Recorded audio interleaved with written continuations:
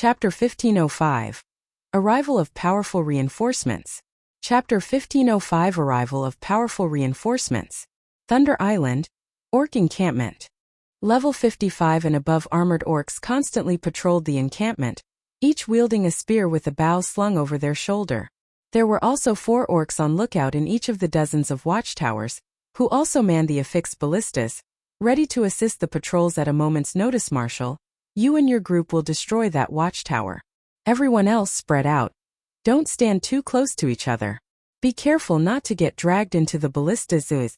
9 Dragons Emperor commanded as he watched the ballistas fire at his team. The orcs guarding the encampment had ridiculously high basic attributes and combat standards. Even a patrol squad could pull his 120-man team into a bitter battle. The watchtower's cover fire was even more of a pain. The ballista's fire would kill any player it struck instantly. Even MTs with activated life-saving skills to succeed, the team would have to avoid the ballista attacks at all times. Despite starting this raid over an hour ago, they had yet to clear out the orcs in the perimeter pavilion. Master, Phoenix Rain has dispatched 20 players to the cliff tower. By the looks of it, they seem to be planning something. Should we put some pressure on her team? Blood Dragon reported. They're finally making a move? 9 Dragons Emperor sneered. What's the situation at the cliff tower? Raiding the monster encampment was already more difficult than he had expected. Even after merging with Miracle's team and armed with 5 stacks of the tower buff, they still struggled. Needless to say, Phoenix Rain's team, which only controlled 3 towers, would have an even harder time with the encampments. If Phoenix Rain and Zero Wing had dispatched a 100-man team to raid an encampment, he could ambush towers. Moreover, Miracle had offered to send reinforcements if he attempted to steal her towers. With this development, he might be able to take all 3 towers for himself, rendering all of Phoenix Rain and Zero Wing's effort useless. There doesn't seem to be any movement at the cliff tower so far.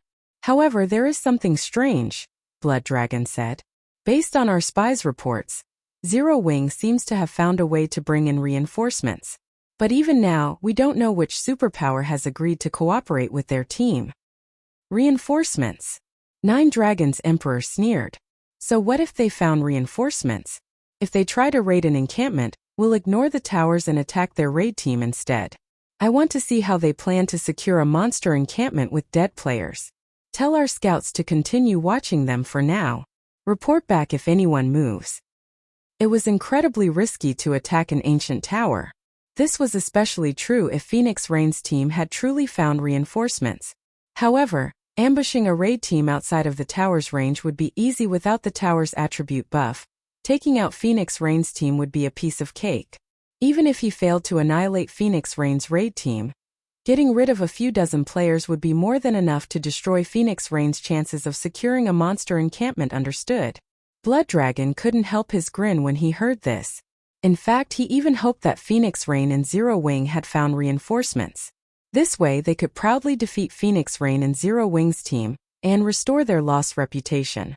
As the various superpowers frantically raided monster encampments, Phoenix Rain's anxiety grew as she waited for the reinforcements Feng had mentioned. The other superpowers were also watching the situation carefully. They hadn't expected 9 Dragons Emperor to be so ruthless. Phoenix Rain is finished. Not only did 9 Dragons Emperor deal a heavy blow to her team, but he's also limited her options of taking action. She'll likely fail to claim a single encampment. But the situation is strange. I never thought that Miracle would be willing to help 9 Dragons Emperor. What did Phoenix Rain do to provoke the guild? Don't you know? Phoenix Rain didn't provoke Miracle, but Zero Wing did. Remember the Dark Arena some time ago? Miracle's battle team suffered a miserable defeat at Zero Wing's hands. I'm sure that the guild wants to teach Zero Wing a lesson and restore its reputation. Phoenix Rain sure is unlucky. If not for her cooperation with Zero Wing, she might have had a chance to secure a monster encampment. Now that Miracle is helping 9 Dragons Emperor, she has lost all hope. I know, right? The various superpowers expressed their sympathy for Phoenix Rain. With the woman's tenacity, she should have been able to claim at least one encampment, but due to Zero Wing, Firmament had stabbed her in the back, and 9 Dragons Emperor allied with Miracle. The events gave the Heavenly Dragon Pavilion Master an overwhelming advantage. Big Sis Rain. I've just received a report stating that the Sacred Temple, Battle Wolves, Miracle, King's Return, and 9 Heavens Pavilion have captured their first monster encampments and are preparing to raid their second. If we don't hurry, it'll be too late to do anything, Blue Phoenix said anxiously. Based on the information they had gathered, the monster encampments were far more challenging than they had anticipated. Meanwhile, the contest was nearly half over. If they didn't take action soon, with only 3 ancient towers under their control, they might not have enough time to capture a monster encampment. Even 9 Dragons Emperor had begun his fight with the final guardian boss in his first encampment. I understand, but we don't have the power to make a move before the reinforcements arrive, Phoenix Rain said, sighing helplessly. 9 Dragons Emperor had a huge numerical advantage, and he was even willing to give up some of his manpower to station teams on standby to steal their towers. If they tried to raid a monster encampment, she had no doubt that 9 Dragons Emperor would attack without hesitation. Thinking up to this point, Phoenix Rain contacted Feng once more. Team leader Feng, what is the situation? Phoenix Rain asked. Quite a few guilds have begun to raid their second encampment. We're almost there, Feng said, chuckling when he noticed Phoenix Rain's anxiety. Give me another 10 minutes, and we'll have 49 more players. 49. At first, Phoenix Rain celebrated the news of Feng's return, but her joy faded after hearing Feng's final statements. Although he was returning with quite a few players, an additional 49 team members wouldn't change their situation. Even with these 49 players, there was still a massive gap between her manpower and 9 Dragon Empress. Relax. The people with me are quite powerful, Feng assured Phoenix Rain. I'll leave it to you then. Although Feng had tried to reassure her, Phoenix Rain didn't have much hope for Feng's plan, but she was resigned to see it through. If they failed, she'd have no choice but to grit her teeth and negotiate with either the Sacred Temple or Battle Wolves. After Feng disconnected the call, Blackie snickered and said, Guild leader, she doesn't seem to have much confidence in you. That's normal. After all, our current situation is problematic, Feng said nonchalantly. When we arrive, make sure you give it your all. Rest assured, Guild leader. Not even capturing 2 or 3 encampments will be a problem, let alone the first. Shadow Sword confidently declared after entering the legacy space.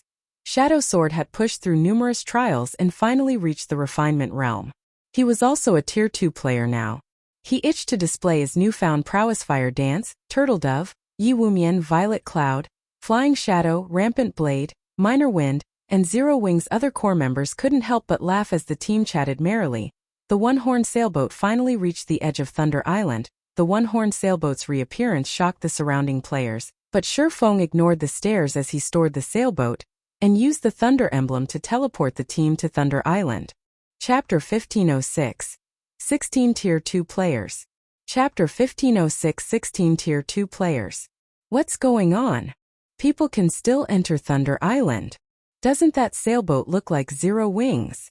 When the spectating players around Thunder Island saw Feng and his team suddenly disappear, they erupted into conversation.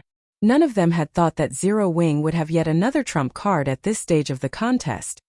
The various superpower scouts outside of the island reported the incident immediately. 9 Dragons Emperor scouts, in particular, had recorded the entire process and sent their commander, the Video Pavilion Master. By the looks of it, Phoenix Rain and Zero Wing plan to capture a monster encampment.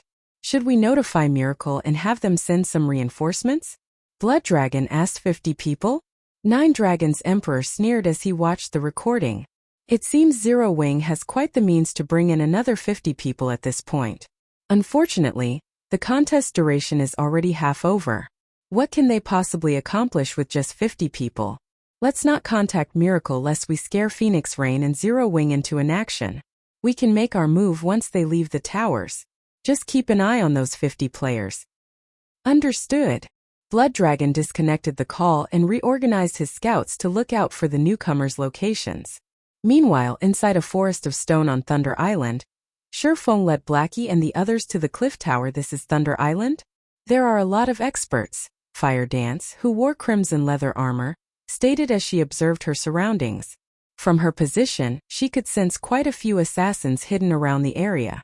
In the past, she might not have discovered the assassins, but after her Tier 2 promotion, both her physique and her senses had improved significantly. Without much effort, she could now get a clear idea of her environment. Guild leader, should I go and deal with them? No need. They're merely the other superpower scouts. Even if we deal with them, the scouts outside of the island will report our actions, Feng said, shaking his head. At the same time, he shot Fire Dance a surprised look. Although it had been some time since he had last seen her, he hadn't expected her senses to be so acute. The closest scout he could detect was over 40 yards away, and every one of these players was an expert in the art of concealment. Moreover, he only barely sensed these scouts due to his extraordinarily high basic attributes. Although Fire Dance possessed the fragmented legendary rank 1000 transformations, her attributes were quite lower than his by the looks of it. Fire Dance had also replaced quite a few pieces of her equipment since they had last met. Although she had hidden their glow effects, Feng could tell, with his bounty of experience, that these new pieces were all dark gold rank or higher. However, Feng didn't give the matter much thought.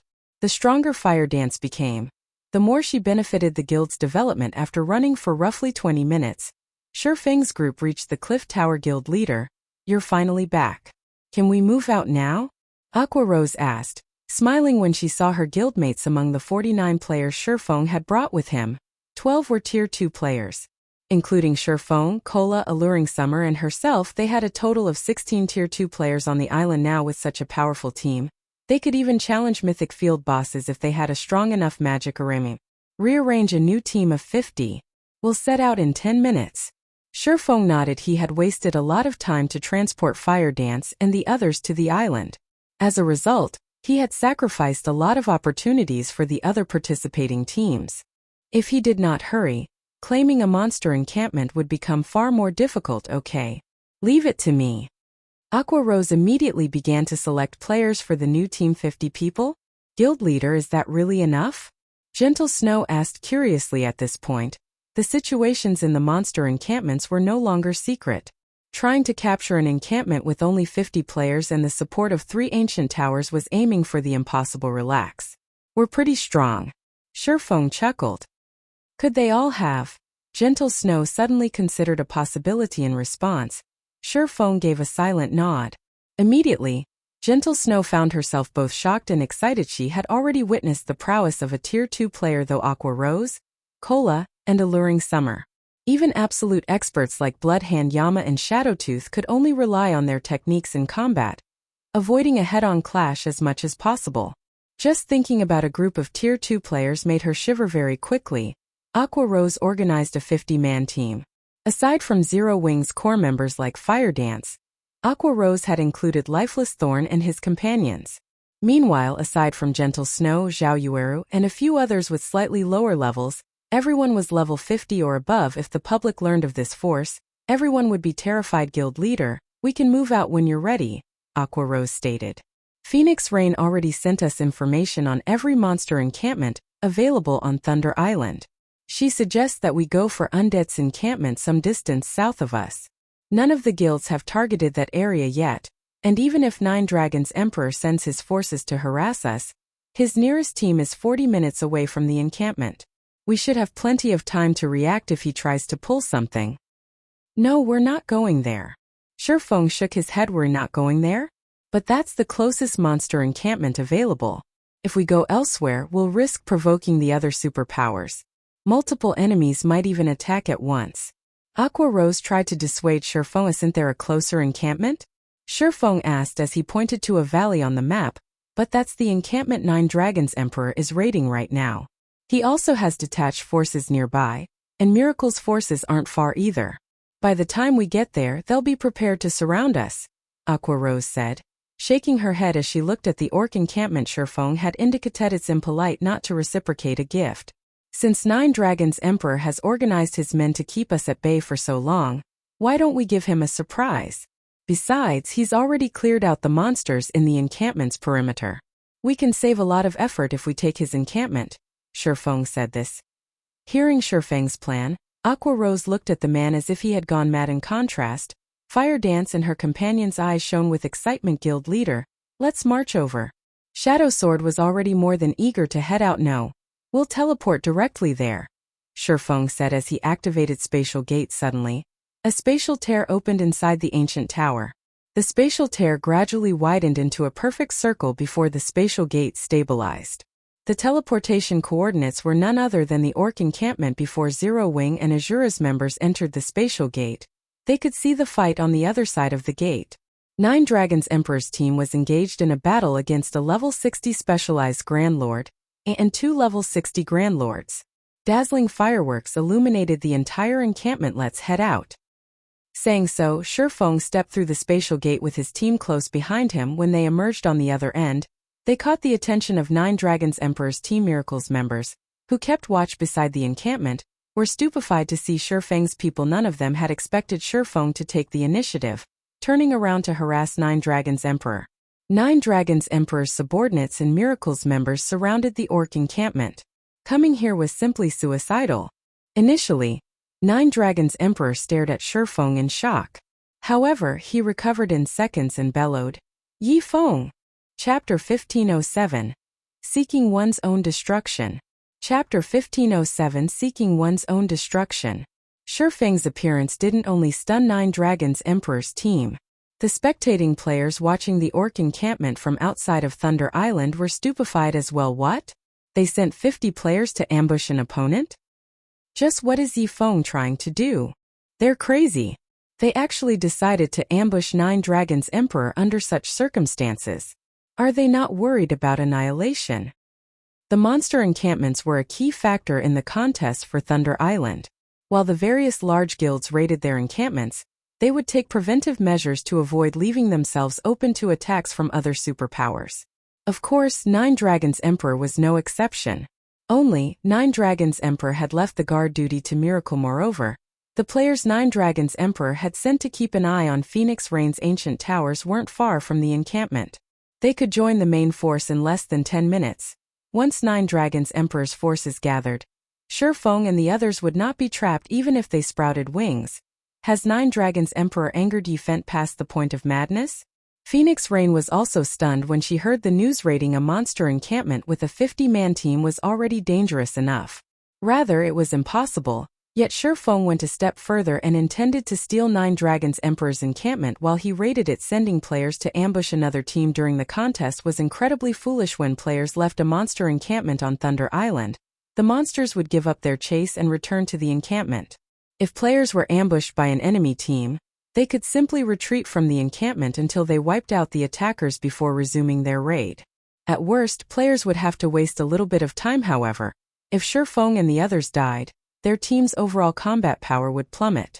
Needless to say, this would affect their ability to raid monster encampments later on. Phoenix Rain couldn't fathom why Feng would do something so thankless. Before anyone could react to their arrival in the Orc encampment, Feng gave the order to attack as one. Once we chase them out, Kola, Turtledove and Yiwumian prepare to tank the bosses. Understood. As soon as Feng finished speaking, his team charged into the Orc encampment, giving their enemies no time to shake off the bosses. Pavilion Master, they're charging towards us. Should we give up on the bosses? Martial Dragon asked, wrath coloring his features as he watched Feng's people charge into the encampment. It had taken them a lot of effort to whittle down the 3 bosses to around 20% HP. If they gave up now, they would have to waste a lot more time to deal with the bosses' retreat. We'll just fight them again. Recall our teams from Phoenix Rain's towers. While you're at it, tell Miracle's nearby players to gather to our location. Do not let any of these bastards get away. Although Nine Dragons Emperor was reluctant to give up, he knew that they couldn't deal with the bosses and Feng's team at once. However, although Nine Dragons Emperor had given the order to retreat, none of the 3 Orc bosses intended to let his team get away so easily. As a result, Nine Dragons Emperor's team had no choice but to fight the bosses while fleeing from Feng's team. What fast reactions!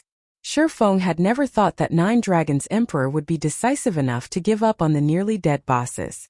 It seems I have no other choice. Feng immediately used Wind Blade, leaving an afterimage behind as he advanced. In the blink of an eye, he had pulled a great distance away from Kola and the other MTs leading the charge. The Orc encampment was massive. Even at top speed, it would take some time for a player to reach the encampment's perimeter from its core. Nine Dragons Emperor's team was also relatively close to an exit. By the time they caught up, the enemy team would have escaped. Just as Nine Dragons Emperor's team was about to leave the encampment, Feng caught up to the 3 Orc bosses. Don't even think of getting away so easily. Feng activated the aura of Fire's flame domain without hesitation. Suddenly, a crimson magic array covered the ground, enveloping 9 Dragons Emperor's entire team. Damn it. It's a large-scale destruction spell. Get out of the AO. Upon seeing the magic array, 9 Dragons Emperor activated Air Vault, a Tier 1 skill for rangers.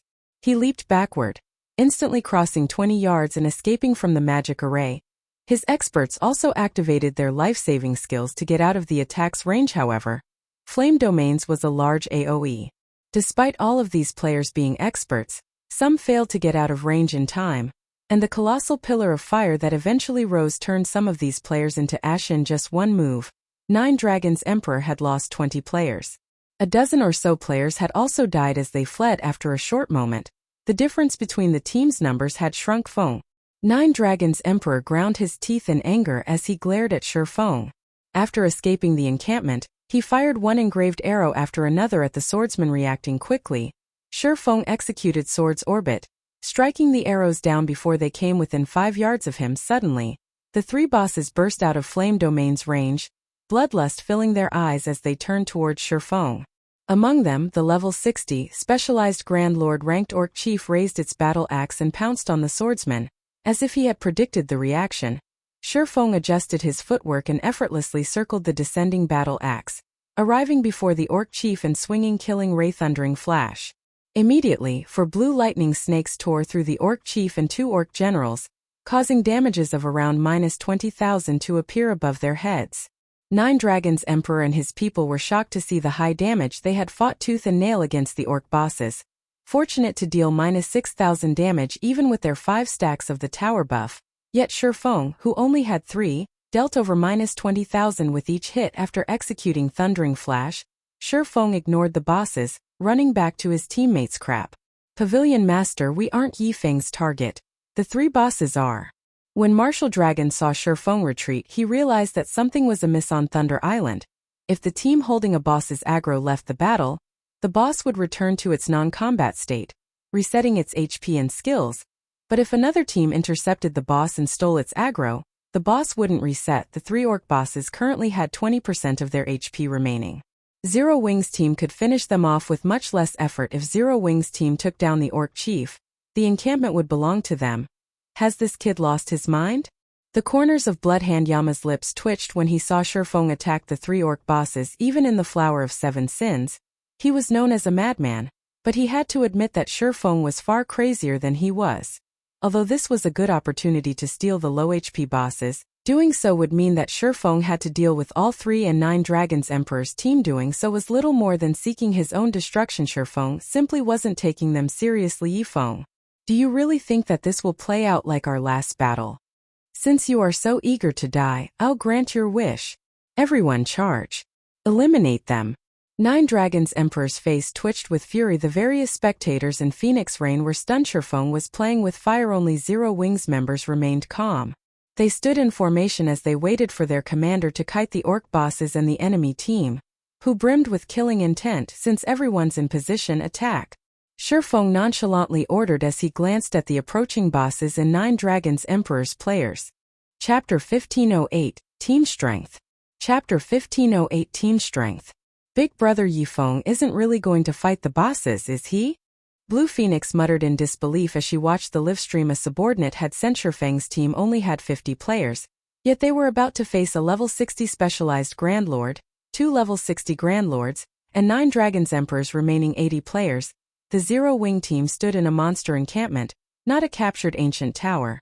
They didn't have the basic attribute buffs. They had no hope of success. I don't know, but I don't think he's that foolish. He might have a plan in mind, Phoenix Rain said. She didn't understand what he was trying to do.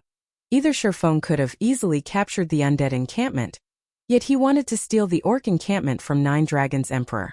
Even if his team fended off 9 Dragons Emperor's remaining team while holding back the Orc bosses, the Heavenly Dragon Pavilion Master had plenty of reinforcements on the way.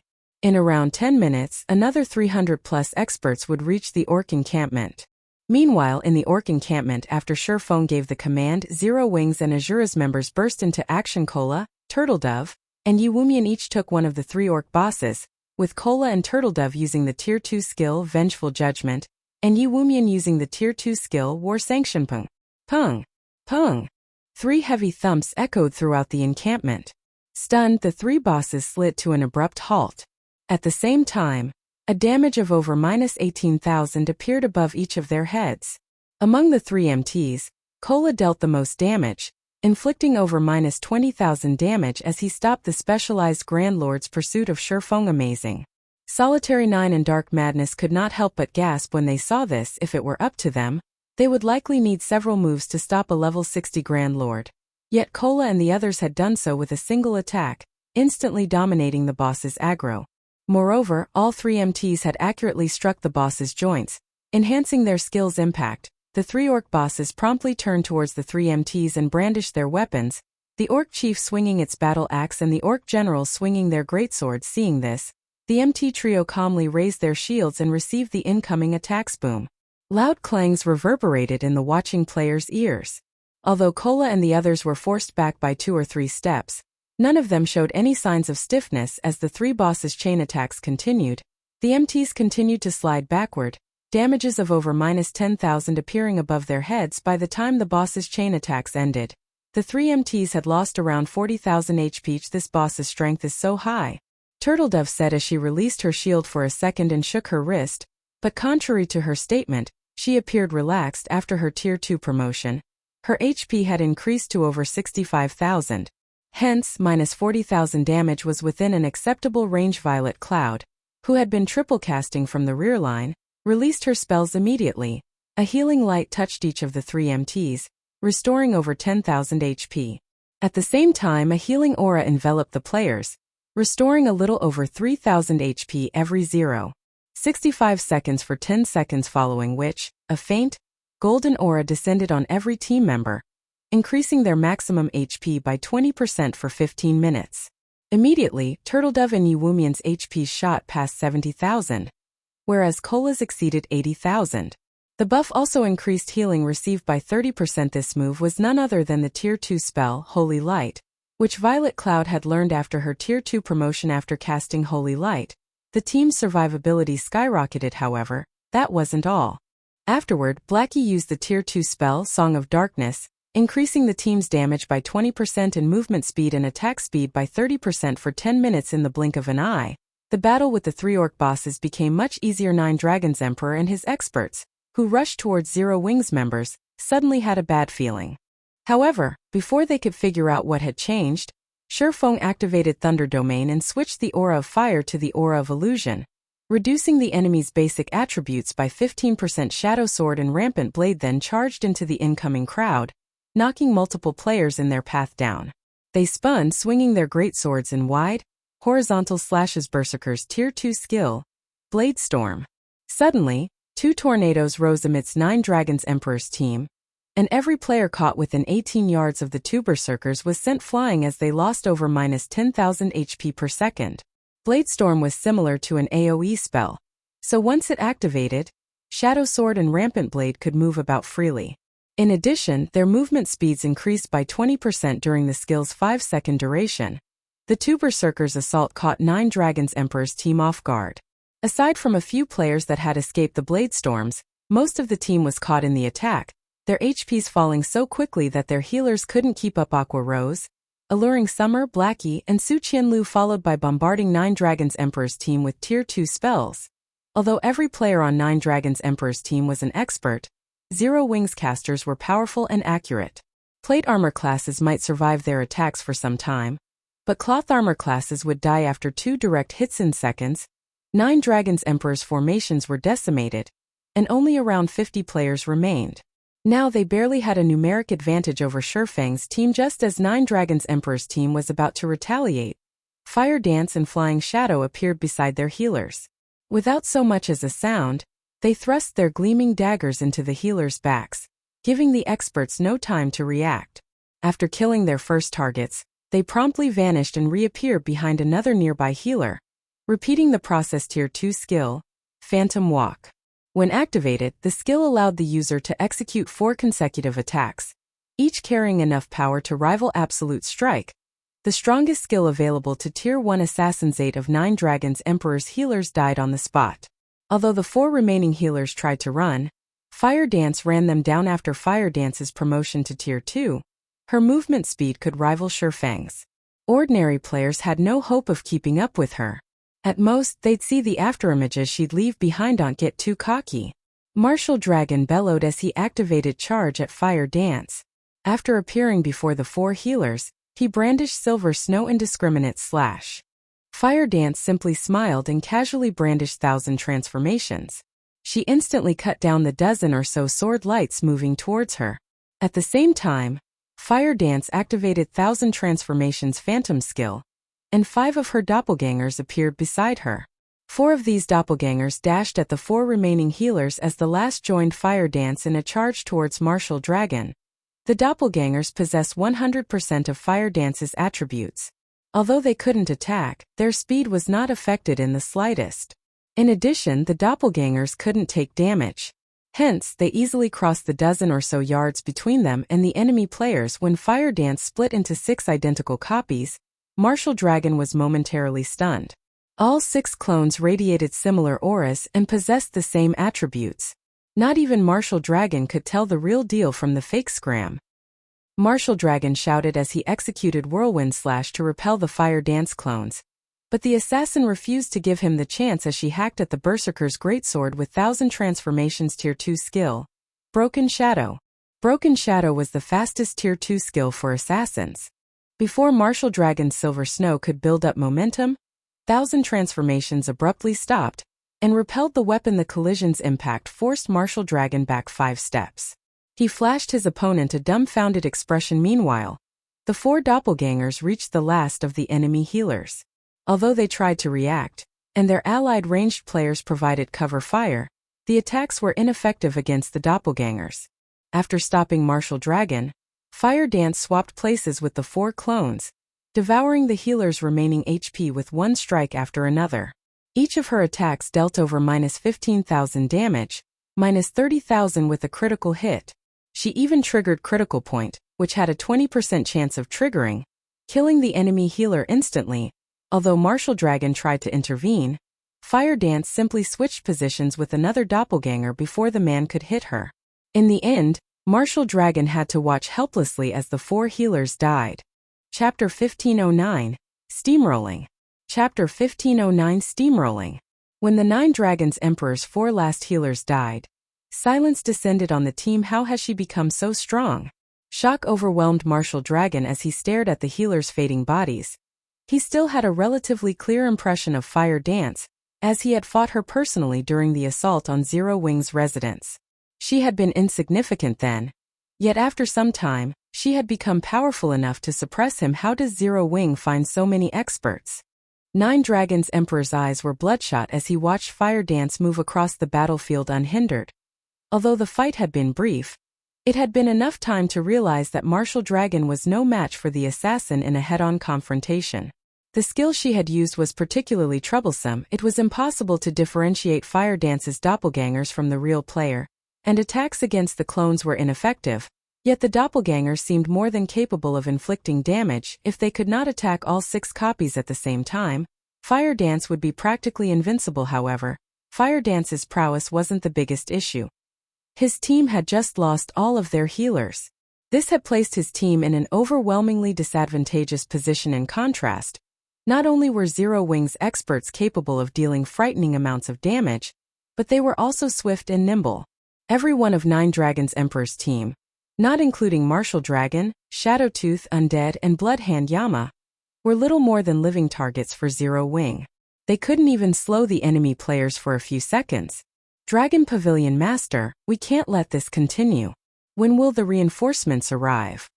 Undead asked as he attempted to keep Flying Shadow and Blackie at bay. Because of these 2 experts, he couldn't cast any of his large-scale destruction spells, which had long casting times. He was too preoccupied with dodging and defending himself with instantaneous spells.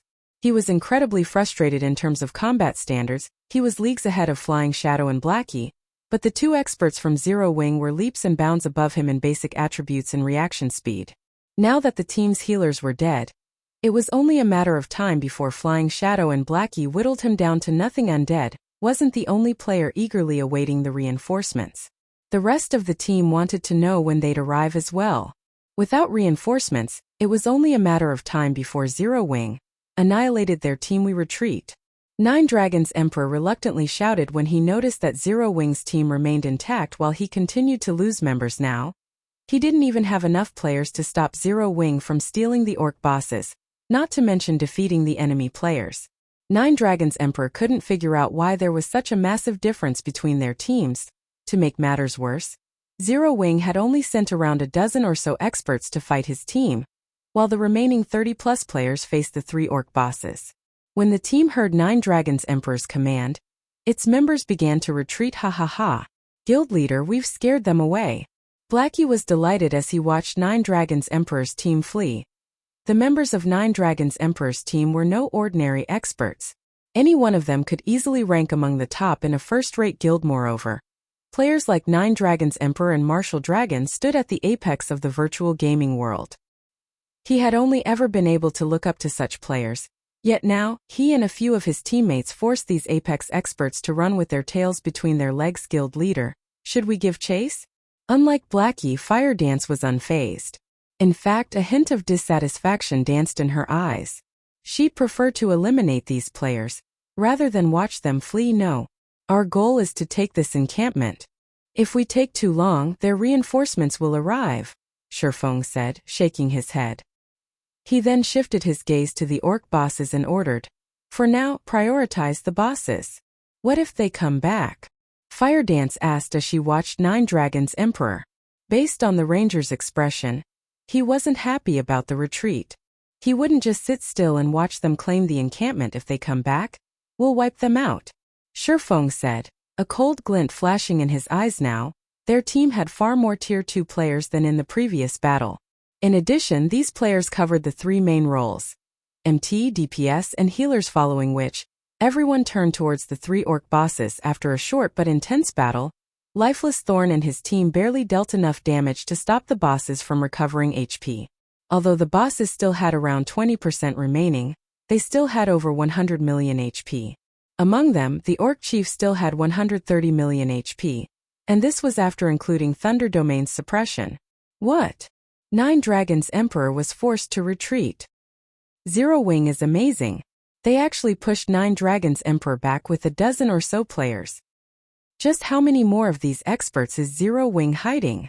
The various spectating superpowers were shocked by Zero Wing's combat power. This situation also forced these superpowers, who had thus far paid little attention to the guild, to take Zero Wing seriously. Before this display, they could have afforded to ignore the fact that Zero Wing had an expert like Feng. After all, no guild could rely on a single player to grow stronger. This was especially true when raiding large-scale team dungeons. One player wasn't enough to clear these dungeons. But things had changed with the appearance of Aqua Rose, Fire Dance, Gentle Snow, Cola, Yiwumian Shadow Sword, Flying Shadow, Alluring Summer, and others. Big Sis Rain, he did it. Big Brother Feng actually did it. Blue Phoenix could not help but cry out when she saw Nine Dragons Emperor's team flee from the orc encampment. Zero Wing is a truly unfathomable guild. Phoenix Rain sighed as she watched Zero Wing's members raid the 3 orc bosses. She had to admit that the decision to ally with Zero Wing early on had been a wise one. Had she become the guild's enemy, she would have likely suffered the same fate as Nine Dragons Emperor. Meanwhile, outside the orc encampment, once Nine Dragons Emperor realized that Zero Wing's members had stopped their pursuit, rage and humiliation tore at his heart. If some super guild had decimated his team, he could have accepted it, but he couldn't accept losing to a guild like Zero Wing. The most infuriating part was that Zero Wing was using him as a stepping stone to build its fame. If he did not pay back this insult, how was he supposed to survive in the virtual gaming world in the future? Marshall, contact Miracle and have them send over a 100-man team, Nine Dragons Emperor commanded coldly. Tell our nearby teams to gather and block the encampment's entrances as well. I refused to let any of Zero Wing's members escape. The orc bosses still had over 20% of their HP remaining. It would take Zero Wing's 50-man team at least 20 minutes to defeat the bosses. Meanwhile, he could gather his reinforcements within 10 minutes. He refused to believe that Zero Wing could come out victorious if he attacked alongside 400+ players, while the enemy team was distracted with the 3 bosses. Understood. Martial Dragon sensed the dense killing intent radiating off Nine Dragons Emperor.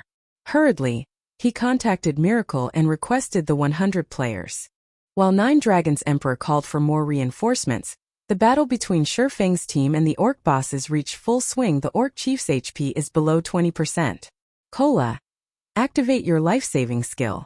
Feng shouted as he glanced at the Orc Chief and Orc generals. Hearing Feng's warning, Cola activated Protection Blessing. Once its HP fell below 20%, the Orc Chief went berserk and tore off its armor. Its body enlarged slightly as its muscles bulged. Both the Orc Chief's attack speed and damage increased significantly. Pung. Following which, the Orc Chief brandished its battle axe at Cola, every attack forcing the MT back. Damages of over -20,000 appeared above the Guardian Knight's head while the healers frantically healed Cola. Fortunately, Cola received just enough heals to keep his HP above 50%. What destructive power. Too bad you're not quite strong enough, Cola quipped as he took a look at his HP. He then smiled and launched his counterattack Tier 2 skill, Retaliating Sanction. Instantly, Cola's defense increased by 50%. In addition, any attack he received from the front had a 20% chance to trigger an automatic counterattack, a ranged holy attack, which carried 240% of Cola's strength. For the next 20 seconds due to the Orc Chief's rapid assault, Cola's one-handed sword repeatedly released dazzling beams of light that struck the boss, each dealing around -40,000 damage. Feng and the other DPS players weren't falling behind in their damage output either due to Thunder Domain suppression. Their normal attacks dealt over -10,000 damage, whereas their skills dealt around 30 or 40,000 each. The Orc Chief's HP fell visibly. It was obvious at a glance that Zero Wing's damage output was far higher than Nine Dragons Emperor's team 20%, 10%. When the Orc Chief fell to 1%, Feng activated Divine Providence and arrived before the boss. He followed up with Flame Burst and Dragon Breath. When the earth-shattering explosions ended, the Orc Chief roared in anguish as it collapsed and dropped a bunch of items. Chapter 1510. First Kill Reward. Chapter 1510 First Kill Reward. After the Orc Chief collapsed, Zero Wing's members watched as their experience bars increased by a large margin. Before they had the sound of a system notification. System. Congratulations. You have defeated the Orc Chief with less than 100 players. Rewarding 10 Thunder Island reputation and 500 Thunder Island contribution points. What an abundant reward.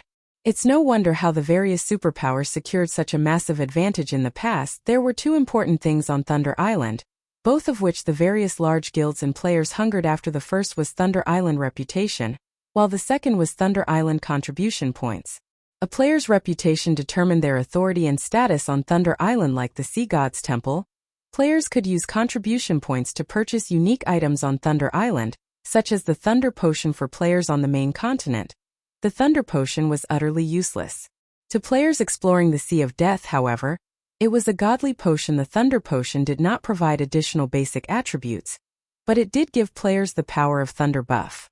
With this buff, not only could players deal 20% more damage to sea monsters or monsters on islands, but it was also a deterrent, causing monsters to avoid them and reducing their chances of encountering an ambush.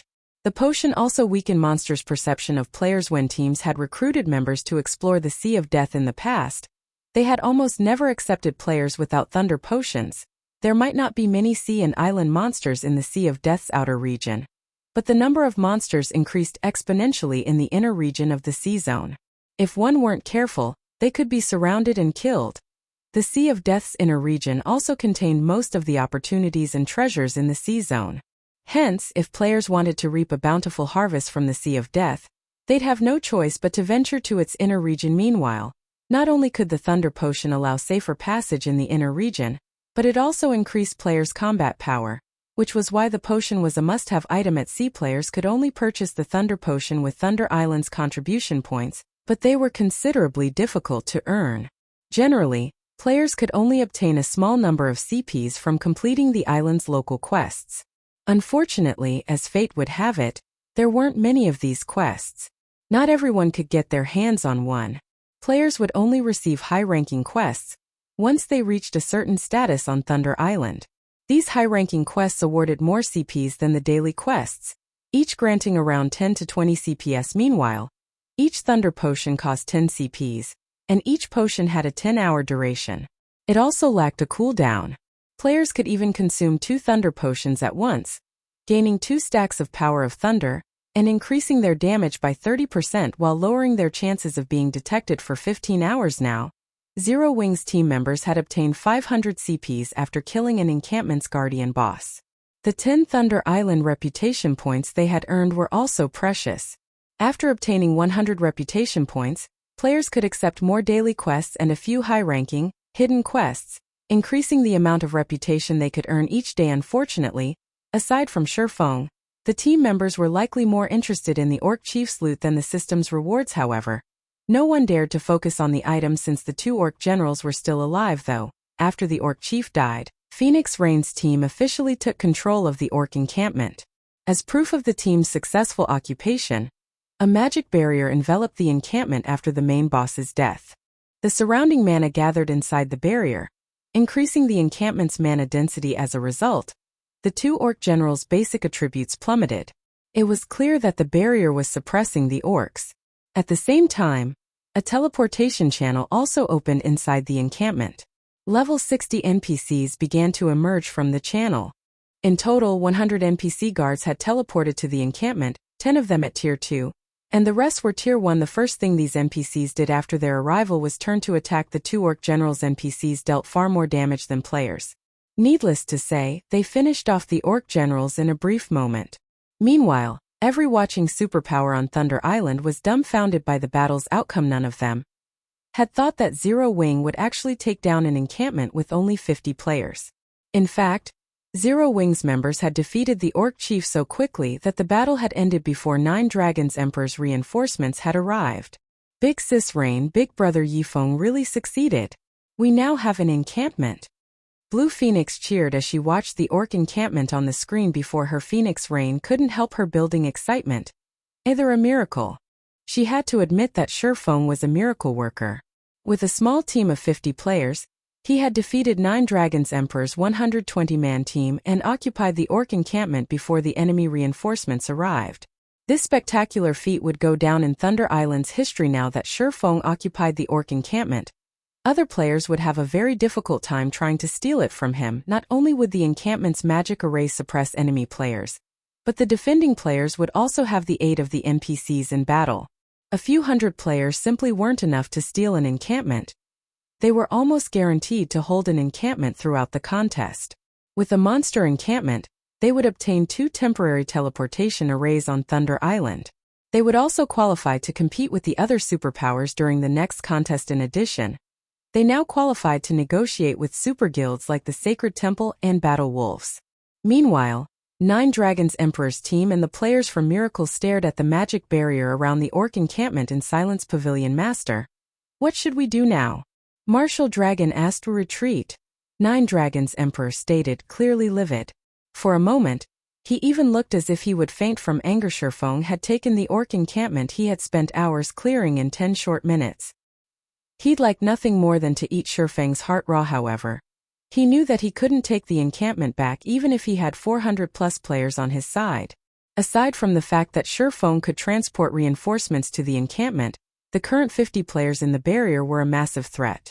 Furthermore, if his team members entered the encampment, their basic attributes would plummet. After considering the Tier 1 and Tier 2 NPC guards, his team had no hope of taking back the encampment. Watching 9 Dragons Emperor silently turn and walk away, Martial Dragon gave the encampment one last glance. This was the first time he had met someone who could push 9 Dragons Emperor this far. Not even the various super guilds had ever done so, yet Feng had. Moreover, Feng had rendered 9 Dragons Emperor powerless to retaliate. Back inside the Orc encampment, everyone's experience bars rose by a significant chunk as the Orc generals died. However, unlike the Orc Chief, the 2 Orc generals hadn't dropped a single item. Blackie and the others were confused, but Feng remained unfazed on Thunder Island. Only the Guardian bosses dropped any loot. After finishing off the 2 Orc generals, Feng made his way towards the pile of items the Orc Chief had dropped. He then began to appraise the items, and the watching Zero Wing members grew nervous. Suddenly, Feng received a call from Quiet Melody. Confused, Feng accepted the call. Congratulations. With this victory, Zero Wing will have an easy time traveling to and from Thunder Island. Quiet Melody congratulated Vice Temple Master Melody. Have you contacted me just to offer congratulations? Please get to the point. Sure, Feng said calmly. Elder Yi Feng is quite straightforward. Since that is the case, I won't mince words. My guild leader wishes to speak with you in private. May I know if you are interested? Quiet Melody said. Chapter 15:11. Thunder God's Charm. Speak with me privately?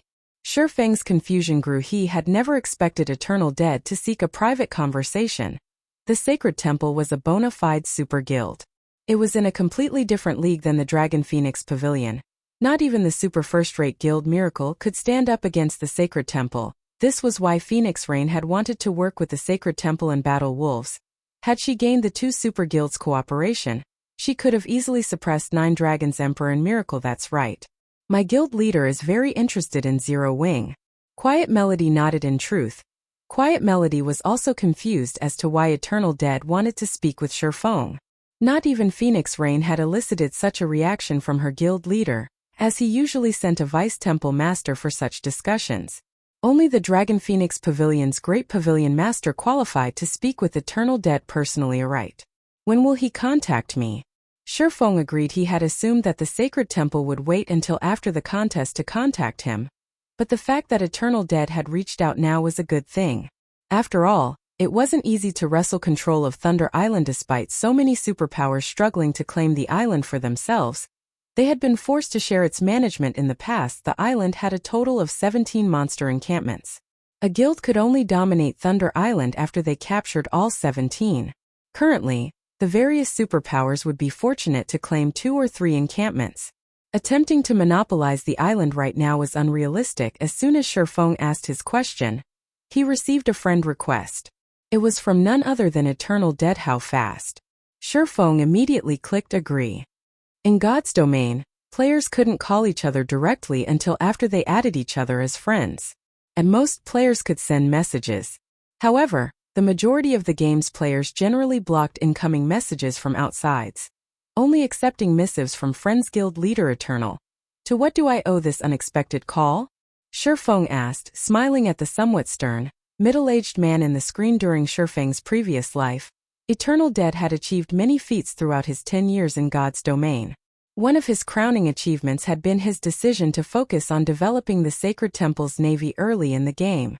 It had given the Sacred Temple a massive advantage over the other superpowers, becoming one of God's domain's top-ranked navies. Take the present Thunder Island contest, for example. During this contest, the Sacred Temple had dispatched 710 players, forming the largest team in the contest from the very onset. The Sacred Temple had split its forces to fight on 2 fronts. No one dared to provoke the guild.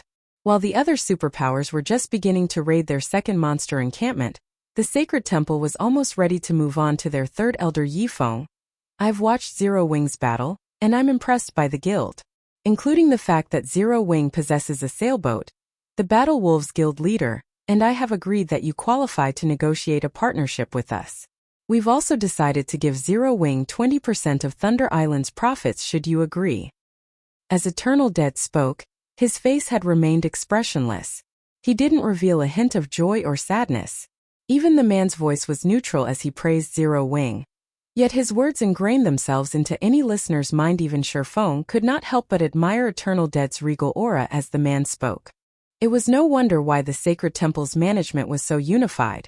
With none of the guild's upper echelons dissatisfied with Eternal Dead's leadership, I assume that guild leader Eternal Dead has agreed to Zero Wing and Phoenix Rain occupying 40% of Thunder Island's profits? Sure Feng said, still smiling. Thunder Island will play an important role in naval development in the future. I'm sure you are aware of this. Although Phoenix Rain has potential, she hasn't shown enough to stand as a partner. Meanwhile, if Zero Wing has 20% of the profits, I doubt it will be long before your guilds becomes an overlord in God's domain seas. Eternal Dead responded softly as he shook his head. So, guild leader Eternal, are you suggesting that only our 3 guilds will cooperate? Sure Feng asked, frowning. If Zero Wing wishes to split its 20% with Phoenix Rain, the Sacred Temple and Battle Wolves will not refuse her participation in the alliance. Eternal Dead said, chuckling. I see. Realization dawned on Sure Feng. After all that talk, The Sacred Temple and Battle Wolves still had no intention of parting with additional profit. Feng chuckled and said, "Since that is the case, please allow us to consider your offer properly and reply at a later date. Is that acceptable?" "All right. In any case, there is still a month before the next contest. It would be wise to take your time in considering our offer." Confusion bubbled in Eternal Dead's mind as he watched Feng, who appeared quite calm.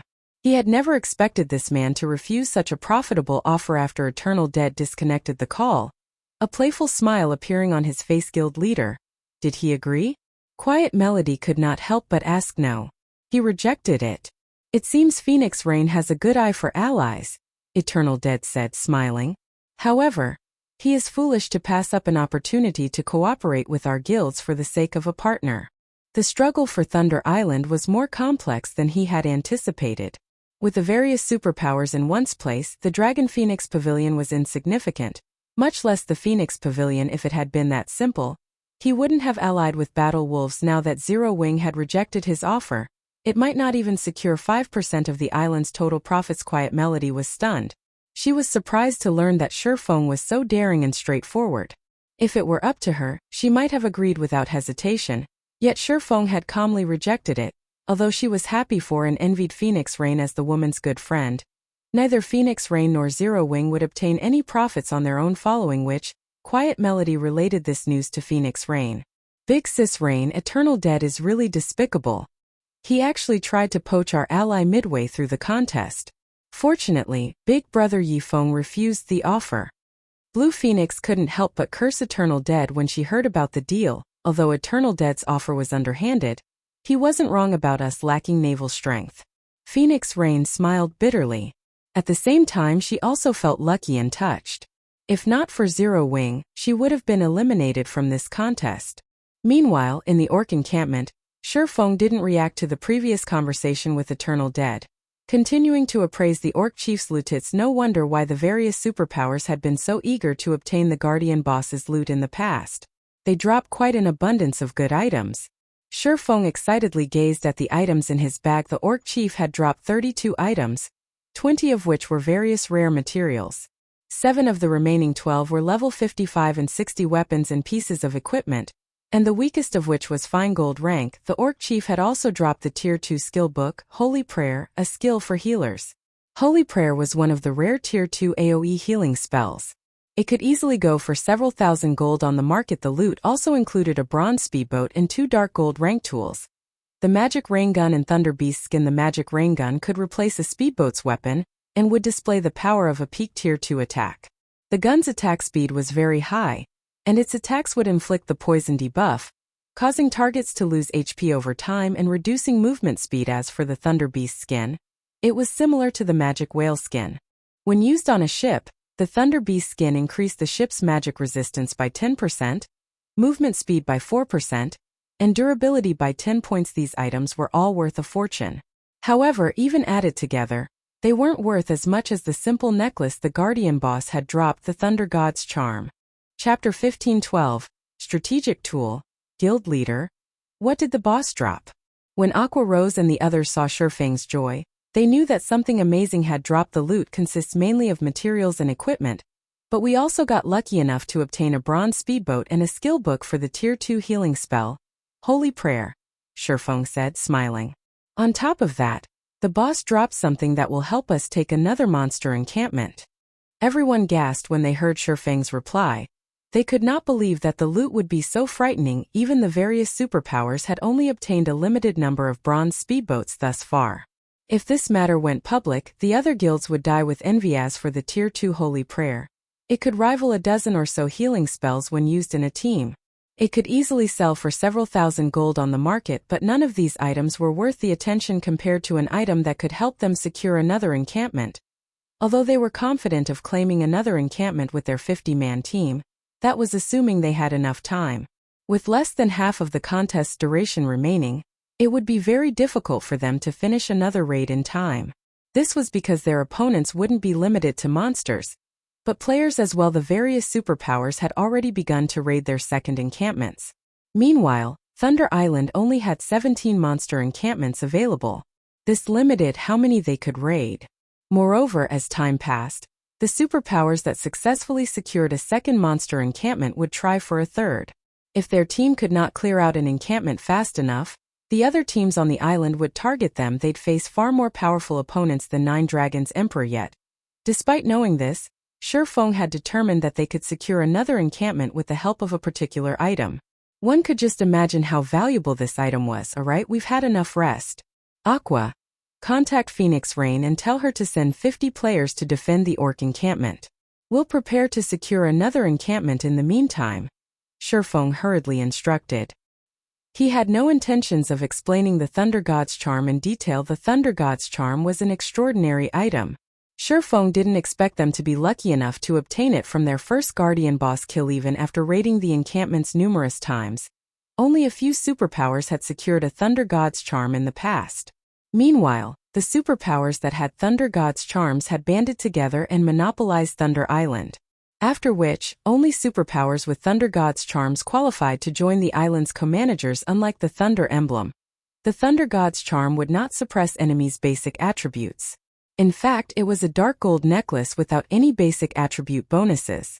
The necklace only had one skill, Thunder God's Blessing. When activated, Thunder God's Blessing would give all allies within a 30-yard radius the Thunder God's power buff, allowing everyone's attacks to deal 100% lightning damage to the island's monsters. At the same time, monsters would receive a stackable electrified debuff when struck. Each debuff stack would reduce monsters' reaction speed, attack speed, and defense by 3% for 6 seconds, stacking a maximum of 10 times. The Thunder God's Blessing had a 2-hour duration and 4-hour cooldown. With the Thunder God's Charm, a team's overall combat power would rise to a whole new level when raiding monster encampments.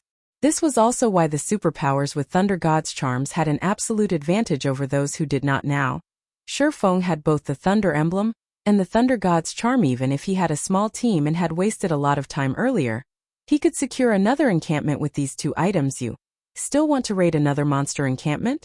Phoenix Rain was stunned when Aqua Rose contacted her. For a moment, she did not even know how to react. There are only 2 monster encampments left, but they're pretty far away from your location. Those monsters are also the most difficult of any of the island's encampments. Are you really intending to raid one of them? In her opinion, Feng's successful procurement of one encampment was already a miracle. She was satisfied with the result. As for securing another encampment, she didn't even dare to consider the option. Phoenix Pavilion Master, please tell your players to hurry. If we wait any longer, other guilds might try to raid those 2 encampments, Aqua Rose said, nodding. She then disconnected the call. Big Sis Rain, isn't this a little too risky? Ignoring the fact that they'll disrupt the other guilds, those 2 encampments' guardian bosses are level 60 Grand Lord ranked archaic species. They're impossible to raid. In addition, each of the guardian bosses has the protection of 2 specialized Grand Lords. With a 50-man team, Blue Phoenix said worriedly, the difficulty of dealing with those 2 encampments' guardian bosses was precisely the reason that the other superpowers, even those who had spawned close to the encampments, had decided to save them for last. It was one thing if Feng's team wasted a lot of their time trying to raid the encampments, but there would be consequences if they gave the other superpowers an advantage. I don't know. But there isn't much we can do since Zero Wing had made its decision. Let's just send some people over for now. The more time we waste, the more difficult their raid will be, Phoenix Rain said, shaking her head. She simply could not understand why Feng tried so desperately. Immediately, Phoenix Rain led 50 of the Phoenix Pavilion's core combatants to the orc encampment. After the 10 minutes or so it took Phoenix Rain's group to arrive, Feng opened a spatial gate and transported his team to the rock giant encampment. Among the various monster races on Thunder Island, the rock giants had the highest defense. The various guild scouts outside of Thunder Island quickly detected the movement and related the news to their superiors. Zero Wings members are wildly arrogant. Just because they defeated 9 Dragons Emperor, they think they can raid an encampment that the superpowers have hesitated to challenge? They want to take on the rock giant encampment with only 50 players? Do they really expect the raid to be so easy? Once we secure our second encampment, we'll teach Zero Wing a lesson. Oh. The various superpowers merely laughed at Zero Wing's attempt to raid the rock giant encampment. A level 60 Grand Lord ranked archaic species was no laughing matter. Even with the 5 ancient tower buffs, It was impossible to raid the Guardian boss without a 200-man team. Furthermore, 2 specialized Grandlords protected the Guardian boss. In other words, raiding the Rock Giant encampment would require at least 300 players. Rock Giants possessed immense strength, HP, and defense. If one wished to raid the encampment safely and swiftly, they'd require a minimum of 400 players. This was also why the various superpowers had left this encampment for last. The various superpowers welcomed the news of Zero Wing, attempting to clear out the monsters around the Guardian boss. It would save them a lot of time. Meanwhile, when Eternal Dead received the news, he could not help his sneer. As far as he was concerned, Feng was simply trying to prove Zero Wing's strength to their super guilds in hopes that they'd change their minds. This was undoubtedly a childish move. It was a joke to think that Zero Wing could raid an encampment that even the various superpowers found challenging with only 50 players. Meanwhile, inside the Rock Giant encampment, Feng activated the Thunder Domain upon arriving. He then equipped the Thunder God's Charm and activated Thunder God's Blessing. Suddenly, a dark blue magic array formed beneath everyone's feet. The Thunder God's power then infused every player in range, arcs of blue electricity flicking around their bodies. Kola, Turtledove, Yi Wumian, you 3 will lure everything except the 3 bosses. We'll finish them all in one go. Feng ordered after glancing at the time. Chapter 15:13 Godspeed Clearing. Chapter 15:13 Godspeed Clearing. Everything. When the team heard Feng's strategy, they stared at the monster encampment before them. As they watched the rock giants in the encampment, they hoped they had misheard their commander. Although the rock giant encampment wasn't protected by watchtowers like the orc encampment, the rock giants were difficult enough to deal with. They became even more powerful when they gathered. The weakest rock giant was a level 55 chieftain, while the majority of them were level 56 and level 57 lords. There were also quite a few level 58 high lords and level 59 great lords. All of these rock giants had high HP and defense. In addition, their attacks had a chance of triggering armor break, allowing their attacks to ignore their target's defense. Though, depending on their ranks, the chances to trigger armor break varied. Even without armor break, the rock giants could deal a significant amount of damage to players.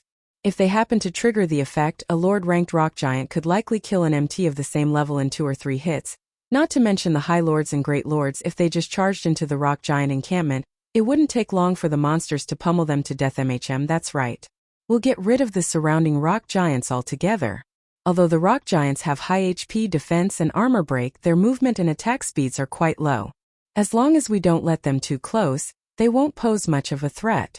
The main problem is how much aggro you 3 can hold, Feng said as he looked at Kola, Turtledove, and Yi Wumian.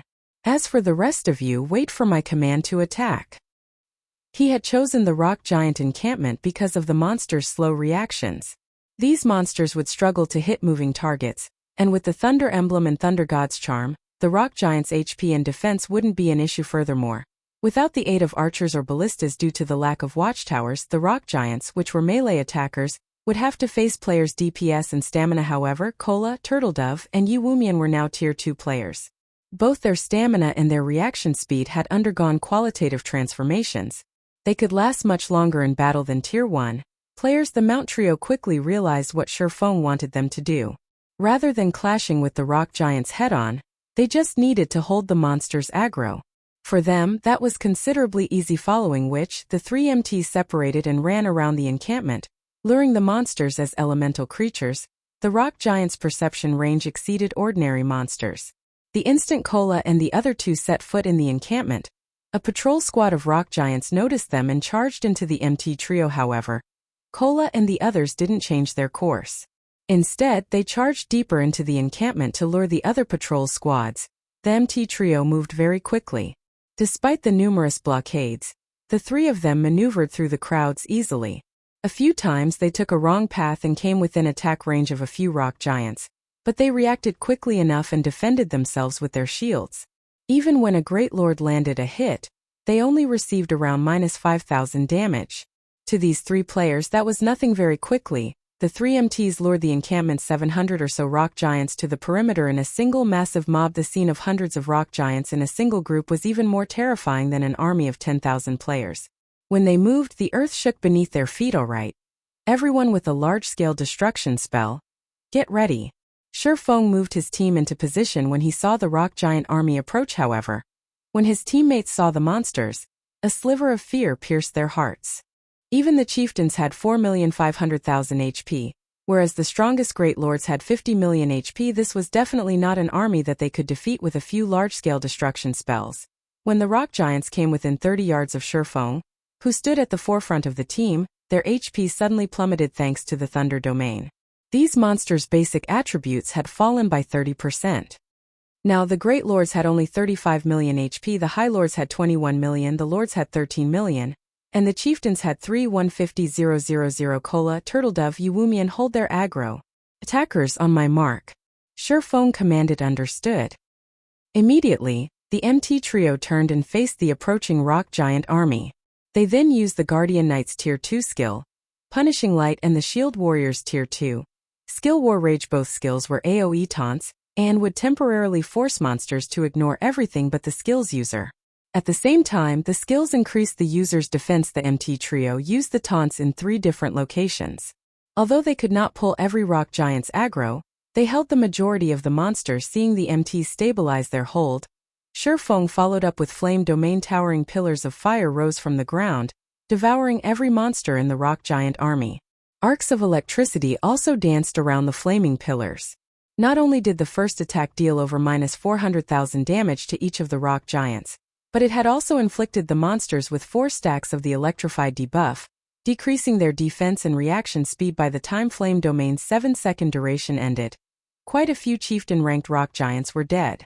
Feng then followed up with Lightning Edge, dealing over -300,000 damage to the remaining rock giants every second for 5 seconds. None of the chieftain-ranked rock giants had survived the 2 AoEs, reducing the monster army's numbers by half. As a result, Kola and the others had an easier time gathering the remaining rock giants in a single location. Good DPS attack.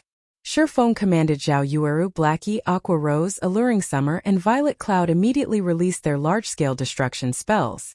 Although none of their attacks did as much damage as Feng's, when combined the damage was astounding. Moreover, the rock giants now had 10 stacks of the electrified debuff, which eased the burden on Kola and his fellow MTs. After the wave of large-scale destruction spells, the battlefield was void of Lord-ranked rock giants. Now, only 40 plus half HP High Lords and 6 Great Lords with 2/3 of their HPs remained. With this, the impossible task of clearing the encampment became a reachable goal. Everyone, prioritize the High Lords. All MTs, separate them. Kite them and don't let them near you. Feng commanded. With 10 stacks of the electrified debuff, even Tier 1 MTs could easily evade the Great Lord's attacks. As long as they maintained the 10 stacks, they could kite the monsters without issue. Solitary 9 and Dark Madness dashed forward and pulled some of the rock giants' aggro, which was currently chaotic due to the previous bombardment. They then kite their monsters around the team, allowing the ranged players to attack. Zero Wing and Azura's members were treating the rock giants, which other teams had deemed impossible to defeat, like target practice. After suppressing the rock giants' defense, they were no more difficult than orcs of the same level. In addition, with Aqua Rose and the others' Tier 2 skills, the team took less than 30 seconds to finish off a half HP High Lord. Time passed quickly. Every 5 minutes, Feng would cast Flame Domain. Every 10 minutes, Feng executed Lightning Edge, and the others used large-scale destruction spells like Frost Flame. Hell, in less than 30 minutes after the battle had begun, the rock giants in the encampment's perimeter had been annihilated, feeding the team members EXP bars. Tier 1 players like Gentle Snow and Zhao Yueru had even gained a full level from the abundant EXP. Meanwhile, the various superpowers who were raiding their second encampment finally eliminated the monsters in their encampment's perimeters. Chapter 15-14. Powerful combination. After Zero Wing's team swiftly cleared out the rock giant encampment's outer area, news of its success soon reached the various superpowers. They took out the outer area's rock giants in less than half an hour. How is that possible? They kite everything in the perimeter at once? Aren't they just a 50-man team? How is their DPS so high? I've really underestimated Zero Wing's members. They might actually capture the rock giant encampment. The various superpowers were shocked. These superpowers had unanimously agreed that the rock giant encampment would be the most difficult to deal with. The rock giant's armor break ability in particular posed a huge threat. If MTs tried to tank the monsters, they'd likely die. Hence, when fighting these monsters, the players would need to dodge as many attacks as possible. However, the rock giants were massive, which gave them a larger attack range than ordinary monsters. This made it very difficult for MTs to dodge the rock giants' attacks.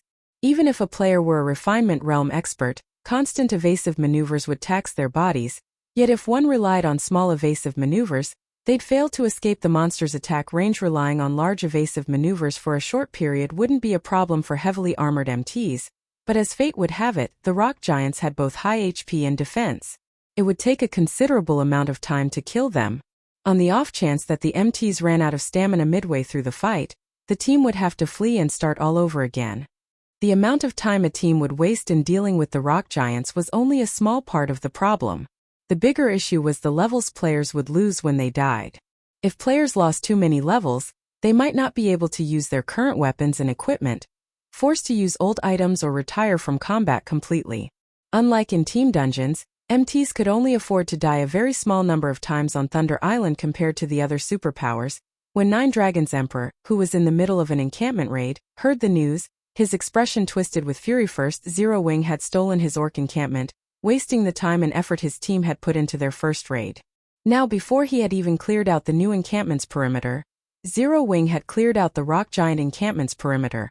If this news reached the Dragon Phoenix Pavilion's guild elders, their estimation of him would plummet. Pavilion Master, now that Zero Wing's team has cleared the perimeter, we can organize a team to harass them.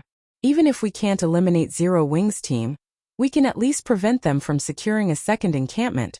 Martial Dragon suggested. There was a huge difference between a monster encampment's inner region and its perimeter. Although more monsters patrolled the perimeter, the monsters in the inner region were, on average, much stronger. Take the rock giant encampment, for example. The weakest rock giant in the inner area was a lord. Although there weren't as many of them, they were more difficult to defeat. If they sent a force to the rock giant encampment now, it'd arrive within 30 or so minutes. It was highly unlikely that Zero Wing would reach the Guardian boss before the force got there. They definitely had a chance of disrupting the troublesome guild's raid. No, we can't afford the risk. Don't forget that they still have a teleportation gate that allows them to travel across the island instantly. If we split our forces, they might come to steal our encampment again. Besides, do you really think that the rock giant encampment is that easy to raid? Don't forget that the Guardian boss is a Grand Lord ranked archaic species. Although Nine Dragons Emperor hated to admit it, his current team could not afford to provoke Zero Wing. For now, tell all of our available forces to gather here. We'll use everything we have to raid this encampment. Understood. I'll notify them right away. As Martial Dragon listened to his commander's reasoning, he remembered Zero Wing's trump card. It was precisely because of that trump card that their team had suffered one defeat after another, and had yet to capture a single encampment. Nearby, Lonely Heaven, Firmament's guild leader, wore a solemn expression when he heard of Zero Wing's success. How can this be? When Lonely Heaven heard that Zero Wing had begun to raid the rock giant encampment's inner region, regret gripped his heart. He had been displeased with Phoenix Rain's actions. After all, Firmament was a bona fide first-rate guild that had focused on developing its navy, yet Phoenix Rain considered Zero Wing more important, even providing the guild with various benefits and a ton of credits by doing so. Phoenix Rain had silently expressed her opinion that Firmament couldn't compare to a guild like Zero Wing. Hence, he had decided to join Nine Dragons Emperor's side instead. By doing so, not only would Firmament secure a temporary teleportation array on Thunder Island, but Nine Dragons Emperor would invest in the guild, allowing Firmament to develop far more quickly. Yet, his decision had backfired. Even if Nine Dragons secured a monster encampment, Firmament wouldn't get a temporary teleportation array. On the other hand, Zero Wing, whom he had assumed was unfoundedly arrogant when the guild had promised Phoenix Rain 2 monster encampments, was close to fulfilling that promise. Without the temporary teleportation array on Thunder Island, Firmament would not have the foundation to develop in the Sea of Death.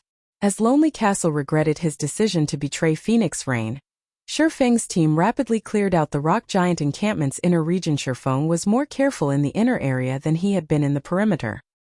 He had Kola, Turtledove, and Yuwumian only lure 3 or 4 patrol squads, as each was led by a great lord.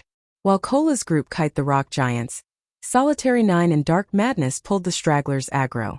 Like so, the team steadily reduced the number of patrol squads around the Guardian bosses. The team faced fewer monsters. They had a much easier time killing the rock giants. Each wave only took around 10 minutes or so to finish off after fighting for around an hour. They had dealt with all 200+ rock giants in the encampment's core. The only monsters remaining were the level 60 Rock King and 2 level 60 rock guards in the center of the encampment. Rock King, elemental creature, archaic species, Grand Lord. Level 60. HP 200, 000000/200, 000000. Rock Guard, elemental creature, specialized, Grand Lord. Level 60. HP 150, 000, 000/150, 000000. Oh. Zero Wing and Azura's members shuddered when they saw the 3 bosses' HPs. Each rock guard had 3 HP bars. Meanwhile, the Rock King had 5 players' HP bars were an indicator of how much HP they had at any time. HP bars had a different meaning for monsters. Each HP bar a monster possessed signified their combat standards. A monster with more than one had higher combat standards than a monster of the same rank and level with a single bar. A monster with 3 HP bars could exhibit combat standards on par with players who could reach the Trial Tower's 3rd floor, while a monster with 5 HP bars could reach the Trial Tower's 5th floor. Although this evaluation method was not necessarily accurate, it was not that far off. The actual numbers reaching the Trial Tower's 5th floor meant that one had the standards of an expert no matter how they looked at it. Fighting an expert with 200 million HP was suicidal. Besides which, their team only had 50 players. Guild leader, how should we fight it? Aqua Rose asked as she watched the Rock King. She had no idea how they should raid this guardian boss. Cola, Yiwumian and Solitary switch shields with each other. Cola will use Solitaries, Yiwumian will use Colas, and Solitary will use Yiwumians. Cola will tank the Rock King, and I'll support you from the sides. Turtledove and Yiwumian will tank the 2 specialized bosses with Solitary and Dark support. When the fight begins, lure the 2 specialized bosses away. Everyone else, focus your attacks on the Rock King. If no one has an issue with that plan, let's begin. Although Feng had never raided any of the monster encampments on Thunder Island during his previous life, he had watched plenty of raid videos. Hence he more or less knew how to raid the Rock King. However, at the end of the day, the Rock King was an archaic species. For safety's sake, it would be best if Cola used the Titan Guard switch shields. Cola was confused. He currently had the epic rank Dragon Scale shield equipped. Yet Feng wanted him to use Solitary 9's shield. Chapter 15:15. Oppressing an archaic species. Chapter 15:15. Oppressing an archaic species. When Gentle Snow and the other Zero-Wing upper echelons heard Feng's command, they gave him confused looks. Since Cola would tank the Rock King, he should use the best items they had. Yet Feng didn't want him to use the Dragon Scale shield. This would undoubtedly make raiding the Rock King even more difficult. Moreover, they were more surprised to hear that Feng would support Cola. Aside from high HP and defense, the Guardian Knight and Shield Warrior classes also had passive skills that reduced the damage and paralysis effect they suffered from attacks. The Swordsman class did not possess such skills. Meanwhile, the more powerful a boss was, the longer a player would be paralyzed after receiving one of its attacks. If the paralysis remained for too long, the MT could fail to keep up their defensive cycle and die. Hence, teams rarely relied on non-MT plate armor classes to support lead MTs, generally relying on Shield Warriors and Guardian Knights. However, after Cola received the Titan Guard and checked the shield's attributes, his jaw dropped. For a moment, he even wondered if his eyes were playing a trick. What amazing attributes! Cola stared at the Titan Guard with wide eyes.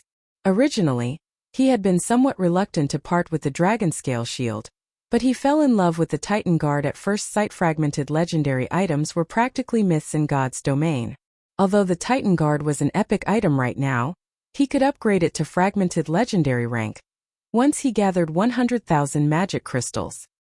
He'd even dare to provoke a mythic monster with the shield equipped, not to mention a Grand Lord ranked archaic species. Furthermore, even at epic rank, Titan Guard's attributes and skills were far more impressive than the Dragon Scale shield. A moment later, everyone moved into position and prepared to deal with the Rock King and its rock guards. Even from over 100 yards away, the team members could feel the Rock King's terrifying aura. Their breath quickened. This was especially true for the melee players. The Rock King's massive frame, 30 meters tall, loomed like a tall building. They did not doubt that they could die instantly should they fail to cope with its attacks appropriately. MTs, start the raid. Feng shouted once everyone was ready with Feng's command. Kola, Turtledove, and Yuwumian exploded into action, charging at the level 60 Rock King and Rock Guards separately. The moment the MTs were within the monster's 100-yard perception range, the three bosses, which stood at the altar in the center of the encampment, opened their crimson eyes. The instant the three bosses opened their eyes, Feng activated Thunder Domain to suppress the rock giants. However, the ability wasn't as effective, only suppressing the Rock King and Rock Guard's basic attributes by 20% even after Thunder Domain activated. The Rock King had 180 million HP. Thunder Domain suppression enraged the Rock King. The Guardian boss bellowed and flexed its arms. It then slammed its fists against the ground. Boom. Upon impact, the ground shattered and a powerful shockwave radiated away from the Rock King like a tidal wave. The ground around the Rock King rose over 10 meters high as it surged towards Kola and the others. The Earth Tsunami's length was impossible to avoid. Tier 3 spell, Earth Pulsation. Seeing this, the MT trio did not dare to be careless, as they immediately activated their life-saving skills. Protection Blessing. Shield Wall. The healers on the rear line instantly began to cast magic shields and heal over time. Spells on the three MTs. Upon colliding with the Rock King's Earth Pulsation, the magic shields protecting Kola and the others shattered, and the three MTs were thrown over a dozen yards backward. When their bodies slammed into the ground, their HPs began to decrease rapidly. Only after falling past the 50% threshold did their HP stop. Seeing this, Gentle Snow and the others gasped. A single hit had devoured over half of their three MTs' HP.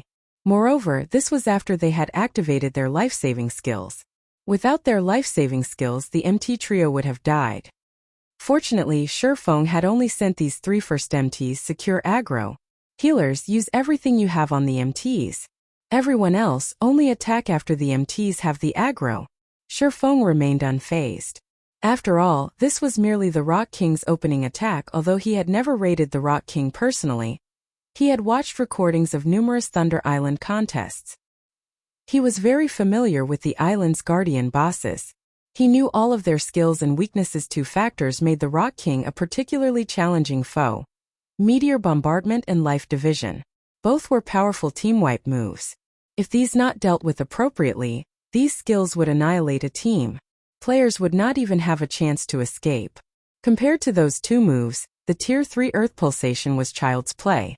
Otherwise, the Rock King would not have been publicly acknowledged as one of the three strongest bosses on Thunder Island. Hearing Feng's command, everyone went into action.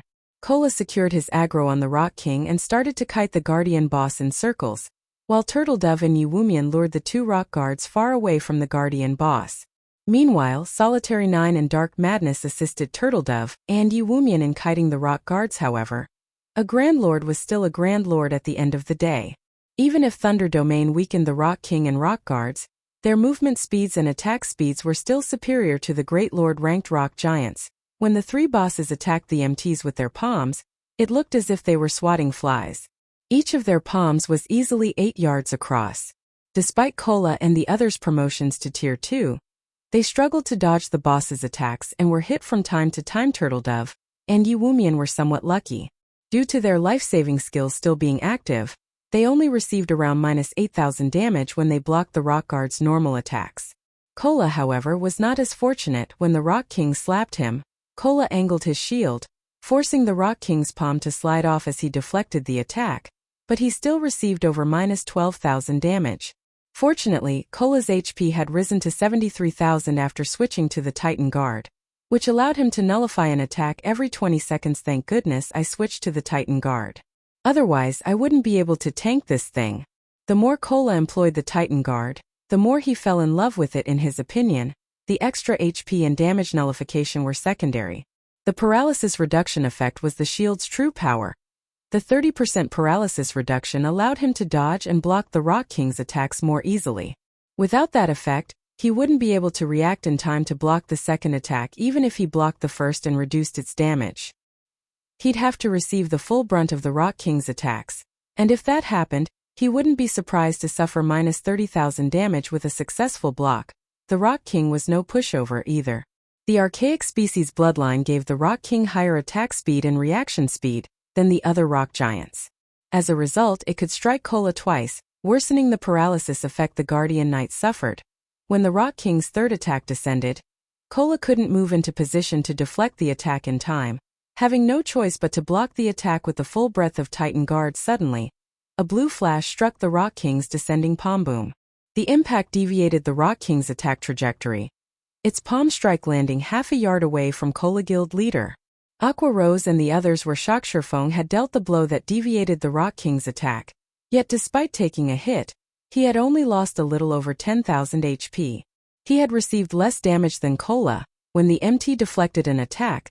The most impressive aspect of the counterattack was that Feng didn't show any signs of suffering paralysis. The sacred sword he wielded only trembled slightly. Players had to rely on their own attributes on Thunder Island, prohibited from using any berserk skills. Yet Feng had still accomplished such an astounding feat. Chapter 15-16. Slaying the King. What tremendous strength! Feng glanced at the vibrating, humming sacred sword in his hand. His teammates were amazed that Feng had only received a little over -10,000 damage from deflecting the Rock King's attack. However, only Feng understood how high the damage truly was. Currently, he was a level 60 Tier 2 Blade Saint. In addition, he had multiple epic weapons and pieces of equipment on top of 3 fragmented legendary items. Although rings and capes provided a much lower boost than weapons, they were still precious fragmented legendary items. Epic items simply couldn't compare. He also had the Aura of Earth, which increased his defense and decreased incoming damage, activated. Yet despite these factors, he still took over -10,000 damage from just redirecting the Rock King's attack. Had he received the Guardian boss's attack head-on, the consequences would have been dire. After Feng deflected the Rock King's attack, the latter swung its other arm, attacking Kola again. However, since Feng had bought Kola a moment's peace, he had recovered from the paralysis effect. He immediately turned and leaped backward, his shield angled to deflect the Guardian boss's attack, while using the resulting impact to propel himself towards the Rock King. When Kola returned to the ground, he stood next to the Rock King's feet. He then brandished his sword, a streak of golden light smashing into the boss's massive foot Tier 2 skill, Divine Strike. Suddenly, a high amount of damage appeared above the Rock King's head. 497. But Kola wasn't satisfied. The Tier 2 Divine Strike was his strongest skill, and Thunder God's power added lightning damage to his attack. Yet he only dealt a little over -50,000 damage. If he were fighting any other boss, he would deal over -80,000 damage. However, due to this attack, Kola had stabilized his aggro on the boss. Everyone, focus your fire on the Rock King. Feng commanded immediately. The ranged classes launched one attack after another. Unfortunately, most of the damages weren't particularly high. On average, Tier 1 skills only dealt around -14,000 damage to the Guardian boss, whereas Tier 1 players' normal damage hovered between 5,000 and 6,000. Moreover, this was including the bonus damage from Thunder God's power. Just how high is this Rock King's defense? Everyone winced when they saw their meager damages, their damage and levels currently ranked at the very peak of God's domain. Yet against this boss, their damage was pitiful. The Rock King's current maximum HP was 160 million. It could regenerate 1,600,000 HP every 5 seconds, 320,000 HP every second. Meanwhile, their team only included 35 DPS players. If everyone only dealt an average of -10,000 damage per second, they'd barely do any actual damage to the Guardian boss. Fortunately, they had the damage increase from Thunder God's power. Otherwise, they'd have no hope of defeating this Guardian boss. Only now did Zero Wing and Azura's experts understand why the various superpowers had saved the rock giant encampment for last. It wasn't just because of how challenging the ordinary rock giants were to clear out, but because of the difficulty of raiding the Rock King. However, when Aqua Rose and the other Tier 2 ranged players made their move, damages over -20,000 began to appear above the monster's head. Some attacks even dealt over -40,000 damage after the first wave of ranged attacks. Fire Dance, Shadow Sword, Flying Shadow, Rampant Blade and Gentle Snow and the other Tier 1 melee players finally assaulted the boss. Tier 2 skill, Successive Shadow Steps. Tier 2 skill, Blade Storm. Tier 1 taboo skill, Frozen River. When the Tier 2 players' numerous skills struck the Rock King, the rest of the team was astonished. 56. 487. minus 124,678, minus 58,037, minus 42,054, minus 31,675. Oh! Massive amounts of damage appeared above the Rock King's head, one after another, swiftly reducing the Guardian boss's HP. Fire Dance's attacks, in particular, were absurdly strong. Her normal attacks alone dealt over minus 13,000 damage each, nearly minus 30,000 damage with a critical hit. When she used her skills, she could easily deal over minus 50,000 damage, over minus 100,000 damage if she achieved a critical hit. Fire Dance alone dealt more damage than 5 Tier 1 melee players combined. Bix's fire really is too fierce. Even though I'm going all out, I can't deal half as much damage as she can. Blackie's eyes nearly fell from their sockets when he saw the team's damage ranks despite both of them being Tier 2 players. There was such a massive gap between them, so she is one of Zero Wing's upper echelons? Lifeless Thorn was at a loss for words as he looked at Fire Dance's consistent damage-cleansing whistle, and the other Azura members were similarly stunned back in Cold Wind City. Lifeless Thorn's DPS had ranked at the very top. Now, however, they encountered so many players that far surpassed his DPS. They had even met a player like Fire Dance, whose DPS was simply monstrous. However, the most impressive player among them was still Feng. Despite helping Kola fend off the Rock King from time to time, he ranked first on the team in total damage dealt. Moreover, there was a massive gap between him and the second-ranked Fire Dance. With a casual swing of his sword, Feng dealt over minus 20,000 damage to the Rock King, over minus 50,000 with a critical hit. When he used the Tier 2 skill, Shadow Blade, each of the 9 shadows dealt over minus 60,000 damage. When he used Flame Burst, each of the 15 attacks dealt over minus 200,000 damage. In addition, Feng had the doppelganger he summoned with Phantom Kill. Although the doppelganger only wielded 90% of Feng's attributes, it still dealt about the same amount of damage as Fire Dance. The team continued to chip away at the Rock King's HP. Even after Kola's protection blessing ran out and the Guardian Knight began to take around minus 26,000 damage when deflecting the Rock King's attacks, he was able to keep his HP above a safe threshold with Feng's timely help in deflecting attacks. Time passed quickly. When the Rock King's HP fell to 50%, its body abruptly curled. A magic array with a 500-yard radius appeared beneath its feet, and the surge of mana moving towards the array gave everyone a moment of discomfort. A second later, crimson meteors began to rain from the sky. This move was none other than the Rock King's team wipe move. Meteor Bombardment. Everyone, gather to me! Feng shouted when he saw the descending meteors. Although none of them knew what Feng intended to do, they did as they were told. Just before the meteors struck the team, Feng activated the aura of Earth's only activatable skill, Absolute Domain. When activated, the skill gave Feng immunity to all damage for 10 seconds and his allies within 50 yards immunity for 5 seconds. Suddenly, a golden glow enveloped the team. Even when the 2 rock guards bombarded Turtledove and Yuwumian with attacks, the MTs took no damage as the first wave of flaming meteors crashed into the ground. Towering mushroom clouds rose up around the Rock King. The ground shook as if Armageddon had come. Not even the rock guards were spared as a meteor struck each of them, shattering their bodies into countless fragments. Unfortunately, the rock guards were elemental creatures. Even after they had shattered, they quickly gathered the broken pieces and reconstructed themselves.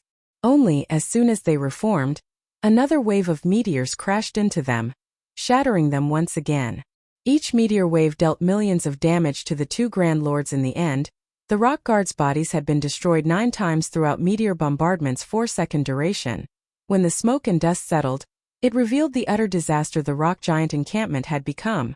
Massive craters littered the encampment. Meanwhile, the Rock King had lost over 10 million HP in its own attack. Seeing this, the players nearly lost their footing. Fortunately, they had been protected by Feng's Absolute Domain. Otherwise, they would have all died. Good. The meteors have forced the boss into a weakened state.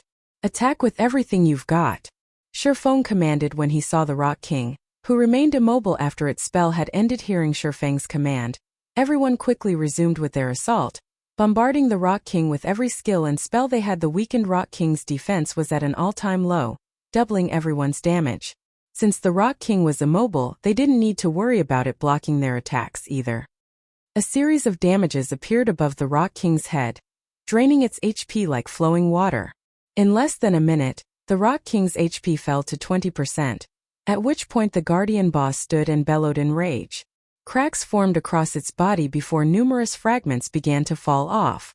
These fragments then formed Lord-ranked rock giants, the exact same number as the team's players, 50. This sudden change also decreased the Rock King's HP to 10%, but it had entered a defensive state, significantly increasing its defense.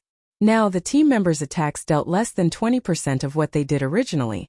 This was the Rock King's other team wipe move, Life Division. If players couldn't defeat the Lord-ranked rock giants in time, these rock giants would be reabsorbed and restore the Rock King's HP.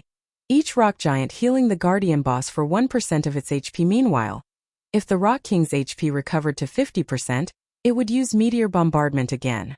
The team nearly succumbed to despair at this turn of events. The only thing preventing them from thoroughly falling into despair was the fact that the 50 Lord-ranked rock giants only had 9 million HP each.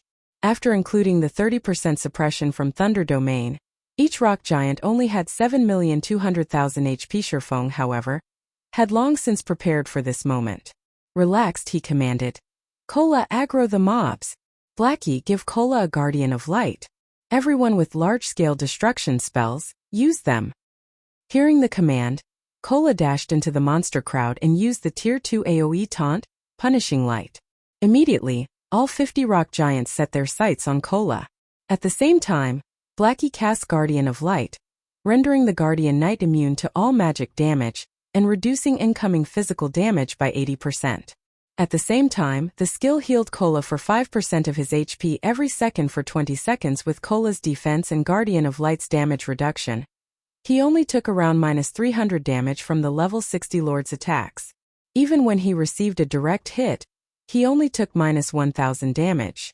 With Guardian of Light's healing, he easily endured the rock giant's attacks after Cola used Tier 1 Devotion. Another AoE taunt, Feng, Blackie, Aqua Rose, Alluring Summer, and Zhao Yueru simultaneously cast their large-scale destruction spells. Despite the numerous spells raining down on him, Cola received no damage, but the same could not be said for the rock giants. By the time every large-scale destruction spell ended, the 50 rock giants were no more. Once the team annihilated the rock giants, the Rock King was forced out of its defensive state and sustained another 20-second weakened period attack with everything you've got. Don't let it split a second time. Feng shouted. Shadow Blade. Phantom Kill. 9 Dragon Slash. Dragon Breath.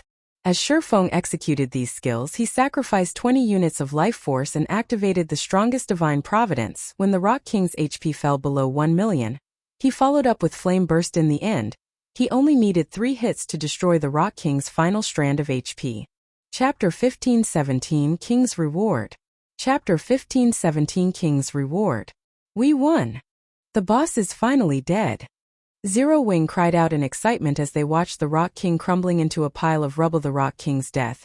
It meant that they now owned the Rock Giant encampment. Now that they had secured 2 of Thunder Island's monster encampment, they would secure nearly 1/8 of the authority over Thunder Island, becoming one of the island's main rulers. When the Rock King's corpse began to fade out of existence, a pillar of light rose from it and shot into the sky. Even players outside Thunder Island could see the pillar of golden light. What's going on over there? What's up with that light pillar? The light pillar seems to be coming from the Rock Giant encampment's direction. Quick, have our scouts investigate the area. Players both outside of and on Thunder Island turned towards the golden light pillar almost simultaneously. When the various superpowers observers adjusted their magic mirrors to scout the situation over at the Rock Giant encampment, what they saw dumbfounded them. Only 2 rock guards were left alive in the encampment. The various superpowers abandoned. The archaic species Rock King was nowhere to be seen. Why is the Rock King gone? Could they have? Impossible. How can they possibly defeat it with just 50 people? Although no one could bring themselves to believe that Zero Wing had managed to defeat the Rock King with only 50 players, they couldn't find any signs of the Guardian boss's massive figure regardless of how hard they searched the encampment. The only noteworthy thing in the encampment was the golden pillar extending from a pile of rubble. With this, they had no choice but to accept the fact that Zero Wing's 50-man team had secured the Rock Giant encampment. The various observers reported what they saw to their superiors on the island. What? How is that possible? Zero Wing managed to secure a second encampment before we did? Just what did they do? Although Zero Wing's clearing speed surprised them, they were still confident that they could claim their second encampment before Zero Wing was anywhere close to defeating the Rock King. Then they would be able to secure their third encampment with little effort. After all, the Guardian boss there couldn't be defeated easily. Especially not with a 50-player team. Not only did Zero Wing manage to clear the monsters in the inner and outer areas, but it defeated the Rock King quickly. This outcome exceeded their expectations. When Phoenix Rain received this shocking news, she too was astonished they actually succeeded. Phoenix Rain looked at the Rock King's remains with an indescribable sense of shock. At this point in the contest, the various superpowers had almost finished claiming their second encampment, and they had far more players than she and Zero Wing. However, these superpowers had many more players that she and Zero Wing did. If not for their lack of manpower and Nine Dragons Emperor's interference early on, they could have secured more than just 2 encampments. In contrast to the reactions of Phoenix Rain's team, Nine Dragons Emperor's players wore grim expressions when they heard the news. How did they defeat the boss so quickly? Was the Rock King actually an easy raid? Right. That must be it. How else would Zero Wing's 50-man team have cleared out an encampment faster than us? When Nine Dragons Emperor's team members looked at the distant light pillar, they were envious. Despite fighting desperately, they had yet to clear out the monsters in the encampment's inner area. On the other hand, despite starting the raid on the encampment's inner area much later than they did, Zero Wing's team already defeated the Rock King, a Grand Lord-ranked archaic species. Damn it. How did things end up like this? Lonely Castle's eyes were bloodshot from rage and envy. Had he known something like this would happen, he would never have agreed to cooperate with Nine Dragons Emperor. Although he wouldn't receive any financial support from Phoenix Rain, he would have obtained a temporary teleportation array on Thunder Island at the very least. With the teleportation array, Firmament would be able to further the development of its naval forces and gain the opportunity to surpass the other first-rate naval guilds. Now that opportunity was gone. Pavilion Master, this will be troublesome. Now that Phoenix Rain has secured 2 monster encampments, the Great Pavilion Master will side with her, Martial Dragon said as he gave the light pillar a grim look. Had Phoenix Rain only secured 1 monster encampment, they could still, more or less, compete with her, but they'd lose their advantage if she secured 2 encampments. Not only could she convince more large guilds to ally with her, but she would also gain the Guild Elder's support during the next contest. Phoenix Rain also had a powerful ally like Zero Wing. Not only would Phoenix Rain be able to get more players to take part in the next Thunder Island contest, but she would also have many more powerful experts supporting her. Zero Wing? Killing intent welled up within Nine Dragons Emperor. Immediately he commanded, "After the battle, notify Beast Emperor that I'll support him fully. But I have one condition. I want Zero Wing eliminated from God's domain." The Guild Elders will likely voice their opinions about this matter. After all, Zero Wing is in the same boat as Phoenix Rain.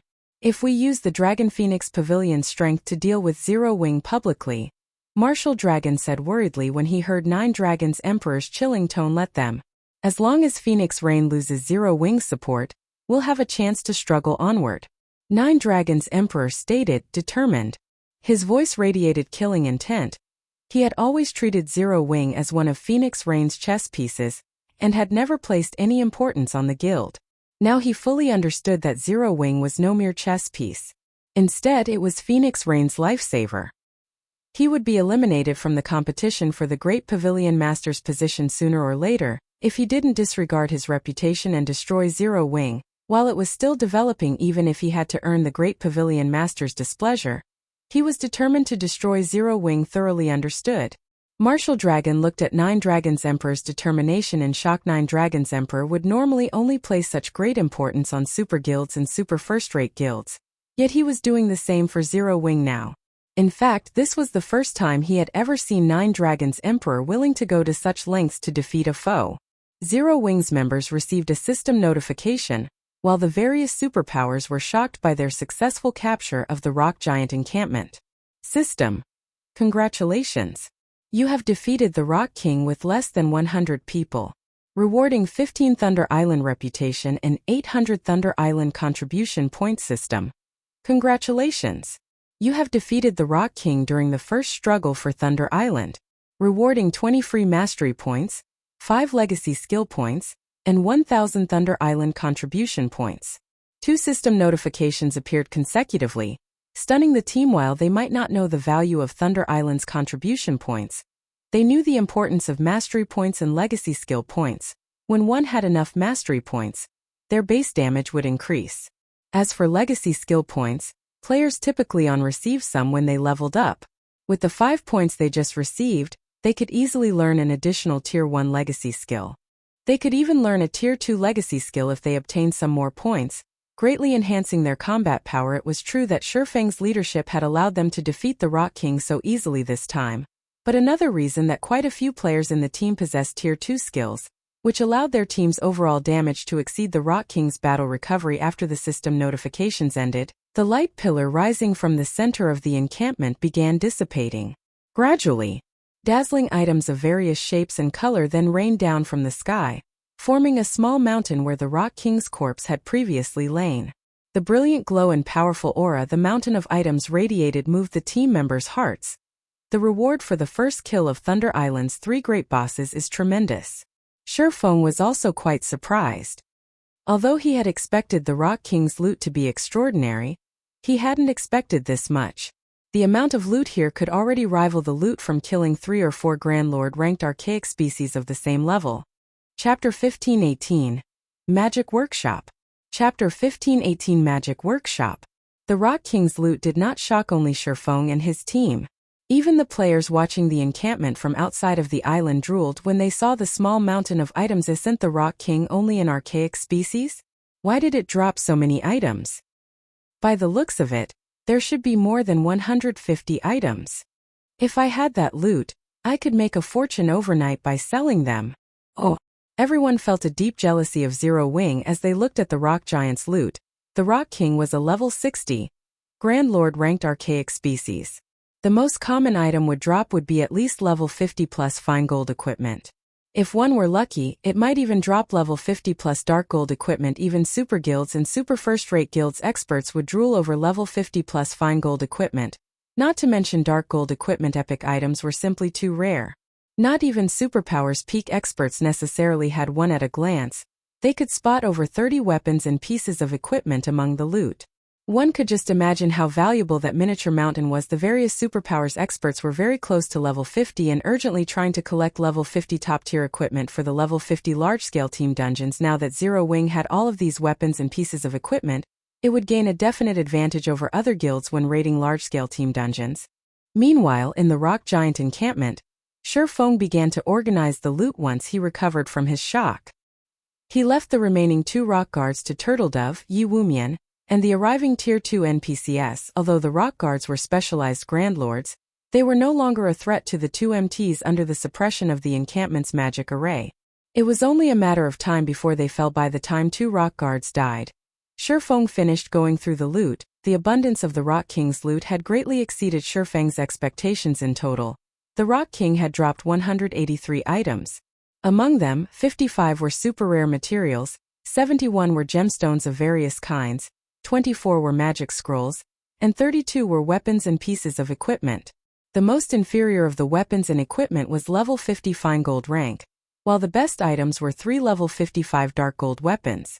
Each of these weapons could easily fetch over 1,000 gold on the market. However, what surprised Feng most were the 3 pieces of the Breaker set, a level 55 dark gold set equipment. The Breaker set was an 8-piece set equipment for the Berserker class. Normally, it only dropped in super large-scale team dungeons. Feng had never expected the Rock King to drop level 55 dark gold set equipment. Moreover, the Breaker set was a unique dark gold set equipment. If players collected 2 or more pieces of the set's level requirement would decrease by 5 levels. This meant that level 50 players could equip the items in terms of basic attributes. The individual pieces of the Breaker set were only slightly weaker than level 50 epic equipment. The Guardian boss had also dropped a piece of epic growth type equipment called the Soul Robe. The Soul Robe wasn't restricted to a specific class, although its skills and attributes were suited for healers. When equipped, the robe increased the potency of the wearer's healing spells by 5%. The robe also offered the passive skill, Soul Fluctuation. This passive skill would recover the wearer's mana even when in combat. This skill was akin to an everlasting mana recovery potion during battle.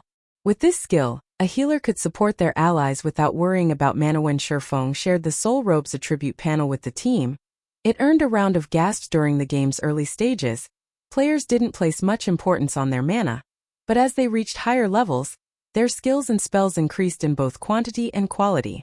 As a result, their mana consumption increased as well. The higher tiered a skill or spell was, the more mana it consumed. Hence, if players wanted to raid bosses, the Soul Robe was a must-have item, following which, Feng handed the Soul Robe to Violet Cloud. Whether players were up against other players or monsters, a powerful healer on a team was of the utmost importance. Giving the robe to Violet Cloud was undoubtedly the wisest decision. Not only would it improve her healing, but she'd also have an easier time managing her mana. She'd have more leeway when choosing spells and could maximize the team's survivability. However, the last item the Rock King had dropped was the only one that truly attacked Feng's attention, the Magic Workshop design. For a moment, Feng even wondered if he were hallucinating as he gazed at the thick, dusty tome in his hands. The Magic Workshop was one of the 3 major buildings players could construct in a guild residence, but only a small number of guilds had ever constructed one for themselves in the past. The first reason was the Magic Workshop design's low drop rate. Normally, only level 60+ Mythic field bosses had a sliver of a chance of dropping the design. Unfortunately, Mythic monsters were exceedingly rare in the fields. The second reason was the construction materials. The main materials to construct the Magic Workshop were incredibly rare and precious. The list even included 7 Luminaries crystals, the design requiring 200 units. That was the equivalent of 4 to 607 Luminaries crystals.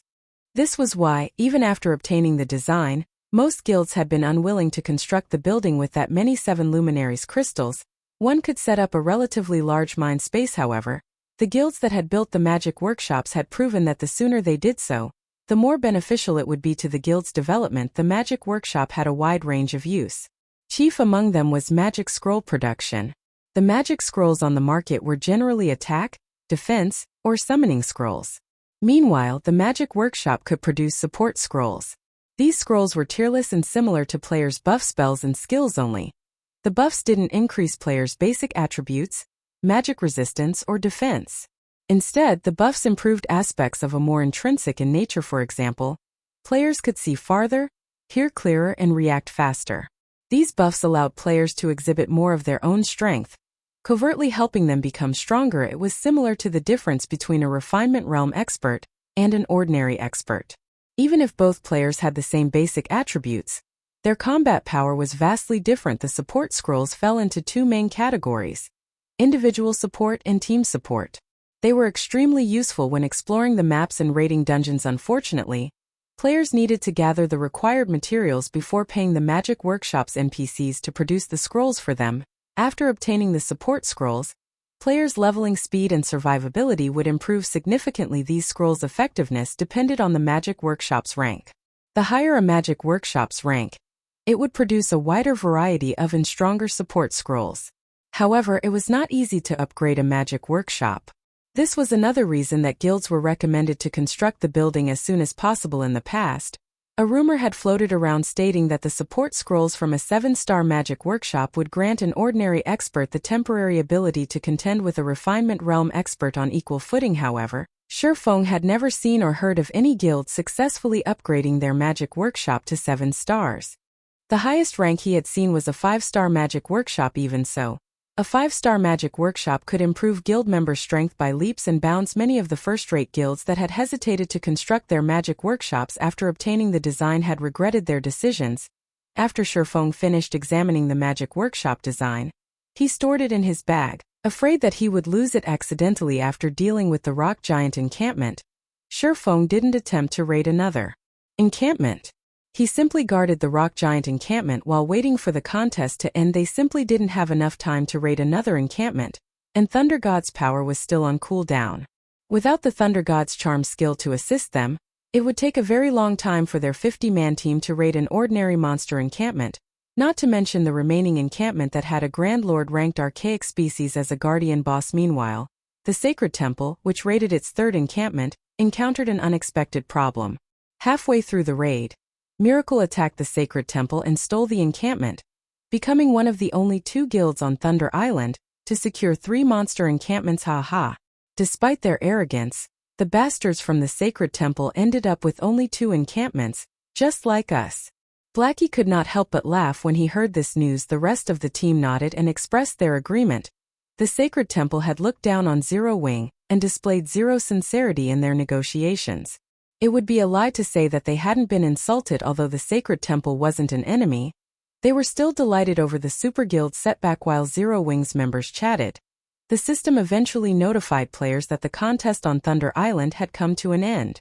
At the same time, the magic barrier around Thunder Island disappeared. Everyone on the island was then teleported out of the contest area to Thunder Town. Yet, even after arriving in Thunder Town, no one showed any signs of relaxing.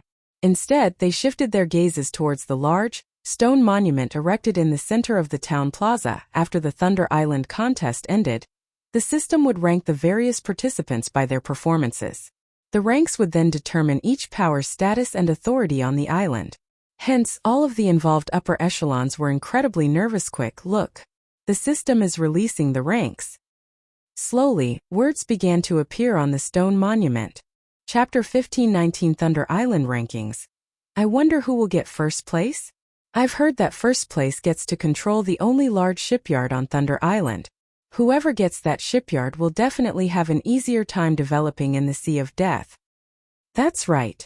I've heard that the large shipyard on Thunder Island can produce unique speedboats and cargo ships. Anyone that gets the shipyard will easily be able to expand their naval forces. All of the rewards for the top 5 ranks are pretty good. The top 5 guilds will share authority over a large repair yard, giving them easy access to ship repairs. Oh. As words began to appear on the stone monument, players in the plaza and waiting outside of Thunder Island watched with building excitement. Even players who didn't belong to the various superpowers were paying close attention to the ranking because the powers on the list would be in control of Thunder Island for some time. If one had a rocky relationship with the ruling superpowers, they'd likely have to avoid Thunder Island and the Sea of Death until the next contest. It was incredibly difficult to avoid damage to a ship in naval combat, and as ships' durability decreased, players would need to repair them. If one were an enemy of the powers controlling Thunder Island shipyards or repair yards, this contest's results could deal a devastating blow to their naval development. Thunder Island was the only location that offered repairs in the Sea of Death, and traveling to and from this zone was troublesome and time-consuming. As for obtaining a temporary teleportation array, that was impossible. There weren't even enough teleportation arrays for all of the participating superpowers. All minor characters like themselves could do was stand by and watch from the sidelines as players quietly chatted. The first place guild's name appeared on the monument. Miracle. How is it Miracle? Didn't the Battle Wolves secure 3 encampments as well? It should be because of the impromptu merge between Nine Dragons Emperor and Miracle's teams. Don't forget, Nine Dragons Emperor's side also secured an encampment. With this, Miracle technically has 4 encampments under its control. Naturally, it secured first place. Wow, Nine Dragons Emperor really did that? Won't he lose all authority over Thunder Island by merging with another team? It can't be helped. Nine Dragons Emperor dug his own grave by starting a fight with Phoenix Rain. Had he not done so, he could have easily gained a share of authority over Thunder Island. While the watching teams were slightly surprised by Miracle's success, they also sympathized with Nine Dragons Emperor. There was a massive difference between those who had authority over the island and those who did not. With this authority, even controlling a fraction of the island allowed these powers to decide Thunder Island's development model. At the same time, they would have control of a repair yard. Had Nine Dragons Emperor secured a monster encampment under his own name, although he wouldn't have obtained a large repair yard, he could have obtained a smaller repair yard. He wouldn't have to borrow one from another power. With the advent of the first place, the name of the second place guild soon followed. Unsurprisingly, the Battle Wolves secured second place. It was the only other guild that had occupied more than 2 monster encampments. By coming in second place, the Battle Wolves had gained complete control over a medium shipyard, 25% of the shares of a large repair yard, and full control of a small repair yard. The various superpowers were jealous. Like the large shipyard, Thunder Island only had 1 large repair yard. In addition to the large shipyard, first place only received 30% of the large repair yard shares, and a small repair yard. Wonder which guild will come in third? It should be either the Sacred Temple or Nine Heavens Pavilion. After all, both super guilds had occupied quite a number of ancient towers. Even the reward for third place is amazing. Not only will they obtain a small shipyard, but they will also enjoy 20% of the large repair yard shares and a small repair yard. Only the top 3 ranks won't have to share a small repair yard. While the waiting players discussed the situation, the system finally finished calculating the results and displayed the third-ranked Team Dragon Phoenix Pavilion. When the black stone monument displayed these 3 words, the plaza fell silent. Everyone was speechless as they stared at the name. Players only commented after a long pause, "What's going on? How is it the Dragon Phoenix Pavilion? How is the system calculating these results?" Although the Dragon Phoenix Pavilion secured 2 encampments, it didn't capture nearly as many towers as the Sacred Temple and Nine Heavens Pavilion. How could it rank third? The system must have miscalculated. Oh, the various superpowers weren't pleased with the rank. The Sacred Temple and Nine Heavens Pavilions members in particular were furious about the result. Both of their guilds had surpassed Phoenix Rain's team in terms of member count and captured ancient towers. No matter how they looked at it, Phoenix Rain's team should not have secured third place. In fact, it should have been a miracle if her team even ranked 5th. "Big sis Rain, look! We actually got third place!" Blue Phoenix shouted excitedly when she saw their rank on the stone monument. She paid zero attention to the other superpowers' grumbling and voices of dissent. When Phoenix Rain saw her team's rank, she too was astonished. She turned her gaze on Feng, curiosity filling her eyes. As far as she was concerned, she should thank the heavens if her team ranked 5th in this contest. After all, the few other superpowers participating had also occupied 2 encampments. Moreover, they had claimed more than just 3 ancient towers yet. Her team had ranked 3rd in the contest. This was simply inconceivable. The only possibility was that Zero Wing had done something to increase their team's overall rank. However, Feng merely shrugged his shoulders, expressing that he wasn't sure either, in response to her curious look. Seeing his response, she decided that the matter wasn't worth pursuing. Even so, Phoenix Rain flashed her ally a grateful look. Now that she had secured third place in the Thunder Island contest, she had qualified to compete in future contests. Even if she had lost Firmament's naval support, with a small shipyard and a small repair yard on Thunder Island, she could develop a considerably powerful fleet of her own in 1 month. Guild leader, you really don't know anything about this? Aqua Rose quietly asked. Of course I know. But I don't want to reveal this secret just yet, Feng said, chuckling. He then explained. It is true that the system calculates the contest's ranks based on the number of occupied encampments, but not all encampments are equal. Some are more difficult than others. Naturally, the more difficult a monster encampment is, the more points a team can gain by capturing it. The Rock Giant encampment we captured is one of the 3 most difficult encampments on Thunder Island. Naturally, we earned more points than our competition.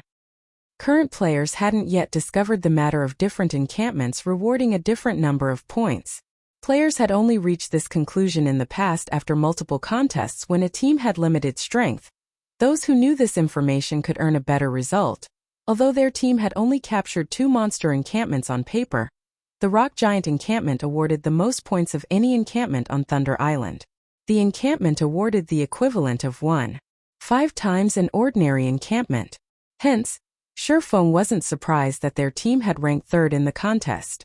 In fact, this was precisely why he had chosen the Rock Giant encampment over an easier target. Phoenix Rain. Jealousy tore at Nine Dragons' Emperor as he shot Phoenix Rain a nasty look. Despite all of his effort and resources, he had only obtained a temporary teleportation slot. In contrast, Phoenix Rain had secured a portion of authority over the island and ranked 3rd in the contest. The Great Pavilion Master and previously neutral elders would definitely give her their full support now. Meanwhile, Lonely Heaven's stomach twisted with regret. If he had access to a small shipyard and repair yard on Thunder Island, furthering Firmament's naval forces and surpassing the other first-rate guilds would be easy. A heavy silence loomed over the sacred temple's upper echelons. Eternal Dead, in particular, wore a solemn expression. Guild leader. The Battle Wolves has stated that they want to reopen negotiations with Phoenix Rain and Zero Wing. What should we do? Quiet Melody hesitantly asked the silent man beside her. The contest's outcome was unexpected. Their original plan was to share control of half of Thunder Island's sole large repair yard with Battle Wolves. However, that was no longer possible. Chapter 1520, Change in Positions. Chapter 1520, Change in Positions. The Battle Wolves plan to renegotiate with Phoenix Rain and Zero Wing? A frown appeared on Eternal Dead's solemn face when he heard Quiet Melody's words. I understand. Tell the Battle Wolves that we'll leave negotiations to them. If the Battle Wolves decide to accept Phoenix Rain and Zero Wing's conditions, we won't argue. He had hoped to teach Zero Wing the difference between their guilds, but he never expected this kind of outcome together. Phoenix Rain and Zero Wing had actually outperformed the Sacred Temple now. He had no choice but to lower himself and reopen negotiations with Feng understood. Quiet Melody nodded. Eternal Dead's reply didn't particularly surprise her. After all, he had climbed to the guild leader's position with the unanimous support of the previous guild leader and various elders, because he always kept the guild's best interest in mind rather. Quiet Melody was curious about Zero Wing. Very few existences in the virtual gaming world were capable of forcing Eternal Dead to admit defeat. It would seem that Zero Wing had become one of them. While everyone was shocked about Phoenix Rain and Zero Wing's rank, the stone monument in the plaza continued to reveal the following ranks in the end. The Sacred Temple ranked 4th in the contest, obtaining 15% of the large repair yard shares and 50% of a small shipyard shares. The Nine Heavens Pavilion came in 5th. At 5th place, the Super Guild acquired the final 10% of the large repair yard shares and 50% of a small shipyard. The crowd paid little attention to the remaining ranks in 6th place and below hadn't earned any shares of Thunder Island's large repair yard. In fact, they weren't even granted any control of a small shipyard. They only gained the right to vote for Thunder Island's development path and temporary teleportation arrays. Meanwhile, after the ranks were announced, news quickly reached the ears of the various naval forces outside of Thunder Island. What? The Phoenix Pavilion was the dark horse in the competition, and even surpassed the Sacred Temple and Nine Heavens Pavilion? I recall that Phoenix Rain had secured 2 monster encampments. She should have 4 temporary teleportation arrays now. Since Firmament betrayed her, and Zero Wing only needs 1, she should have 2 teleportation arrays to spare. If we ally ourselves with Phoenix Rain, we might have a chance of obtaining one of them. Thank goodness we didn't agree to work with 9 Dragons Emperor. We would have lost any hope of befriending Phoenix Rain. Oh, the various first and second-rate naval guilds quickly took note of Phoenix Rain's remaining teleportation arrays. Unlike Phoenix Rain, the other superpowers had already reserved their extra temporary teleportation arrays for their allies. Some superpowers had even failed to meet their original goals and acquire enough teleportation arrays. On the other hand, one of Phoenix Rain's partners had betrayed her, so it was entirely possible to ally with her team and obtain one of the arrays. Big Sis Rain, several large guilds with relatively powerful navies have contacted us, stating that they're willing to work under you. However, they have requested a temporary teleportation array in return, Blue Phoenix excitedly announced.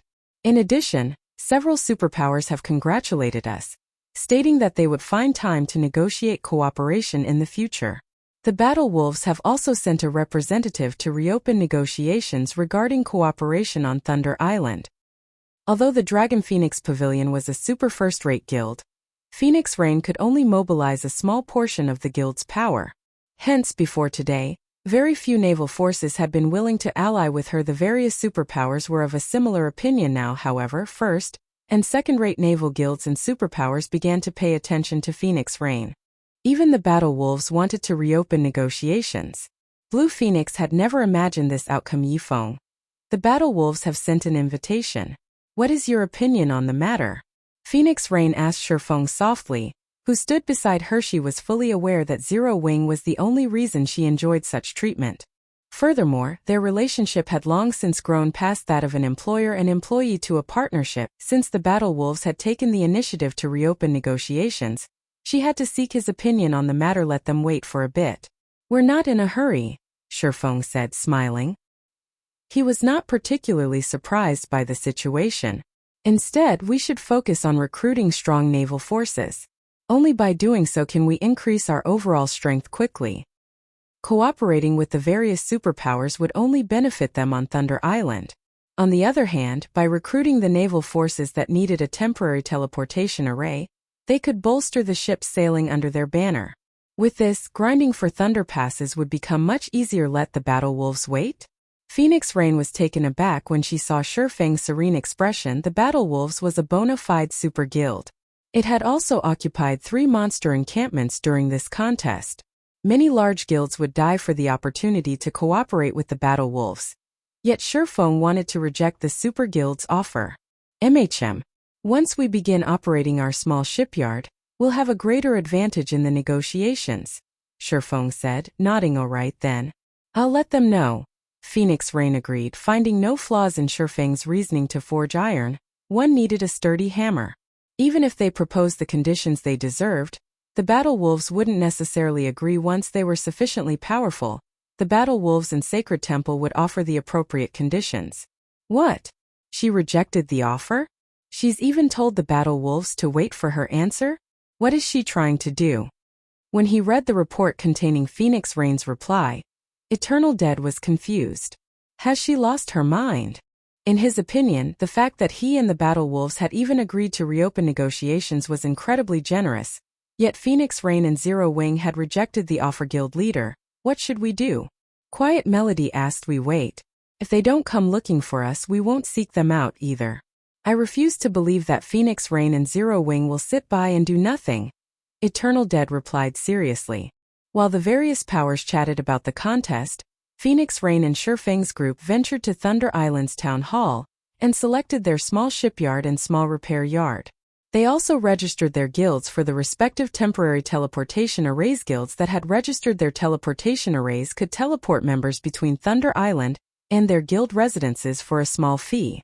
They wouldn't have to waste the time traveling by ship. In addition, although the small shipyard and small repair yard were not as effective as their large counterparts, they were more than enough for current players. Once they finished dealing with those issues, Feng used a return scroll, leaving Thunder Island. The most important thing he needed to deal with was the Magic Workshop's construction.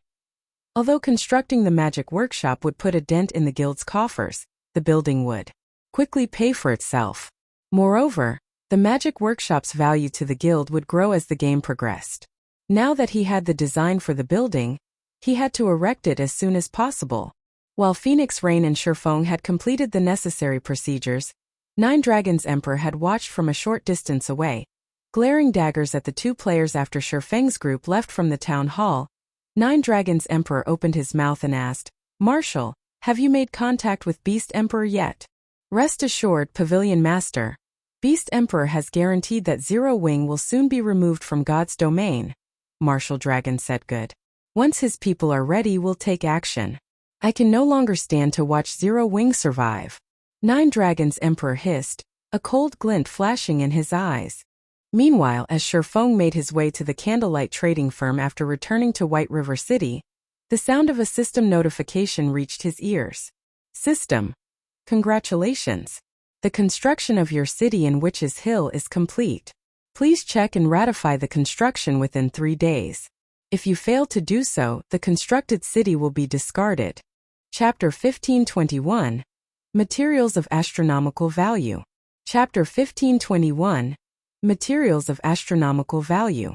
It's finally finished. Feng could not help his elation when he saw the system notification in God's domain. The income from a guild town was limited to its shops and establishments. While the money from these sources might sustain a small guild, it was nowhere near enough to cover a large guild's operation costs. Furthermore, guilds were required to pay exorbitant system management fees every month. The monthly management fee for a basic town was 5,000 gold. For an intermediate town it was 15,000 gold, and for an advanced town it was 50,000 gold.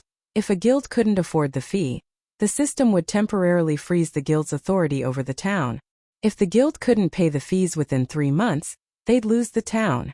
The system would then hold an auction and sell the toe to the highest bidder. Aside from the monthly management fees, the guild was responsible for hiring the various NPCs that operated the town. Hence, when the various large guilds considered constructing a town, they had to consider whether or not they could afford to run it. A guild city's expenditures were even higher.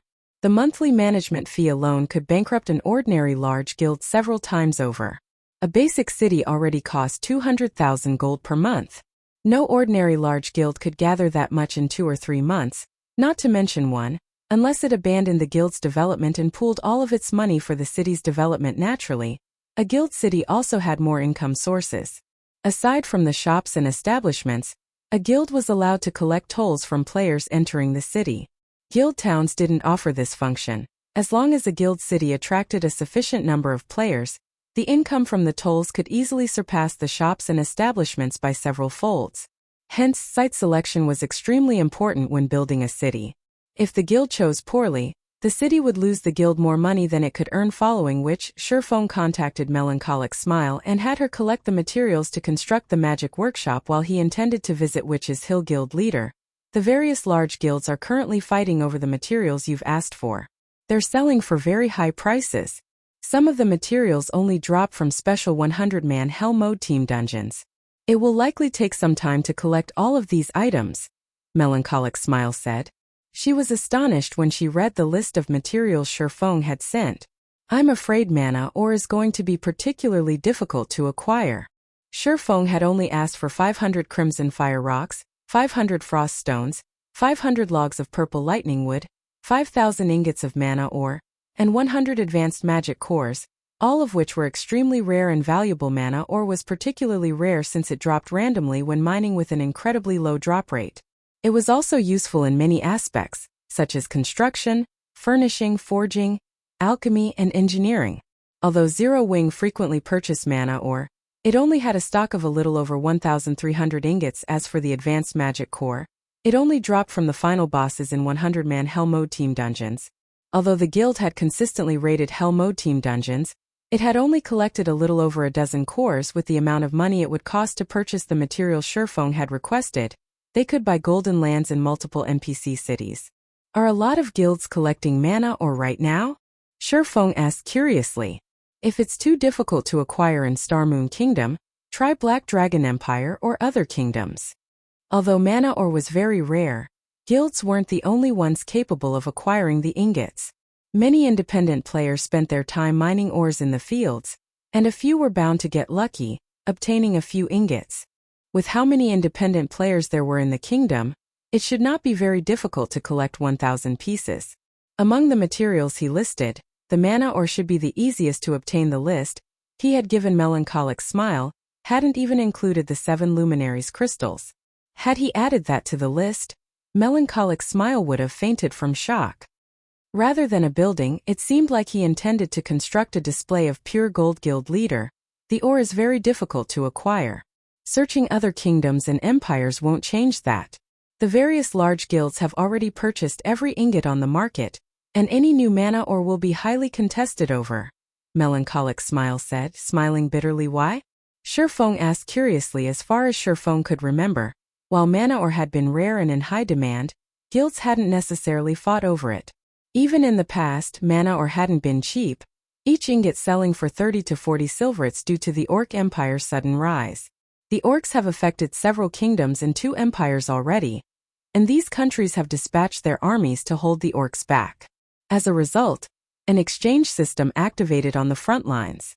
So far, many items are available for purchase, including the common mounts, which most guilds have been searching desperately for. There are even bronze mounts available to purchase these mounts. Players have to complete all sorts of large-scale quests and earn contribution points. However, these large-scale quests are extremely difficult.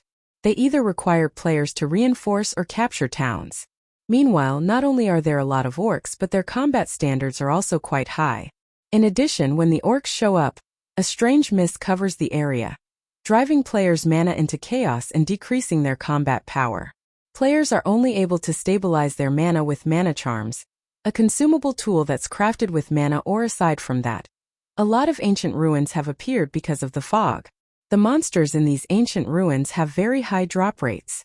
There have been rumors that claim that these ruins contain siege tools from ancient times. Hence, the kingdoms and empires' major powers are frantically collecting mana ore in hopes of raiding these ruins and acquiring guild mounts as quickly as possible. This, in turn, has resulted in the mana ore shortage on the market. The ore's price has also increased by several times. Melancholic Smile's explanation surprised Feng. Although he had known that the Orc Empire's rise would change the game, he hadn't expected the situation to develop like this. I understand. In any case, try to collect as many of these materials as possible. I'll figure out a way to deal with the mana ore problem, Feng said after giving the matter some thought. The magic workshop was of the utmost importance to Zero Wing. The sooner he constructed it, the sooner he could improve the guild's overall strength by a large margin. Moreover, it would help guild member survivability. Currently, Zero Wing's combat power relied on its peak experts in siege weapons. Without these factors, Zero Wing wasn't even on par with a first-rate guild, much less super first-rate guilds or super guilds. If he could construct the magic workshop, however, he could shorten this gap and attract more powerful players to join Zero Wing. He had to collect these materials, following which, Feng disconnected the call and made his way to Witch's Hill. He intended to deal with the guild city before worrying about the mana ore issue. After all, once Zero Wing had its own city, the guild would transform yet again. Chapter 1522 Initial Appearance of City. After reaching White River City's teleportation hall, Feng teleported to Bewildering Forest Town in seconds. Feng arrived in another, crowded teleportation hall. Not only was the hall crowded, but he also noticed that all of these players were above level 40. Many wore guild emblems on their chests and grim expressions on their faces. The rest of the players had already formed teams of over 20 players. Feng only spotted a few solo players throughout the hall. Why are so many people here?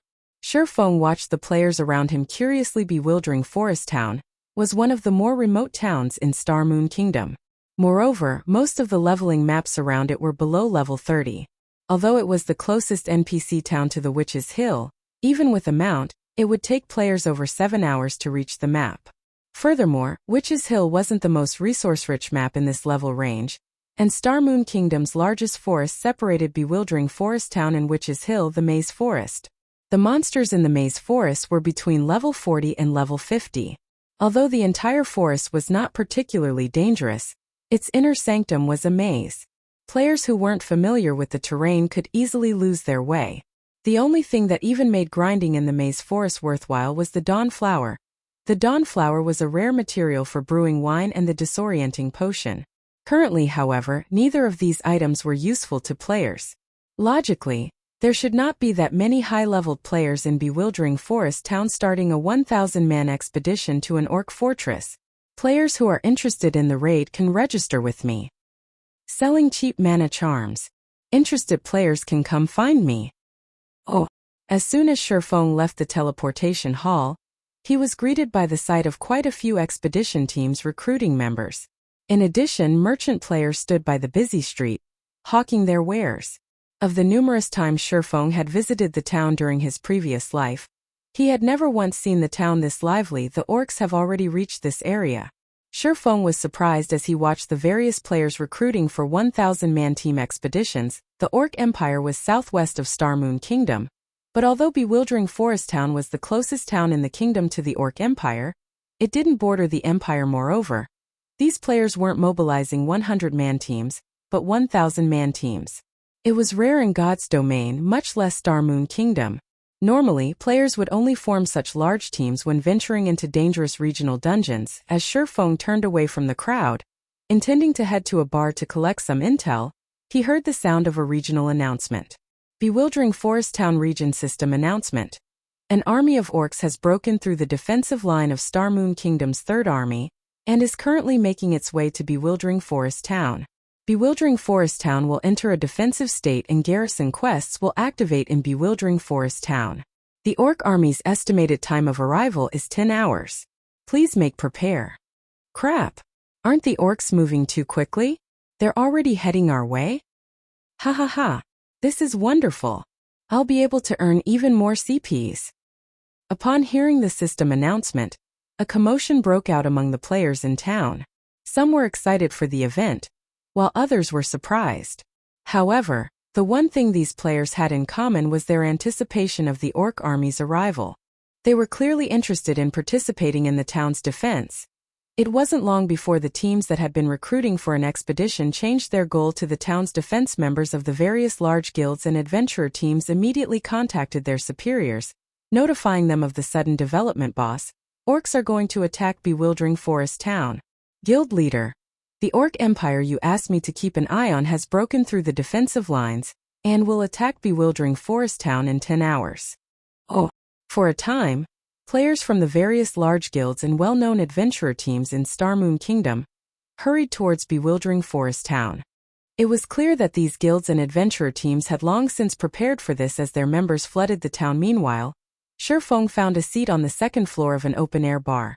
And just as he was about to browse Star Moon Kingdom's forums for information, Aqua Rose contacted him. Guild leader, the Orc army has started its invasion of Star Moon Kingdom's bewildering forest town. I just received the news, but it seems that many guilds have already dispatched their armies to the town. Should we do so as well? I've heard that if the town is successfully defended, participating players will receive an abundance of CPs, and participating guilds can increase their influence in Star Moon Kingdom. Increase a guild's influence in Star Moon Kingdom? When Feng heard Aqua Rose's report, he realized why the various large guilds seemed so prepared and passionate about defending this town in God's domain. Kingdoms and empires wouldn't remain the same forever. As time passed, some would disappear, while others would rise to prominence. Guilds even had the opportunity to take control of some countries. This was how the various superpowers had established their own massive kingdoms and empires during Feng's previous life. Players couldn't simply establish kingdoms and empires by constructing numerous towns and cities. They had to take control of an NPC kingdom or empire. The Oceanic Kingdom, Sea's End, was a perfect example, in which players could take control of its NPC cities. Although players wouldn't have as much control of the cities as they would of a guild town, it was enough on God's domain's continent. Guilds that wanted to take control of NPC cities, kingdoms, or empires needed guild influence. Of course, influence wasn't the only thing guilds needed to take control of NPC cities and countries. There were other requirements as well. At this stage of the game, it wasn't possible. Players were simply too weak, unable to take on God's domain's NPCs. However, it was important for a guild to accumulate guild influence as early as possible. Aqua, see to the necessary arrangements immediately. Since the Star Moon Kingdom's large guilds are participating in the event, Zero Wing can't be absent. Feng instructed after giving the matter some thought. Although he had several methods to increase Zero Wing's guild influence in Star Moon Kingdom, it was not a bad idea to take advantage of this opportunity. It could save him a lot of time in the future. Guild leader, should we call in Gentle Snow's team as well? Aqua Rose asked. No need. Let them finish their promotions first. Feng had high hopes for Gentle Snow's and Zhao Yueru's Tier 2 promotions. After all, both wielded fragmented legendary items and hidden classes. Once the two completed their Tier 2 promotion, their combat power would be extraordinary, following which, Feng disconnected the call and departed from bewildering forest town.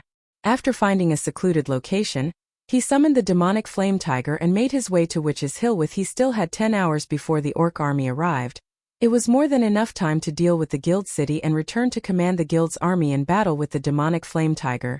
Feng completed his journey to Witch's Hill, which normally required over 7 hours of travel time on a common mount, in less than 4 hours as Feng reached the massive waterfall near Witch's Hill. The sight of a towering city rose before him. Unlike Stone Forest Town, soaring, magically strengthened stone walls surrounded the city.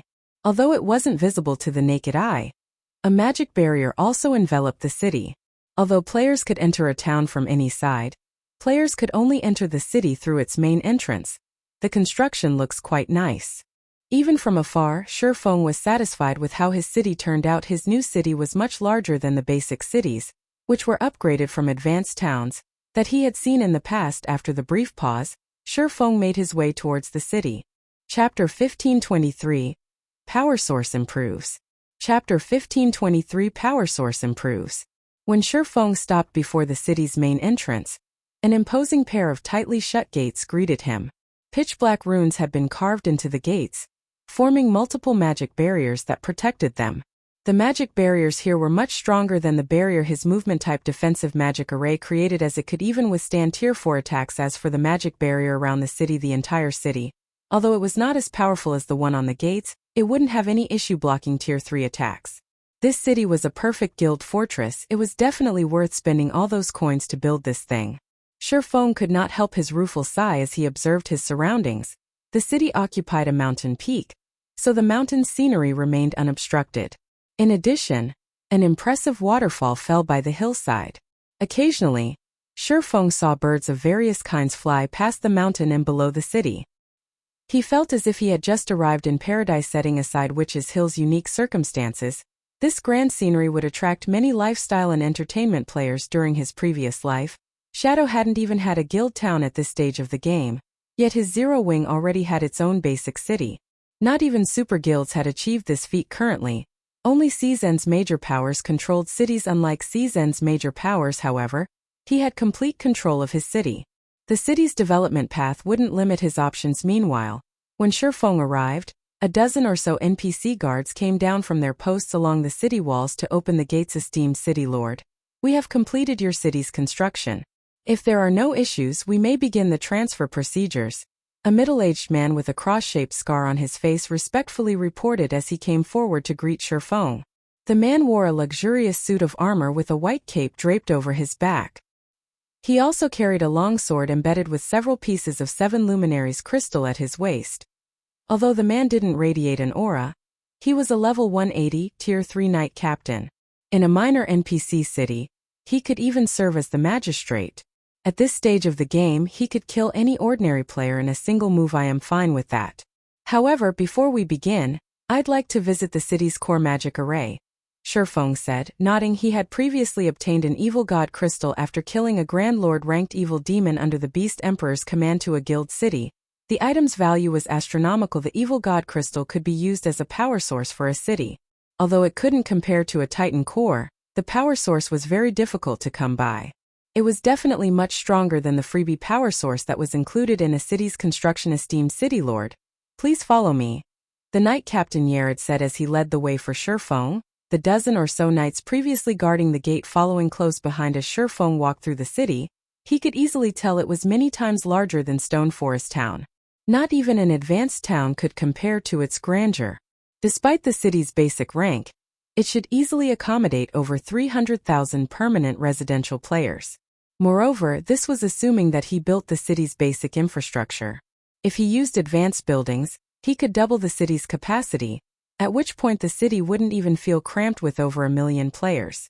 In contrast, players would likely walk shoulder to shoulder in an advanced town with a 1 million player population. However, it was due to the city's large size that it required a lot more resources to develop. Take the street Feng was currently on, for example. Although the NPCs had already built quite a few essential buildings, Feng passed large plots of empty land. He'd have to spend a lot more to fill these gaps based on Feng's initial estimates. The initial resources to construct the necessary infrastructure would be enough to drive any first-rate guild mad. Not to mention constructing buildings like the battle arena. The buildings in cities were allowed to have far more floors than those in towns.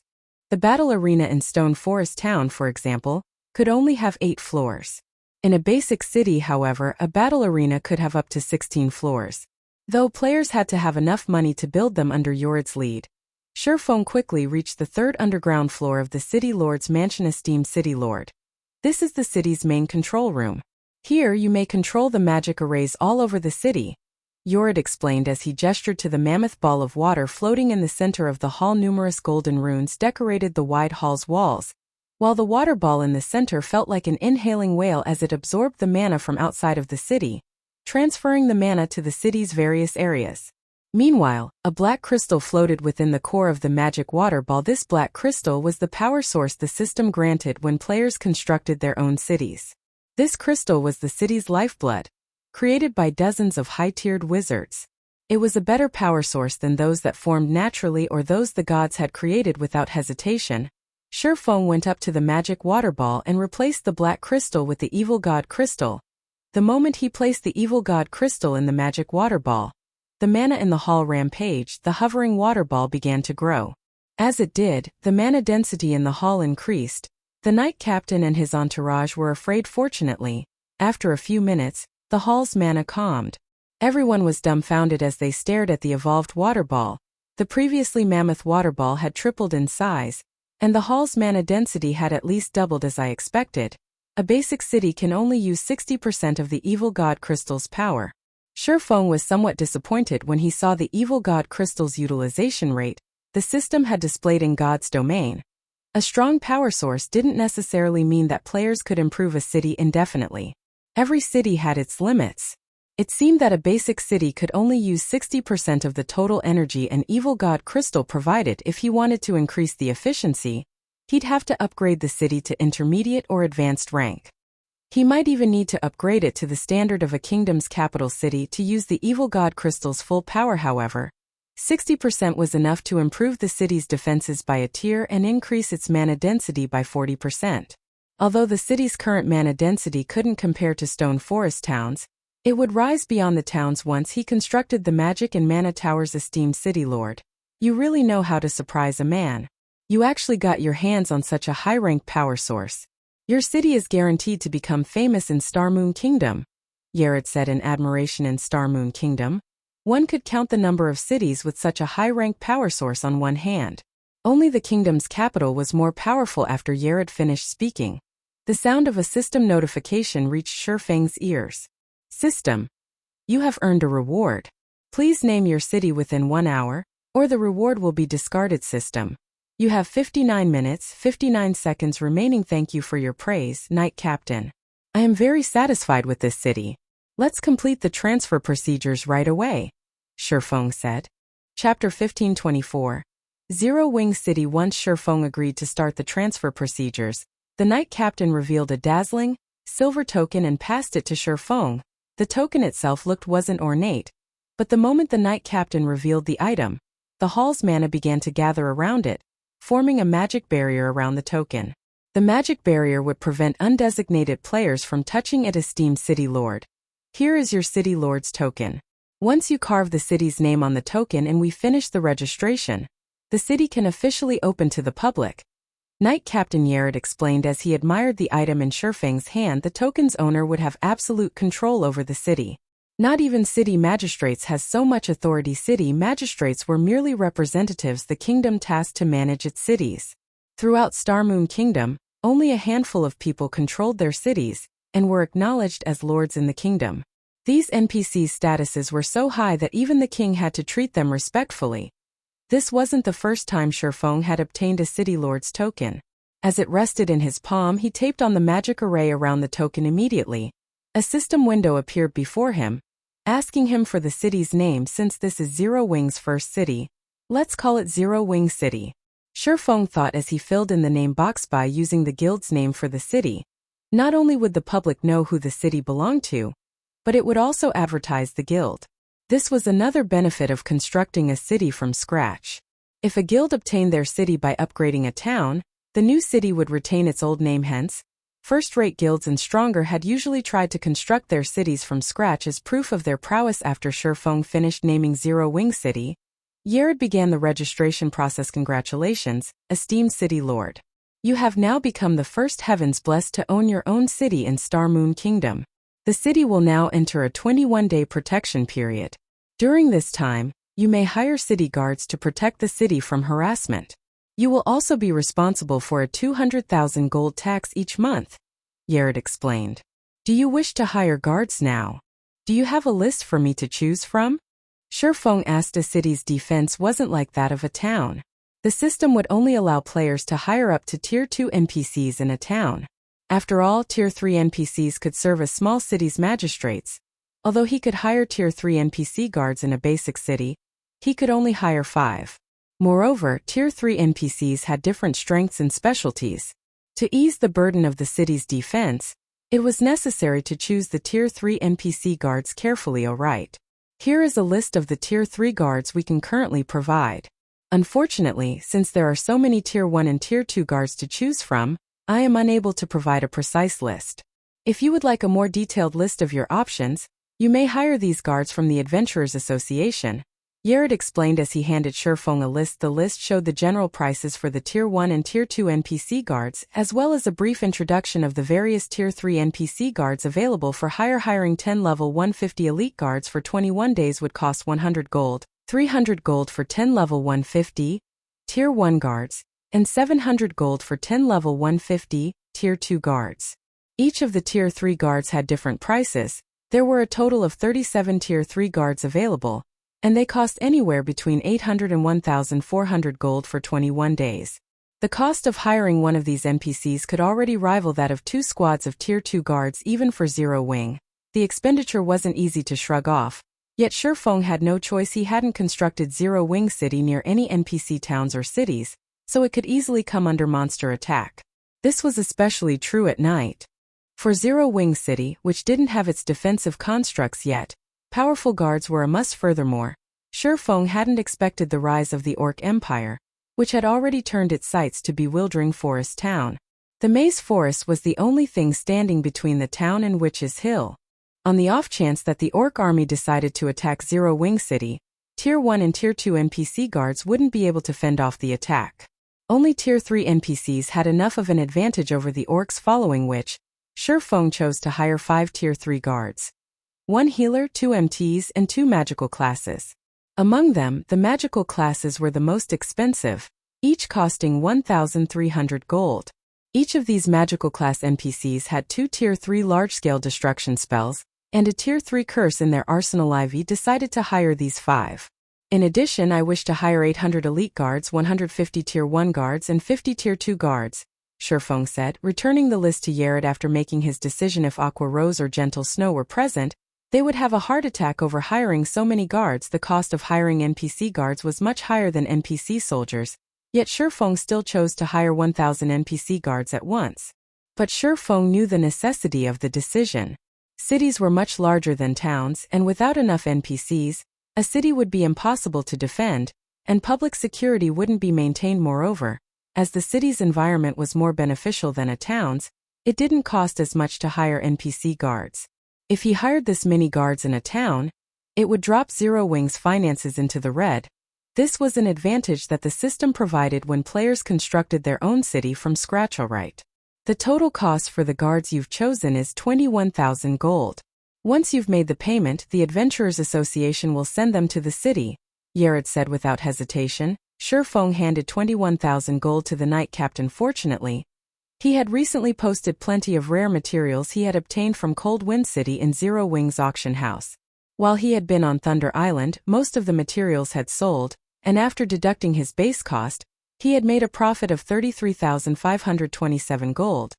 This was why he dared to hire so many Tier 1 and Tier 2 guards despite Zero Wing's current financial situation. Moreover, that was only the profit from the first shipment.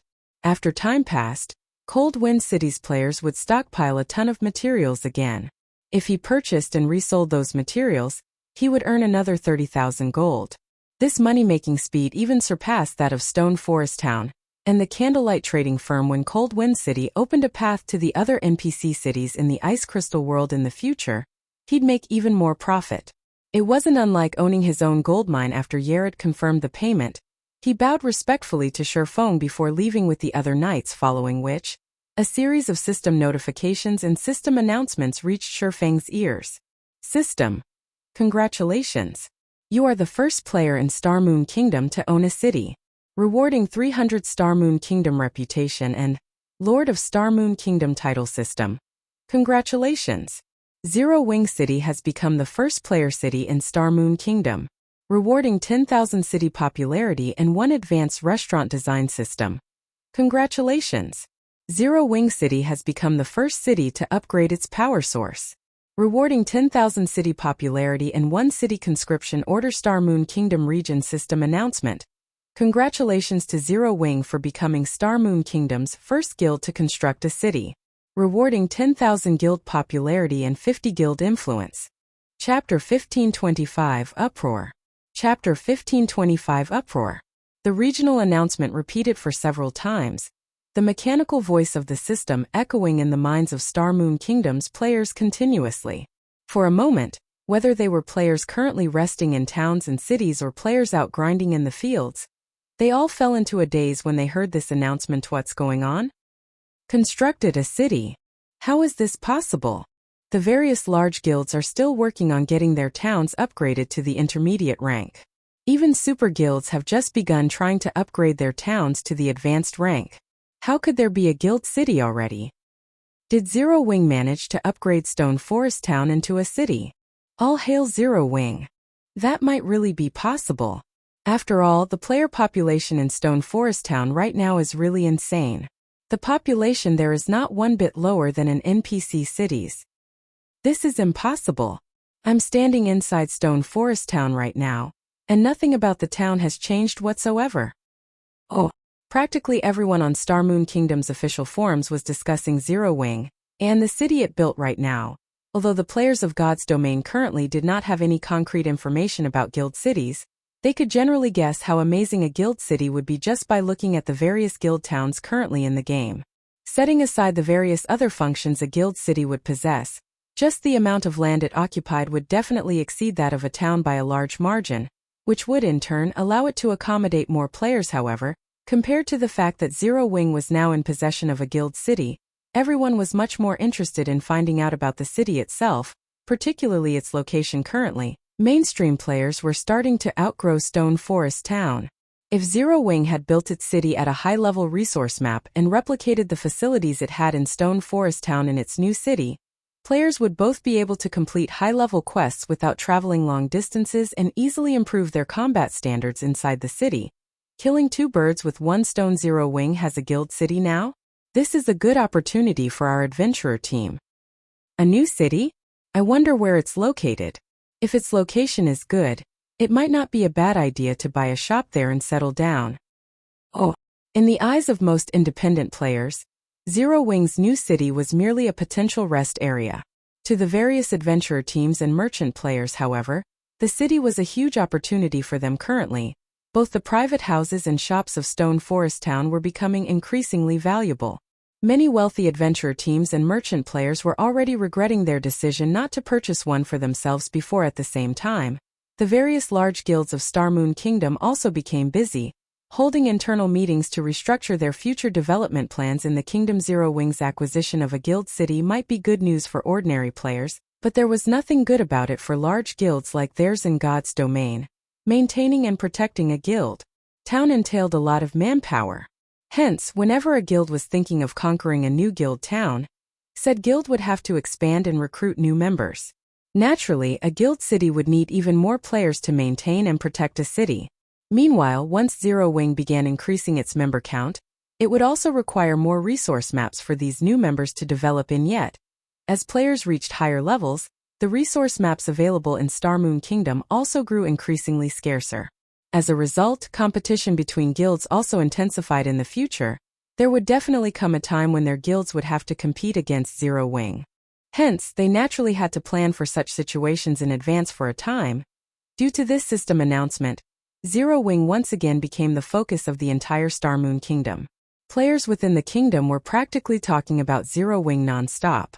Meanwhile, just as Feng was about to make arrangements for Zero Wing City's further development, he suddenly started receiving mails and calls one after another. Guild leader, what did you do? How did we get a new city?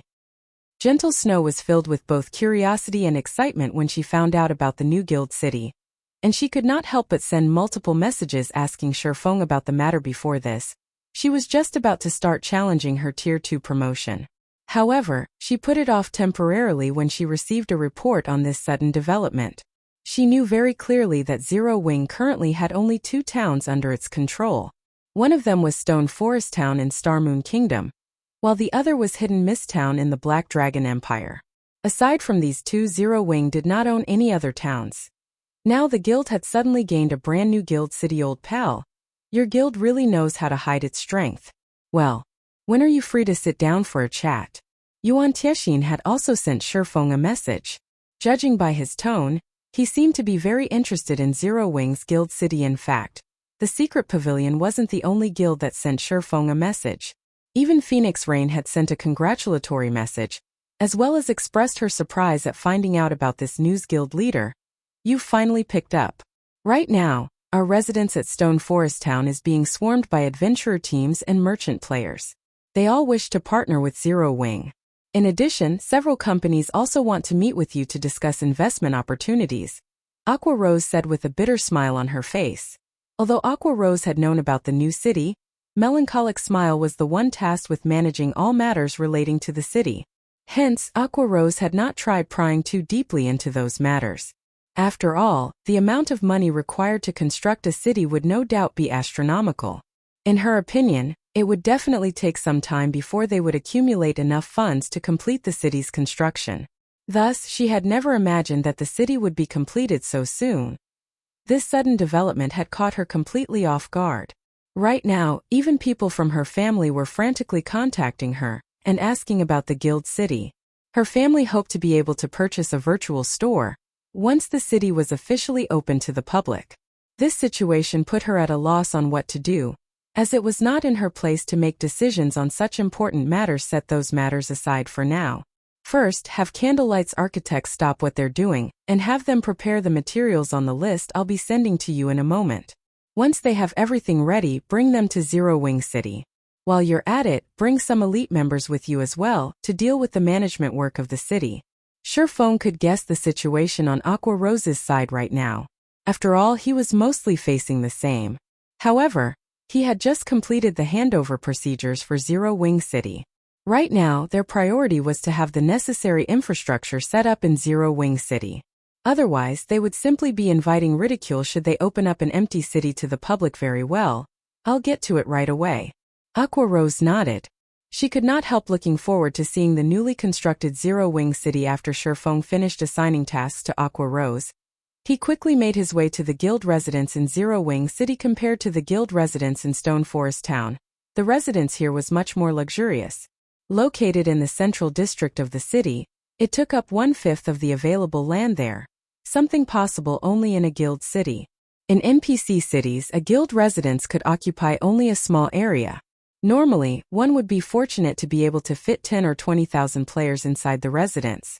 As for the residence in Zero Wing City, even if 50,000 players were present inside the residence at the same time, there would still be plenty of space to spare. Following which, Sure Feng took out the guild residence teleportation magic array he had prepared beforehand and set it up inside the guild hall. If the guild residence did not possess a teleportation array, guild members would not be able to teleport directly to the city. This was also the reason why Aqua Rose did not simply teleport to the city to meet up with Sure Feng. Currently, although everyone in the guild had already found out about Zero Wing's new city, they could not visit it.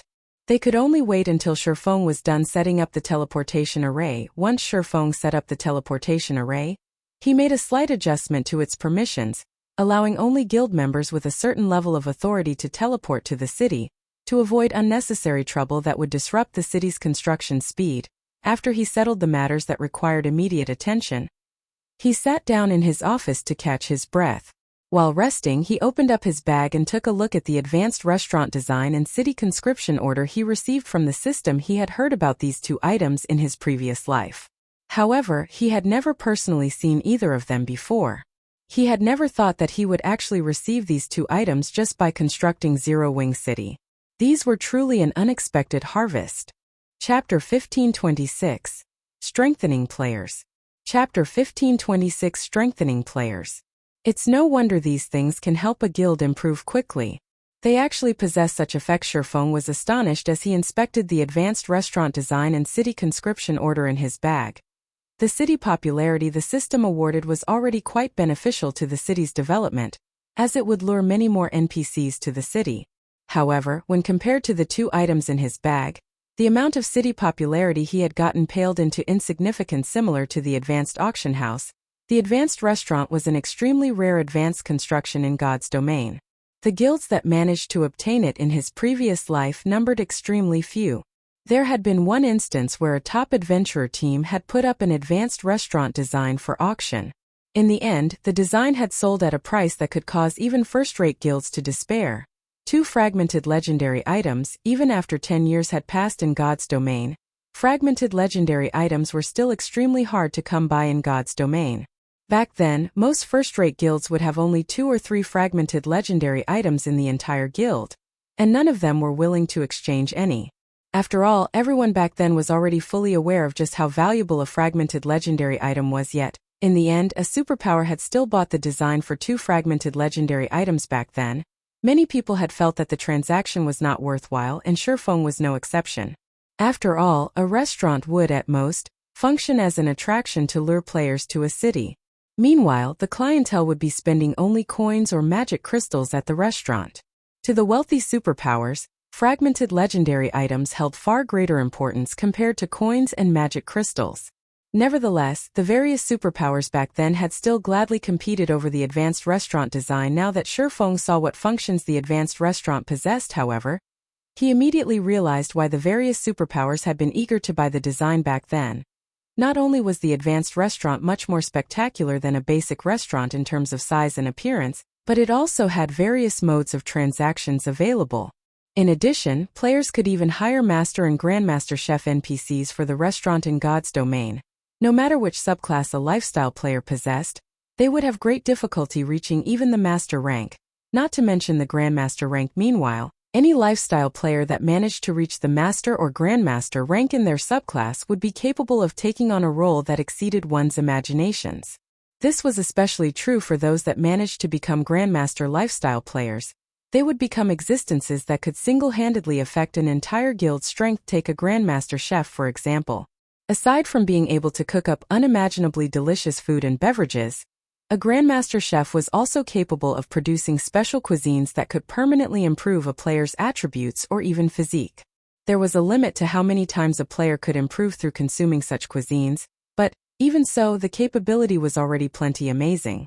After all, aside from upgrading to better weapons and equipment, players had almost no other method to improve their attributes and physique significantly. However, a Grandmaster Chef was capable of continuously strengthening players by producing various special cuisines. Although there was a limit to how much one could improve through consuming special cuisines, according to the rumors, when a player reached that limit, the additional attributes and physique they obtained could rival even that of a fragmented legendary item. Of course, the requirements to construct the advanced restaurant were also very high. At the very minimum, the advanced restaurant had to be built in a basic city. Aside from that, the architects building the advanced restaurant needed to be of sufficiently high standards, as they had to inscribe various kinds of runes. Finally, the advanced restaurant called for many different types of rare materials in its construction, including 1,000 pieces of mana oregon. By Feng's estimates, the total construction cost would be around 10,000 gold. As for the city conscription order, it was also a very valuable item. When used, it allowed a city to recruit a powerful NPC soldier with high growth potential. Meanwhile, the better developed a city was, the greater the city conscription order's effects would become. In the past, there was one guild that actually managed to recruit a Tier 4 Great Wizard through a city conscription order, when it was normally extremely rare for a city to manage to get even a Tier 2 NPC soldier. As for Tier 3 NPCs and above, it was practically impossible to recruit one without external aid such as the Heroes Chapter and the City Conscription Order. Not to mention, a Tier 4 Great Wizard was much more powerful than other classes when it came to defending a city. It should be appropriate to use this thing once Zero Wing City is set up properly and the total population stays at 1.5 million long term. Feng grew a little excited as he looked at the City Conscription Order. If he really managed to recruit a Tier 4 NPC to protect the city, it would truly be perfect. Meanwhile, over at Stone Forest Town, Aqua Rose was rapidly gathering elite members and architects. When Aqua Rose announced that she would be bringing some players to garrison the guild's new city, the entire guild had gone into an uproar. Vice guild leader, I want to apply. Crap. It's actually true. Our guild really does possess a city. Fortunately, I joined Zero Wing early on. Had I waited to do so only after the guild obtained a city, the requirements to join the guild would definitely have been much higher. I know, right? Previously, a friend of mine was debating on whether he should join Zero Wing or King's Return. In the end, he chose to develop himself in King's Return. If he finds out that Zero Wing already has a city, something not even super guilds like King's Return possess, he will definitely die from regret. When Zero Wing's members heard Aqua Rose's announcement, they immediately started applying to join the new city's daily maintenance workforce in a frenzy. In reality, though, they were trying to use this opportunity to take a look at the new city as well as find out where it was located. In less than 10 minutes, Aqua Rose managed to gather 3,000 elite members and 200 architects. I've already provided you all with the permission to transfer to the new city. After you arrive there, start the daily maintenance work and manage the NPCs that are coming into the city. If you can't manage some of the incoming NPCs, notify the nearest NPC guard. If none of you have any problems, you may transfer over right away, Aqua Rose said after talking about the tasks everyone would be doing once they arrived at the new city. Whether one constructed a new town or city, the first thing they needed to do was deal with the influx of NPCs. After all, players were not allowed to stop NPCs from entering guild towns and cities. Only in the event where players had managed to catch an NPC in the commission of a crime, or could identify them to be wanted criminals, could they expel said NPC from their town or city. Meanwhile, there would also be plenty of NPCs belonging to the dark forces mixed among the ordinary NPCs entering the city. If the guild could properly manage the security of the city's popularity would rise at a faster rate. Conversely, if it failed to maintain the security of the city's popularity would decrease. Hence, maintaining the security of the city during the city's early stages required a large number of players. Only after stabilizing the city's security could the guild open the city to players. After Aqua Rose was done speaking, the players she gathered inside the guild hall began purchasing the guild transfer scroll for Zero Wing City before promptly disappearing from the hall. This scene inspired strong envy in the other guild members present inside the guild hall. Although it was said to be city maintenance work, it was similarly a quest. If players could capture a dark NPC inside the city, they would receive plenty of EXP and GCPs. Doing this quest was much more profitable than grinding monsters out in the fields.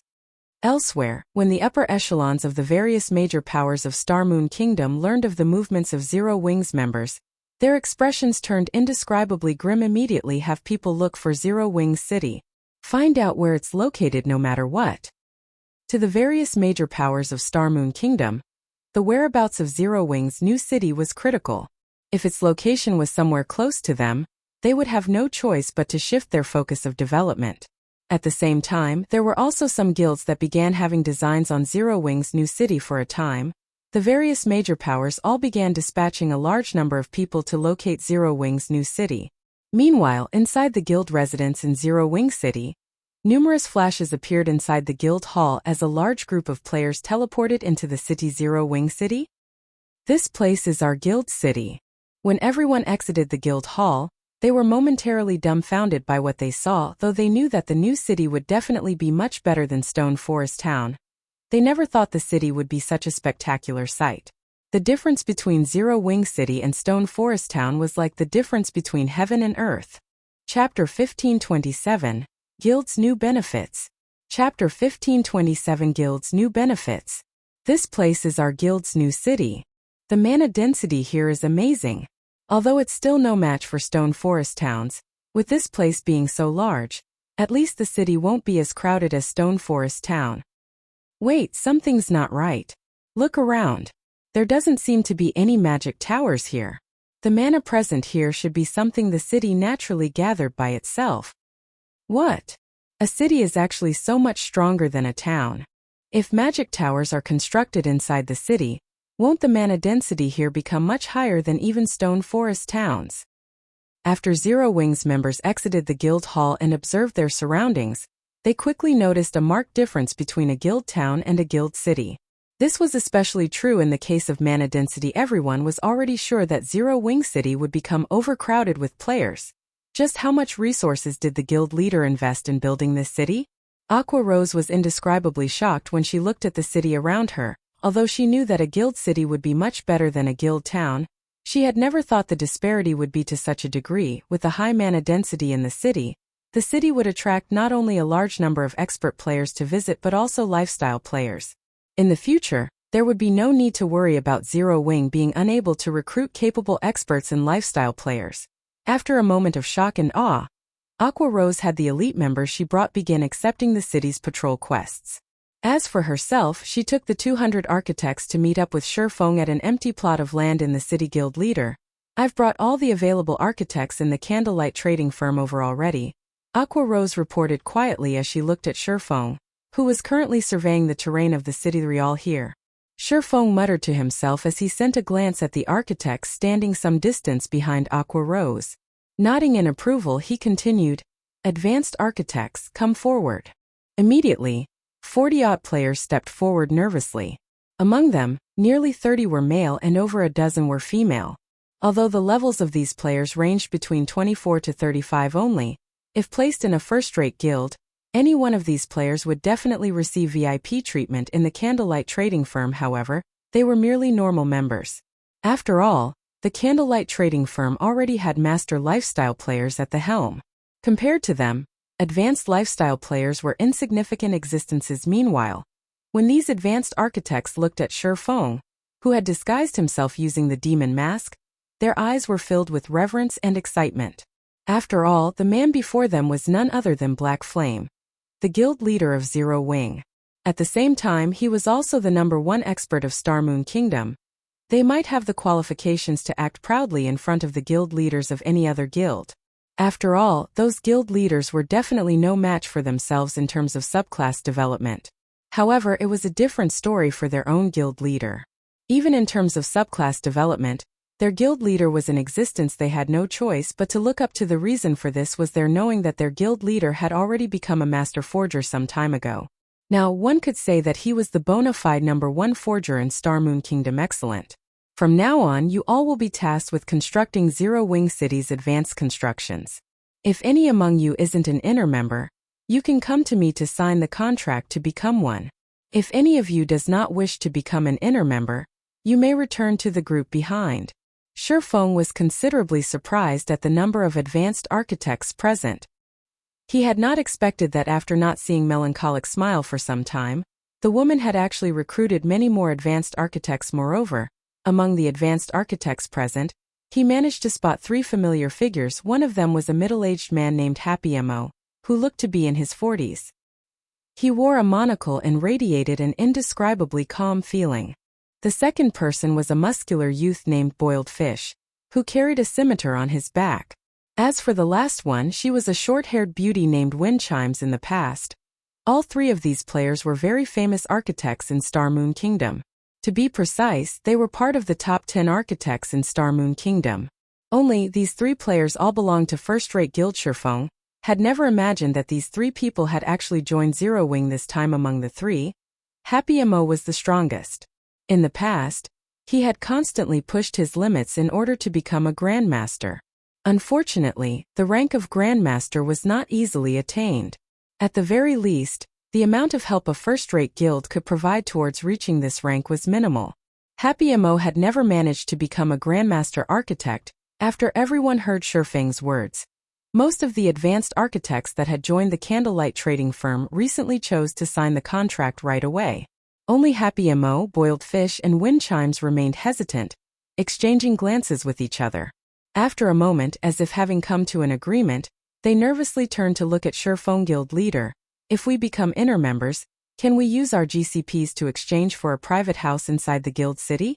Happy Mo, who was the eldest among the 3, stepped forward and asked carefully. Although Feng looked younger than himself, the feeling the man gave off was akin to that of a prehistoric beast. While standing in such close proximity, Happy Mo found himself growing breathless.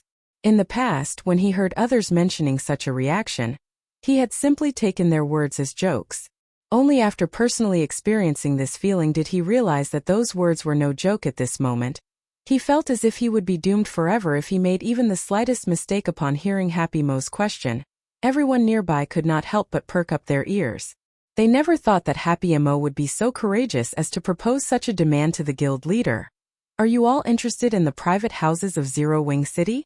Feng asked as he looked at Happy Mo's group of Feng. The environment here is quite good. I feel that if it is here, my research would be more successful. Happy Mo stated. Boiled Fish and Wind Chimes nodded their heads in agreement. Initially, the 3 of them had considered living in Stone Forest Town.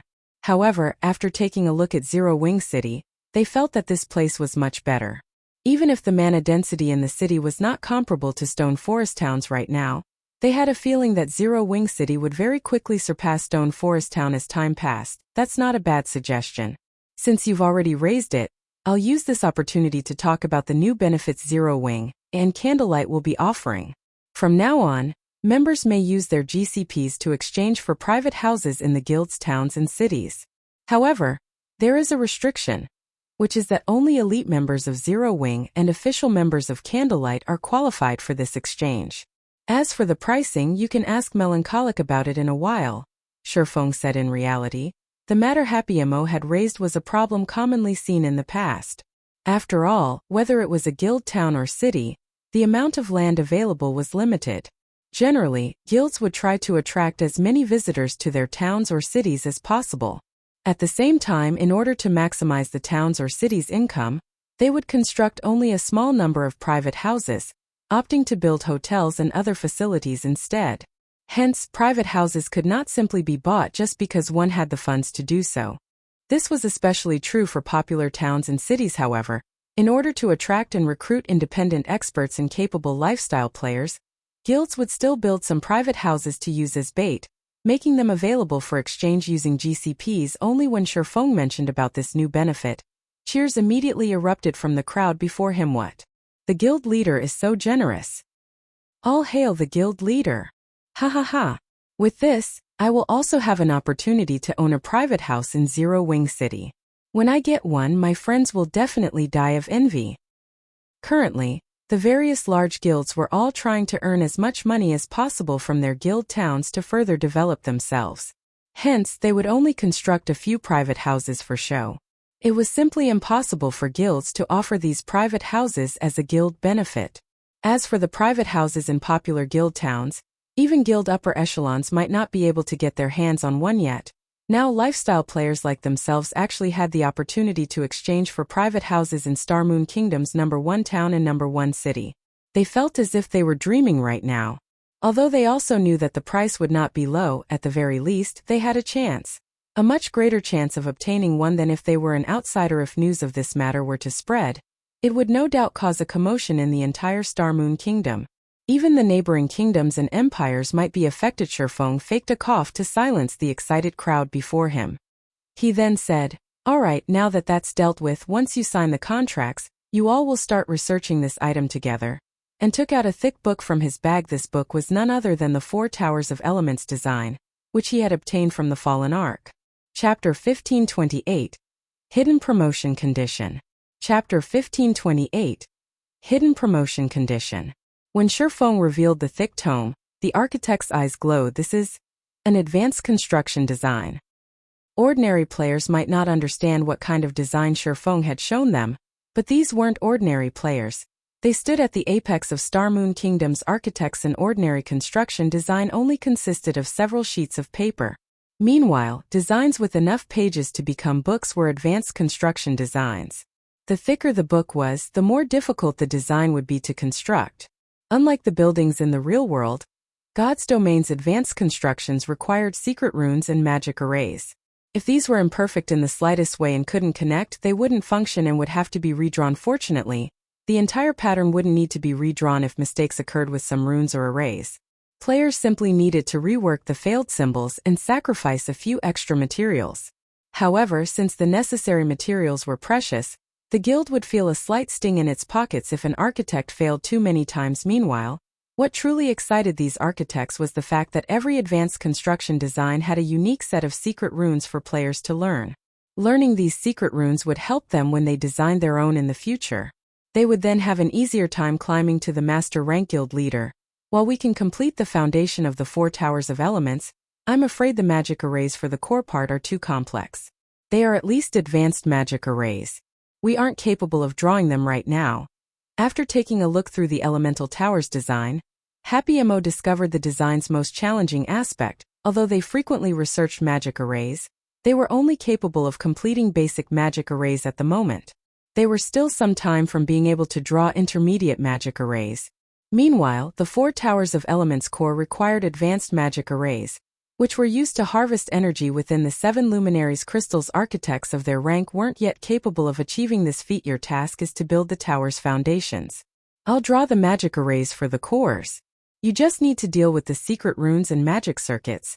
Feng explained. You'll draw them, guild leader? The lifestyle players were stunned when they heard Feng's plan. They stared at the man as if he were a monster. Not only was Feng a master forger, but he could also draw advanced magic arrays. How were they supposed to compare to someone like this? What these players didn't realize was that players had to learn to draw magic arrays to develop their subclasses. In the past, players had only discovered this fact after reaching level 100. Regardless of the subclass, players would encounter magic arrays as they increased their lifestyle ranks. Only, the difficulty varied depending on the subclass. For example, forgers, alchemists, and engineers needed to be able to draw intermediate magic arrays at the very minimum, if they wanted to reach the master rank. The requirement was even higher to become a grandmaster. When crafting a higher quality item, the production process would require more mana. Without a magic array to help guide the mana to the item, the production process would fail. Because of this, the various large guilds fought over the rare magic array designs, particularly the high-ranked ones. This was also why powerful lifestyle players preferred to join powerful guilds. As an individual, not only was it difficult to obtain high-quality materials in large quantities, but it was also extremely difficult to collect a large variety of magic array designs. Such a task required sufficient strength and a large number of players. This was the reason that the various kingdoms and empires restricted the circulation of magic array designs. Aside from the Four Towers of Elements design, Feng had also revealed the advanced restaurant design and instructed the advanced architects to research it together. With this, they could improve their secret rune standards far more quickly and complete the Four Towers of Elements with more precision. Seeing this, the other architects present could not help their envy. Now they were even more eager to reach advanced rank. After all, there was a massive difference between the amount of GCPs they could obtain from constructing an advanced construction and a basic construction. Moreover, Feng had stated that as long as they qualified and had enough GCPs, they could purchase a private house in Zero Wing City, following which, every architect went into action. While the advanced architects focused on the Four Towers of Elements, the other architects focused on the hotels, bars, private houses, shops, the battle arena, and other basic constructions. Elsewhere, Feng published the news of Zero Wing City on Star Moon Kingdom's official forums. After all, the city wouldn't remain a secret for long, and with how massive Zero Wing had become, the guild certainly had quite a few spies among its ranks. Rather than letting only the other guilds in on the secret, it was more beneficial to announce it to the kingdom, increasing the city and guild's fame. When the information went public, a sensation swept through the kingdom. The spectacular view from the city alone was mesmerizing, not to mention its functions. However, players were more excited about the city's mana density. The city's mana density is so high even without any magic towers? With this, Zero Wing will definitely rise in God's domain. Once Zero Wing finishes constructing magic towers, the city's mana density will be even higher than in Stone Forest Town. But why is Zero Wing City constructed in Witch's Hill? Although the average levels of the area's maps are quite high, their resources are average at best. They chose a far better location for Stone Forest Town. Zero Wing might have other reasons. Just look at Witch's Hill. It has the high-level resource map, Shadow Forest, and the Hell Mode regional dungeon Mournful Ruins. When players reach level 60, Witch's Hill will be a prime leveling spot. I wonder when Zero Wing will open its city to the public. That's right. When is Zero Wing going to open the city? It would be great if our adventurer team can garrison in Zero Wing City. Hopefully, the private houses won't be too expensive. Although Feng had only released a small amount of information, it was enough to stir players' interest when the various large guilds saw Feng's post. Some celebrated, while others wept. Those who celebrated were the guilds whom the city couldn't threaten right now. After all, God's Domain's mainstream players were still some distance from level 40. It would still be some time before mainstream players would head to level 50 to 70 areas like Witch's Hill to develop. Once players reached level 50, Zero Wing City would become a disaster. Gather more manpower immediately. We need to earn as many contribution points as possible during Bewildering Forest Town's defense. For a time, the various large guilds assembled and dispatched their forces to Bewildering Forest Town. If their guilds wished to develop quickly, they had to deal with their lack of mounts as quickly as possible. Bewildering Forest Town's defense was the best opportunity to do so. As a result, more players flooded to the already crowded town. Among the new arrivals, the lowest level was level 40, while the majority were level 42 and 43. As one large guild after another arrived with its forces in Bewildering Forest Town, many of the independent players, who were there to earn some contribution points, were amazed. Expert players, which were normally difficult to encounter, swarmed the town. Their equipment was simply blinding. Normally, players in full level 40 dark gold equipment attracted a lot of attention, but now these players were a dime a dozen. In fact, they barely attracted any attention. Many of the players who had come to Bewildering Forest Town wore full sets of level 45 dark gold equipment, but some even wielded weapons and equipment that radiated the epic rank glow effect. Among the various large guilds that had arrived, one guild stood out. Upon this guild's arrival, the other guilds in the teleportation hall opened a path for its members. Not only were these guild members' levels quite high, but the other guilds' upper echelons also drooled over their equipment. In addition, every one of these players sat comfortably atop their mounts, with the majority riding pitch-black warhorses. These players also wore a black cape draped over their shoulders. As they moved, they looked like a well-trained army. The several dozen players leading this group even rode bronze rank and above mounts. Compared to these players, the other guild's members looked like hoodlums. What guild is that? It's so amazing. Have you never been to a neutral map outside of Starmoon Kingdom? You don't know about Heaven's Burial? Heaven's Burial? How is this possible? I remember that Heaven's Burial suffered a devastating defeat when it tried to compete with Zero Wing for the position of number 1 guild. How does it have so many high-level members? They even have mounts. You must have never been to a neutral map before then. After Zero Wing defeated the guild, Heaven's Burial shifted its focus. Now it thrives in neutral maps. Have you heard of Bonewind Town? I've heard of it. I think it's one of the 3 Orc towns players captured after the Orc Empire's rise. Let me tell you then. Heaven's Burial is the guild that captured Bonewind Town.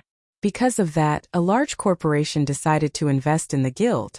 Heaven's Burial used those investments to recruit a large number of experts and well-known workshops from other kingdoms and empires. Now the guild's strength has reached a new level. If Heaven's Burial clashed with Zero Wing in the fields now, it might have a chance of victory. As the crowd discussed Heaven's Burial, another series of flashes illuminated bewildering Forest Town's teleportation hall. Unlike Heaven's Burial's members, however, none of these players rode mounts. But despite standing there quietly, the crowd couldn't help but turn towards them. Look. Zero Wing's members are here. Chapter 1529. War Between Countries. Chapter 1529 War Between Countries.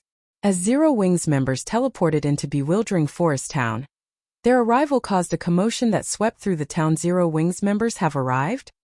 What a powerful aura. As expected from Starmoon Kingdom's number 1 guild. What? Black Flame is here too. Oh.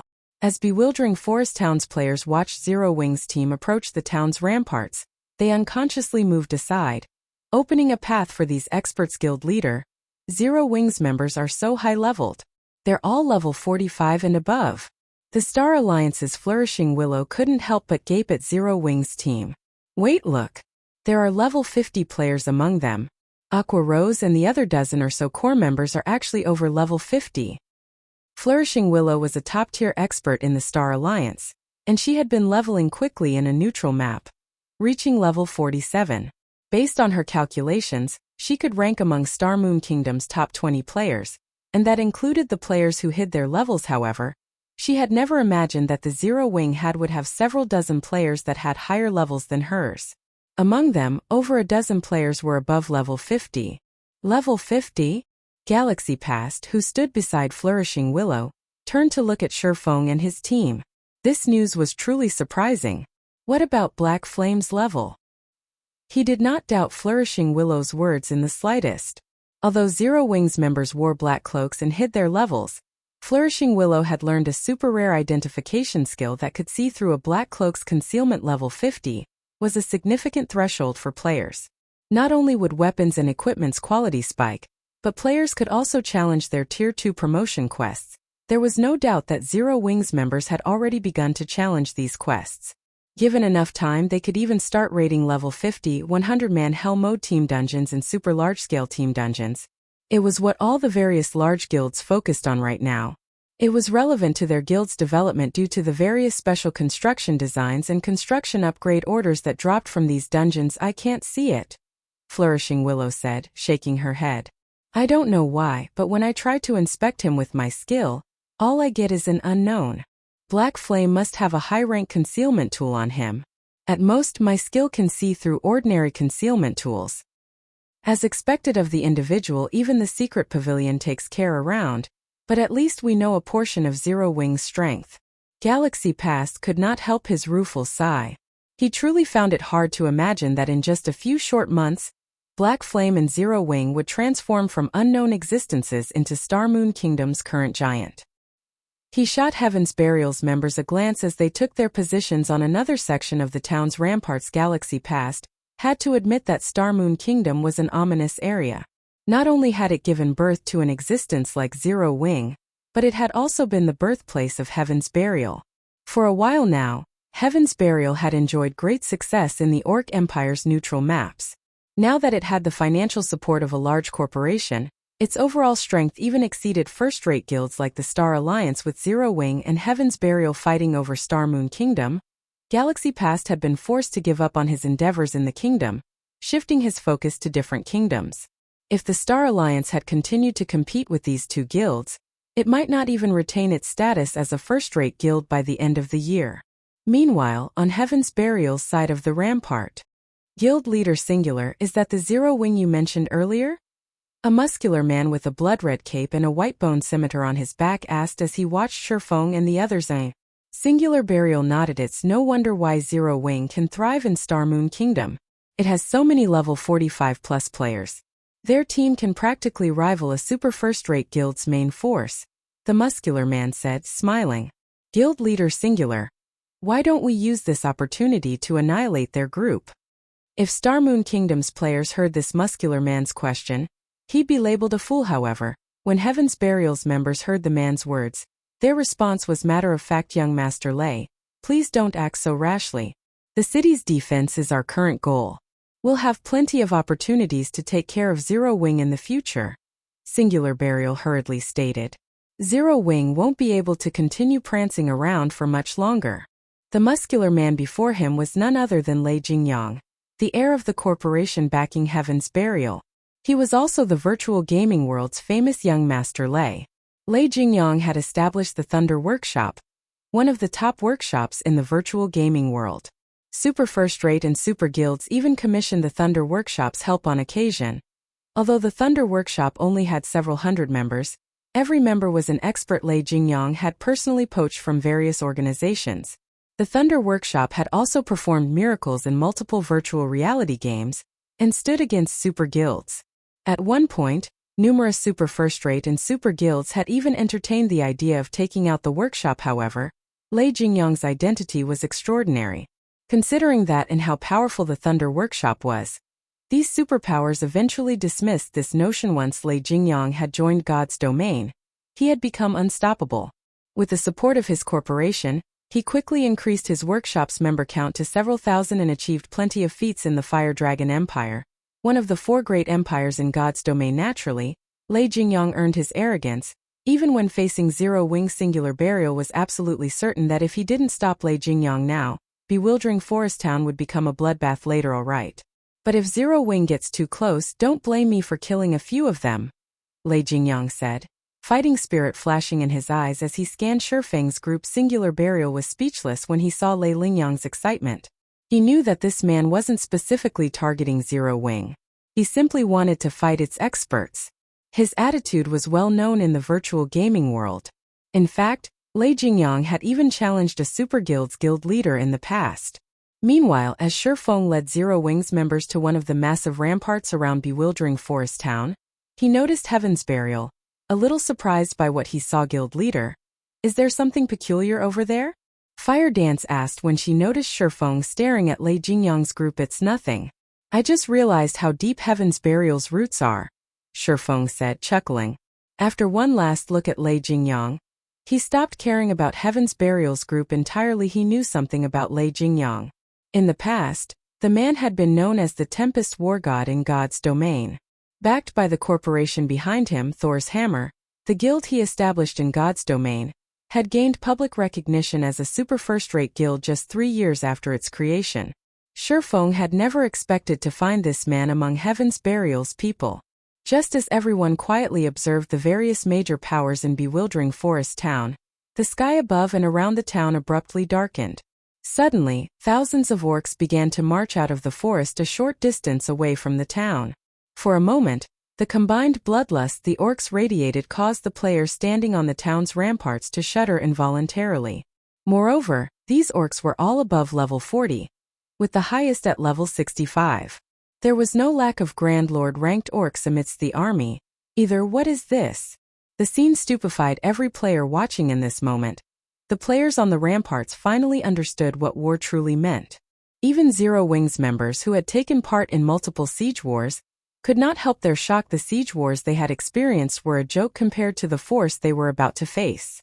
In the face of this orc army, Even 500,000 evil beasts would be child's play. Unlike the evil beast army, these orcs moved in well-organized rows. Even from afar, one could see the clear division between the orcs' frontliners, healers, and ranged attackers. More importantly, the orcs dragged siege weapons such as catapults and battering rams with them. At a glance, there were easily over 100 catapults lining up at the edge of the forest. Such a force even surprised Aqua Rose and Zero Wing's other main force members, who had experienced hundreds of fierce battles. This was nothing like the monster siege they had imagined before the defending players could wrap their minds around the situation. Sounds of war horns rang out from the forest. Immediately, the orcs began to surge from the forest's edge fervently. Every one of them had gained a status buff. Chapter 1530. Despairing Gap. Chapter 1530 Despairing Gap. Why are there so many monsters? Is this really a monster siege? Why does it feel more like a war between NPCs? Quick look. The NPC soldiers' levels have dropped. Everyone felt their scalps tingle as they watched the tsunami of orcs surge out of the forest. Before they realized it, the level 100 plus NPC soldiers defending Bewildering Forest Town had fallen to level 70. Even the guard captains fell to level 75. Seeing this, everyone felt a chill grip their hearts. Level 70 plus NPCs would only have a small advantage over the level 60 plus orcs. Trying to defend the town with just a little over 2,000 NPCs would be a dream. As a result, the various large guilds' original plan to rely on the NPCs shattered. Guild leader, there are too many orcs. It's impossible to stop them with Bewildering Forest Town's current defenses. Should we retreat? Flourishing Willow's expression darkened after she inspected the orc army with her identification skill. The weakest of these orcs was a level 40 special elite. There were also a large number of Great Lord-ranked orc warriors and Grand Lord-ranked orc captains. Most importantly, this army was marching towards the town from 3 different directions, and level 65 mythic-ranked orc generals led the siege on each side. This level of combat power simply could not be stopped by a weakened town's defenses. The only defensive structures the town had were arrow towers, which were far weaker than catapults. In such a situation, trying to stop several million orcs with 300,000 plus elite players was a joke. Let's wait and see.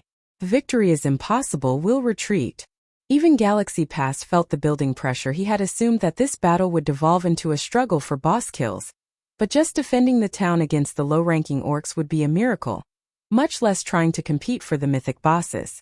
Whoever tried to fight the bosses while surrounded by so many orcs would be begging for death. The other guilds also adopted a wait-and-see attitude. Suddenly, over 100 massive fireballs began to rain down on Bewildering Forest Town. Crap. Dodge the attacks. The various guilds' upper echelons shouted, their expressions darkening when they saw the fireballs. The fireballs had come from the distant catapults. If players were struck by the catapults' attacks, there would only be one outcome: death. Although players tried to move out of the attack's trajectory, over 300,000 players had gathered in Bewildering Forest Town. The town was so cramped that even normal movement was difficult. As a result, these players could only watch as the massive fireballs descended. Boom, boom, boom. A series of explosions echoed throughout Bewildering Forest Town before the fireballs struck the town. The town's defensive magic array stopped and scattered the attack. However, as a result of the explosions, the barrier shook violently and began to crack. Fortunately, due to its supply of mana, it recovered quickly. Everyone in the town breathed a sigh of relief. Had the 100-plus fireballs landed, the consequences would have been unimaginable. However, as the magic barrier dealt with the fireballs, the orcs and their battering rams reached the edge of the barrier outside of the town's ramparts. They attacked. As a considerably fortified town, magic runes strengthened the town's ramparts, and these walls could take more punishment than the magic barrier. However, the orcs' battering rams specialized in breaking down walls and gates. Sure enough, the battering rams' magical pikes pierced the magic barrier and struck the wall around the town, leaving multiple marks. Everyone, focus on the orcs' battering rams. Do not let them break through the town's magic arrays and walls. The various upper echelons shouted, reacting immediately. Players launched their attacks from atop the town's walls, raining down countless arrows and spells on the orcs below.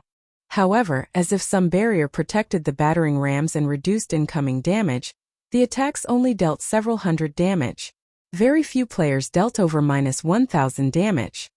This amount of damage barely affected the special elite ranked orcs, who had several 100,000 HP, much less the chieftain, lord, and great lord ranked orcs, whose HPs were in the millions. Even when the players launched large-scale destruction spells and AoEs, the effects weren't ideal. At most, these attacks removed some of the special elites. The chieftains and above were still alive and kicking even after the bombardment.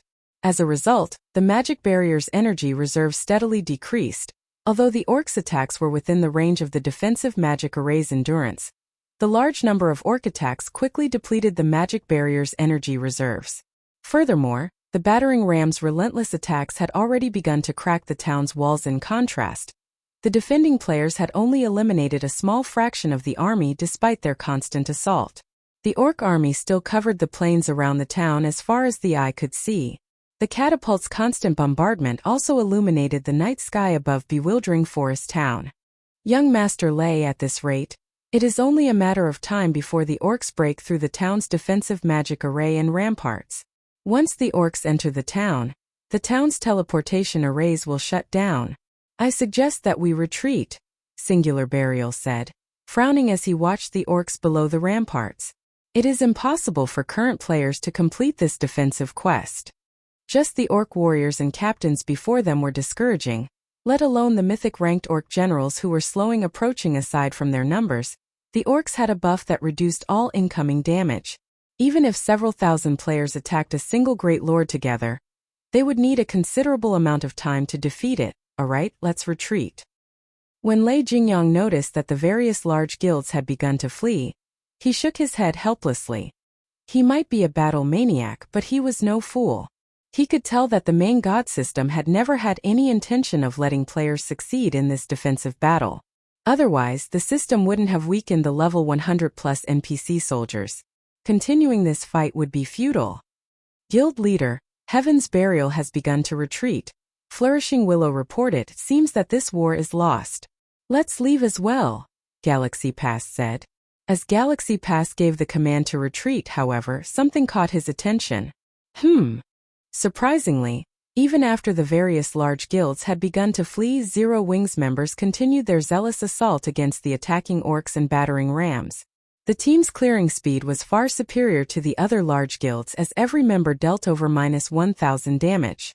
Some of Zero Wings players even dealt several thousand damage with each attack. The restaying Galaxy Pass watched Zero Wings members in confusion. Currently, less than 100,000 players remained in bewildering forest town. Moreover, more players fled with each passing second. Yet Zero Wings members had chosen not to retreat and continued to attack even though the town's defensive magic array and walls could shatter at any minute. Zero Wings still acts so tough even now? Lei Jingyang, who currently stood below the town's walls, revealed a contemptuous sneer as he watched Feng, who remained on the ramparts. Just for the sake of keeping up appearances as the #1 guild, he's ordered his guild members to throw away their lives.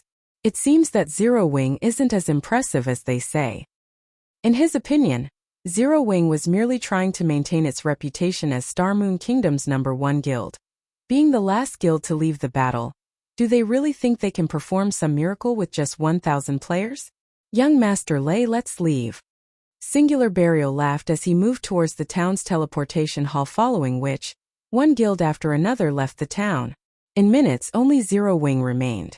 Guild leader, the other guilds have left, Aqua Rose reported as she inspected bewildering forest town situation. Only Zero Wings members occupied the town. Good. Let's begin. Feng then turned to Kola beside him and said, Kola, Turtledove, Wumian, you three will be the lead MTs. We're targeting the Orc Warlord. Although he did not have any experience dealing with Orc sieges, he had watched several videos of such in the past. The fact that the orcs had dispatched this massive of a force to deal with bewildering forest town didn't surprise him in the least. In fact, he had expected it. After all, this was a war between countries. It wouldn't be unexpected if the battle dragged on for several days. However, there was a method to end this war swiftly. Slay the enemy commander. This method might be difficult for other guilds, as even approaching the enemy commander was nearly impossible. But it wouldn't be difficult for him, following which, Feng activated Spatial Gate, aiming for the Orc Army's temporary base of operations at the army's rear. Chapter 1531. Kingdom Upheaval. Chapter 1531 Kingdom Upheaval. After the various large guilds and adventurer teams had retreated from bewildering Forest Town, players heatedly discussed the Orc siege on Starmoon Kingdom's official forums. The uploaded recordings of the siege war shocked everyone in the kingdom, although the various large guilds frequently clashed, with some even waging large-scale wars against each other. There was simply no comparing those battles with the Orc army's assault. The difference between them was like the difference between heaven and earth. The recordings were enough to showcase the Orc army's intense bloodlust. With so many Orcs in that army, it seems bewildering Forest Town is doomed. I wonder if the Orcs will continue on and attack another location? I doubt that. This should be some kind of system event. If the Orc army goes on to capture other towns in Starmoon Kingdom and weakens those NPCs, Starmoon Kingdom is doomed. You can't say that for sure. As soon as the Empire's Rise expansion pack took effect, the Orc Empire invaded and took over a portion of the several neighboring kingdoms and empires' land as well. I guess so. If that is the case, the neighboring towns are in trouble. What guild could possibly hold off so many Orcs? I've heard that every guild in bewildering Forest Town has retreated. Not even a 300,000-plus elite army can stop the Orcs now. No, that's not entirely true. I've heard that Zero Wing is still fighting in bewildering Forest Town right now. Zero Wing? Don't get your hopes up. Zero Wings only sent 1,000 players to the town. They're simply trying to put on an act. There aren't even enough of them to serve as a snack for the Orcs. Who knows? They might have retreated by now. No. Based on what I've just heard from Zero Wing's members, the team is still there. Moreover, the players Zero Wing dispatched are members of its main force. Maybe they're trying to grind EXP? After all, there are plenty of Orcs there. A single large-scale destruction spell could easily damage over 100 Orcs. Also, among those Orcs, even the weakest is a level 40 special elite. From what I've heard, they seem to give a lot of EXP. The only problem is the buff they have that reduces the majority of the damage they receive. Some players were excited about the Orc siege, while others were anxious. On the one hand, the Orc invasion meant more opportunities to earn contribution points. However, to the players operating around the towns close to bewildering Forest Town, the town's fall meant that their towns could be the next target. If their towns fell to the Orcs, then all of the effort they've put into building the town's foundations would go to waste. This was especially true for guilds that occupied these towns. Zero Wing's members are still there? Singular Burial, who had returned to Starmoon City, revealed a confused expression when he heard the report from his subordinate. In his opinion, Zero Wing had been putting on an act.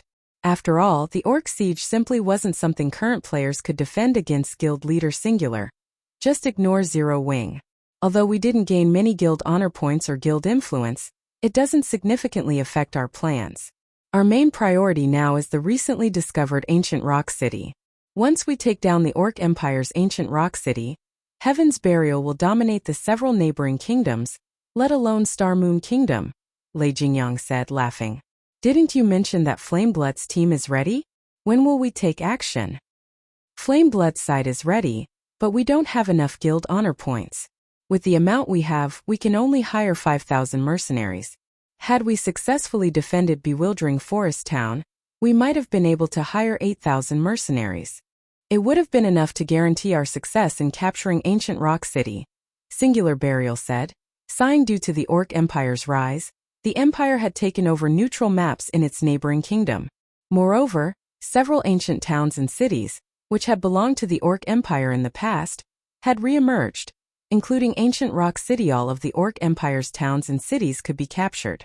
Although players couldn't gain complete control of these towns and cities after capturing them, they could modify and develop them. Moreover, due to the Orc Empire, the various large guilds and independent players were all grinding for guild honor points and contribution points so that they could purchase mounts and other rare items.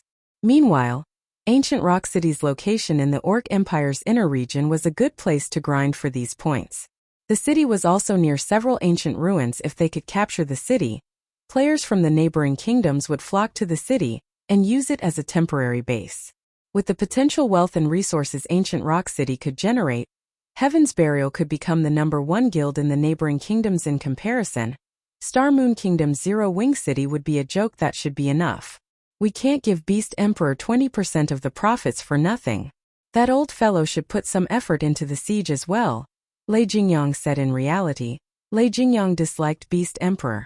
The old man only knew how to move around like a sneaky rat. However, Lei Jingyang had to admit that Beast Emperor commanded incredibly formidable combat power.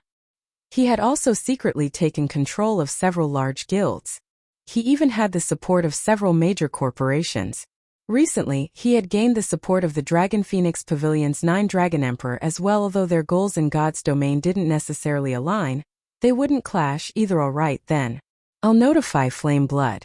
But I've heard that Beast Emperor's situation has reached a critical point. He might not necessarily come to help. Singular Burial nodded. Although he had allied himself with Beast Emperor, they focused on their own matters. Had Beast Emperor given him full support, he wouldn't have had so much trouble gathering contribution points in the first place. Back in bewildering Forest Town, Zero Wings members surged through the spatial tear Feng had created by activating Spatial Gate. In seconds, they appeared before the entrance of a temporary camp in the middle of a forest guild leader. When Aqua Rose emerged from the Spatial Gate, she noticed that the orcs inside the massive camp were level 60+. In addition, they were all chieftain rank or above. At a glance, she counted well over 1,000 orcs. 4 Grand Lord ranked orc captains guarded the camp's entrance. Meanwhile, a massive orc in pitch-black armor with a saber at his waist sat in the large tent in the center of the camp. When Zero Wings members saw the orc statistics, their minds blanked. Orc Warlord. Humanoid creature. Mythic. Level 66. HP 400. 000000/400. 000000. Oh. Aside from the Orc Warlord's 400 million HP, it had a total of 5 HP bars. This meant that the Orc Warlord's combat standards could rival that of a 5th-floor trial tower expert rather than a preemptive strike. They were throwing themselves into death's embrace. The orcs in the base camp quickly noticed the arrival of Zero Wings members. They roared and sounded their war horns, notifying the distant orc army that they had been ambushed and needed reinforcements. The 4 orc captains guarding the base camp unsheathed their weapons and attacked alongside the other orcs. Meanwhile, the orc warlord slowly made its way towards Feng and his companions, gazing at the players as if they were pests. Cola, you 3 get ready to tank the monsters. Everyone defensive formations. The welcoming party didn't particularly surprise Feng. This was the orc army's main headquarters. It was only natural that it was well fortified. If it were so easy to ambush and destroy, the country-level wars wouldn't have lasted several days. Fortunately, the Orc Empire's invasion wasn't the same as a war between NPC countries. The Orc Empire did not have players' help, so they could launch ambush tactics without worrying about enemy players hearing Feng's command. The MT trio gritted their teeth and pulled the approaching monsters aggro very quickly. Cola, Turtledove, and Yuwumian each took on an Orc captain, while Solitary 9 and Dark Madness took on the last Orc captain. However, since the MTs also had to dodge attacks from the lower-ranked orcs, they struggled to dodge the orc captain's attacks. Unlike the savage orcs on Thunder Island, these orcs were skilled and organized as they split into groups of frontliners, ranged attackers, and healers. The orcs also had an overwhelming advantage in terms of total damage output. Although Zero Wings members could deal over -10,000 damage with each attack, every orc here had millions of HP. The orc healers in the rear could also heal their allies for tens of thousands of HP, with each healing spell guild leader. The orc warlord is coming, Cola anxiously announced as he watched the mythic boss approach. For a moment he wondered if they had bit off more than they could chew. This time, hearing Cola's announcement, everyone on the team promptly turned to look at the orc warlord. Immediately, they felt a stifling sensation as a heavy pressure weighed down on them. Chapter 1532. Might of a Tier 4 Existence. Chapter 1532. Might of a Tier 4 Existence.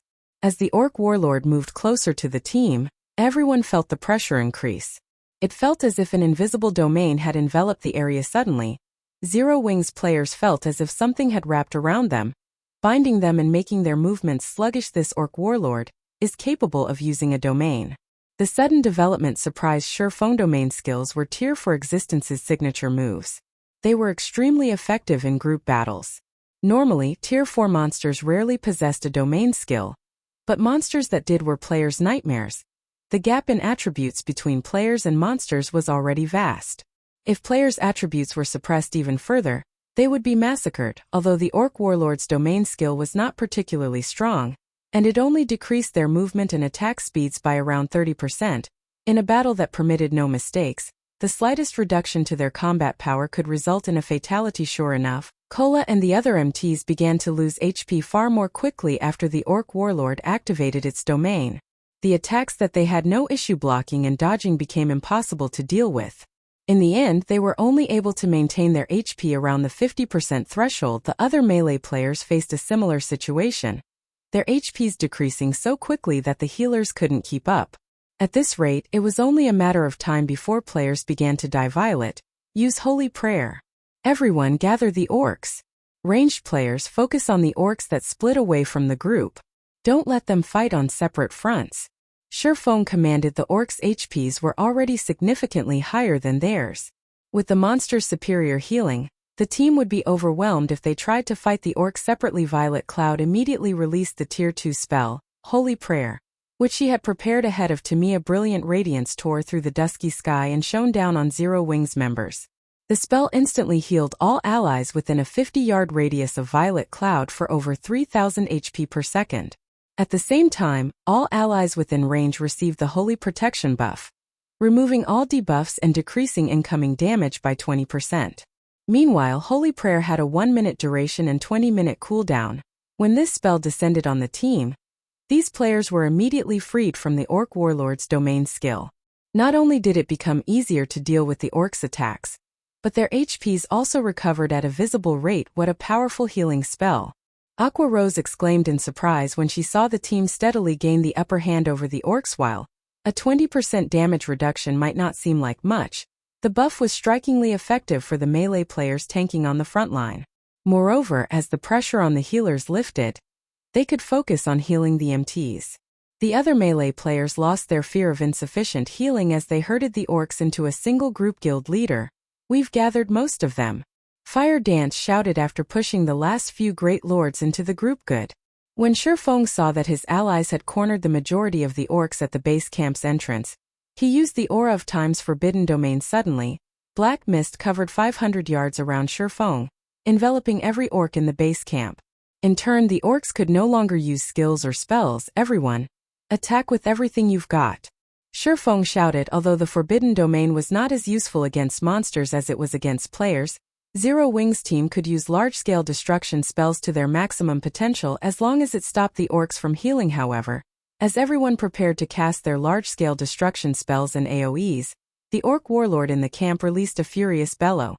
It then unsheathed the saber from its waist and swung the weapon in a downward arc before anyone could react. An arc of energy shot forward, extending up to 200 yards and gouging the ground.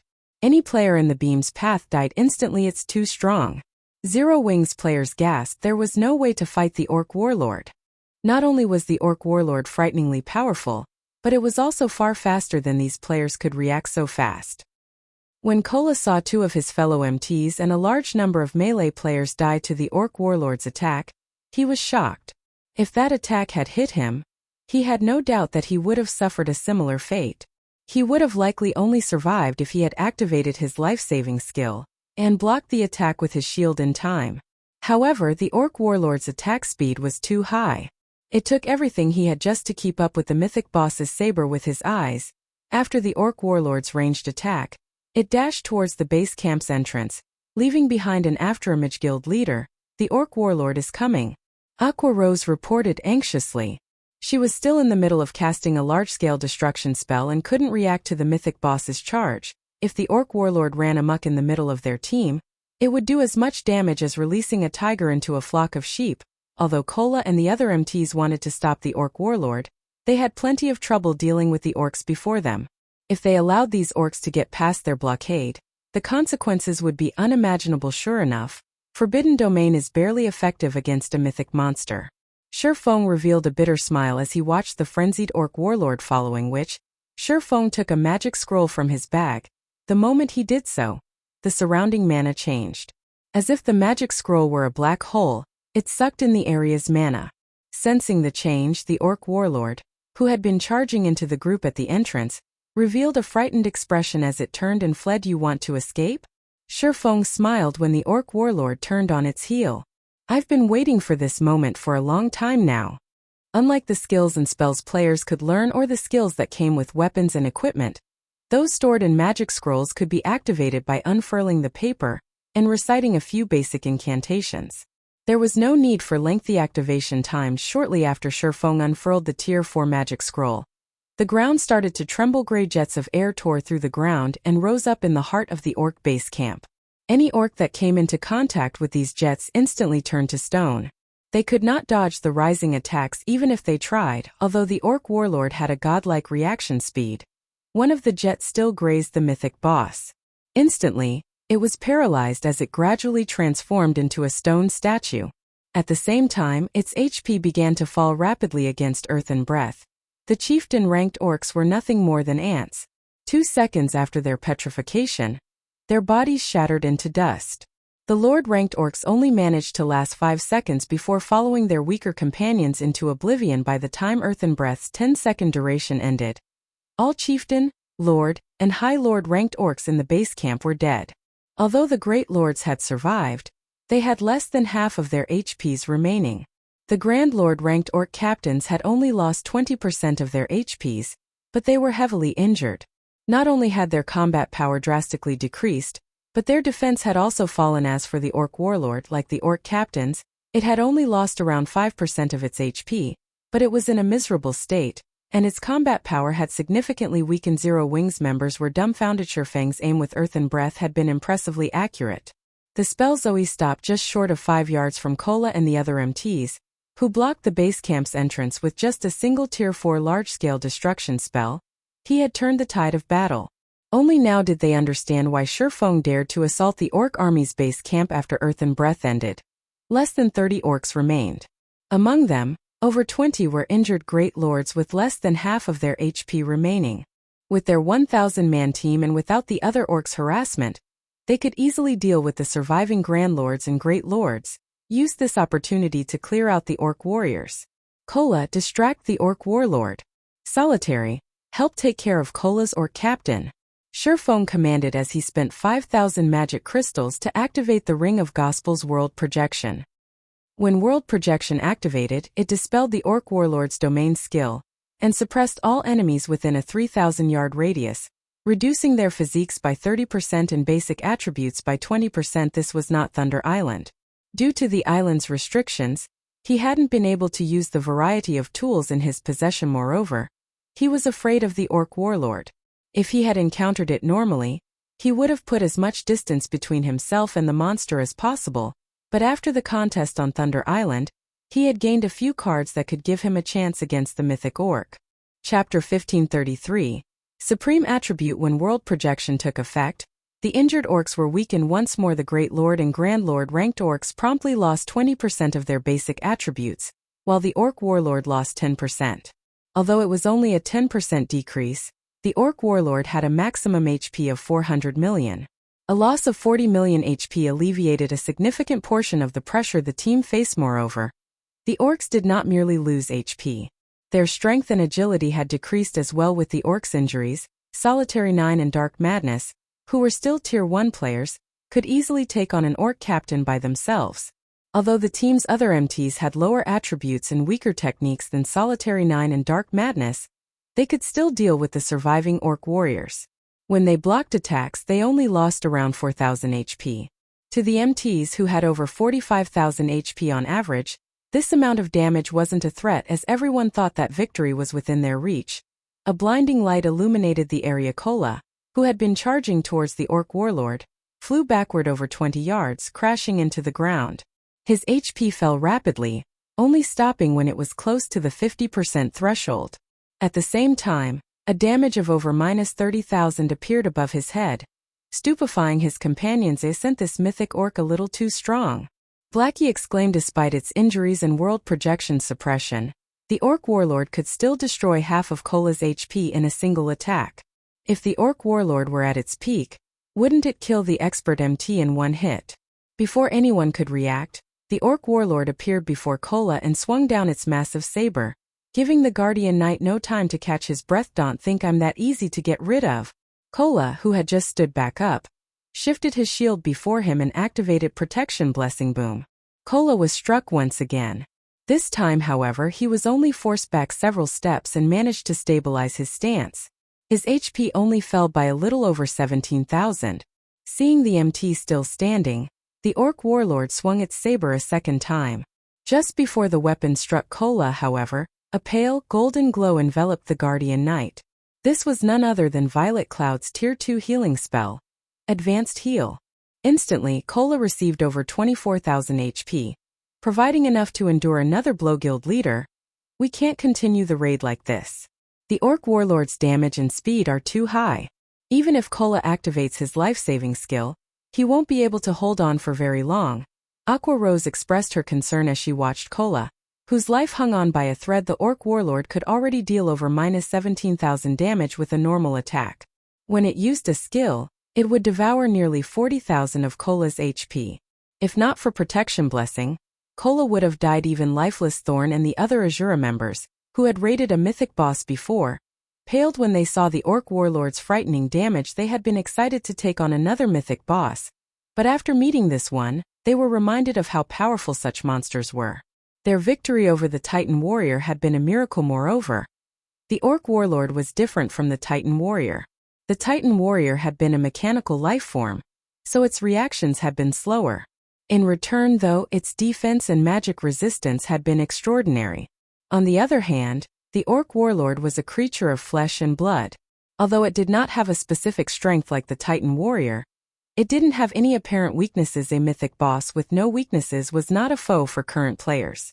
It might be possible to defeat one with an army of tens of thousands, but it was beyond a 1,000-man team. The Titan Guard's effects are really impressive. In contrast, Feng nodded in satisfaction as he watched Kola's HP rise and fall. Immediately, he took out the Bible of Darkness and summoned a Tier 3 demon. He wouldn't have dared to provoke a mythic boss on Thunder Island, but he had plenty of tools he could use here. He was fully aware of how terrifying the Orc Warlord was. He had simply sent Kola to intercept the boss alone to see how far the Guardian Knight could go with the Titan Guard. The results had exceeded his expectations. If any other Tier 2 metric ton stood in Kola's place, one of the Orc Warlord's normal attacks would likely kill them instantly. Even if they survived, they wouldn't have much HP left in the next moment. A level 75, Tier 3 Red Demon emerged from the gates before Feng. Due to Demon Ruler's buff, the Red Demon's maximum HP rose to 27,000,000. Kola, coordinate with the Red Demon to distract the Orc Warlord. Everyone else clear out the other orcs. Feng commanded with the Red Demon splitting the Orc Warlord's damage. The pressure Kola faced decreased significantly. The healers also had an easier time keeping Kola's MT above a safe threshold. The rest of the team, in response to Feng's command, kept their guard up as they bombarded the rest of the orcs. Although the Orc Warriors were great lords, their injuries and the suppression dropped their overall combat power to below a Grand Lords of the same level. Even a team of Zero Wings elite members could deal with them now. In less than 10 minutes, all surviving Orc Warriors died, and the 4 Orc captains were little more than flickering candlelight in the wind. It was only a matter of time before they fell as well. However, when the Orc captains were nearly dead, the sound of a war horn echoed throughout the forest. What? There are reinforcements. Blackie's expression darkened when he noticed a small Orc army emerge from the nearby forest. Although there weren't as many incoming orcs as there were in the army sieging bewildering forest town, there were several thousand. A level 65 Orc General lead the small force. Orc General, humanoid creature, mythic. Level 65. HP 330, 000/330, 000,000. Oh, is this a joke? We're doomed. How is there another mythic boss? Everyone was speechless when they saw the approaching Orc General. The Orc Warlord was enough of a problem, yet now they had to deal with a mythic-ranked Orc General. They had lost any hope of victory now. Guild leader, let's retreat. If the Orc reinforcements reach us, I'm afraid that we won't be able to escape. Aqua Rose urgently suggested. No. Their timing is perfect. Magic array team on my mark. Feng stated as he shook his head. He had expected these reinforcements. Rather, it'd be strange if the orcs didn't send reinforcements after realizing that the base camp was under attack. Only, he hadn't expected the reinforcements to arrive so quickly. Everyone, gather around the orc warlord. Although Zero Wings members didn't know what Feng planned, they followed his command as the orc reinforcements approached. The team grew nervous. They couldn't understand what Feng intended. Their guild leader couldn't possibly have another Tier 4 large-scale destruction magic scroll. Right? When the orc general was less than 50 yards away and raised its greatsword for an attack. Activate the magic array. Feng shouted immediately. 9 magical class players at the edge of the base camp unfurled the magic array scrolls in their hands. These magic array scrolls, which he had produced before returning to bewildering Forest Town, would activate the 9-star polar domain. However, unlike the 9-star polar domain magic arrays he normally created, he had crafted this one with one of the 4 elemental sources he had obtained from the 2 elemental treasure boxes from Sunset Forest. Of the 4 elemental sources, he had used the only one that included one of the 3 supreme attributes, the source of illusion. In God's domain, the 3 supreme attributes were superior to every other attribute available. Elemental weapons that had been crafted with an elemental source containing one of these attributes would offer incredibly powerful skills.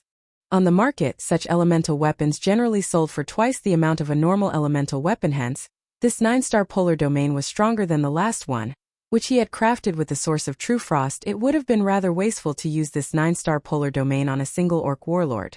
Now that the orc general had joined the fray, he could use this enhanced array to take out the orc general as well as the 9 magical class players. Activated the 9-star polar domain. Space within the base camp twisted and turned. Multiple stacked magic arrays appeared above them. As these magic arrays appeared, a tremendous amount of mana began to gather in the base camp.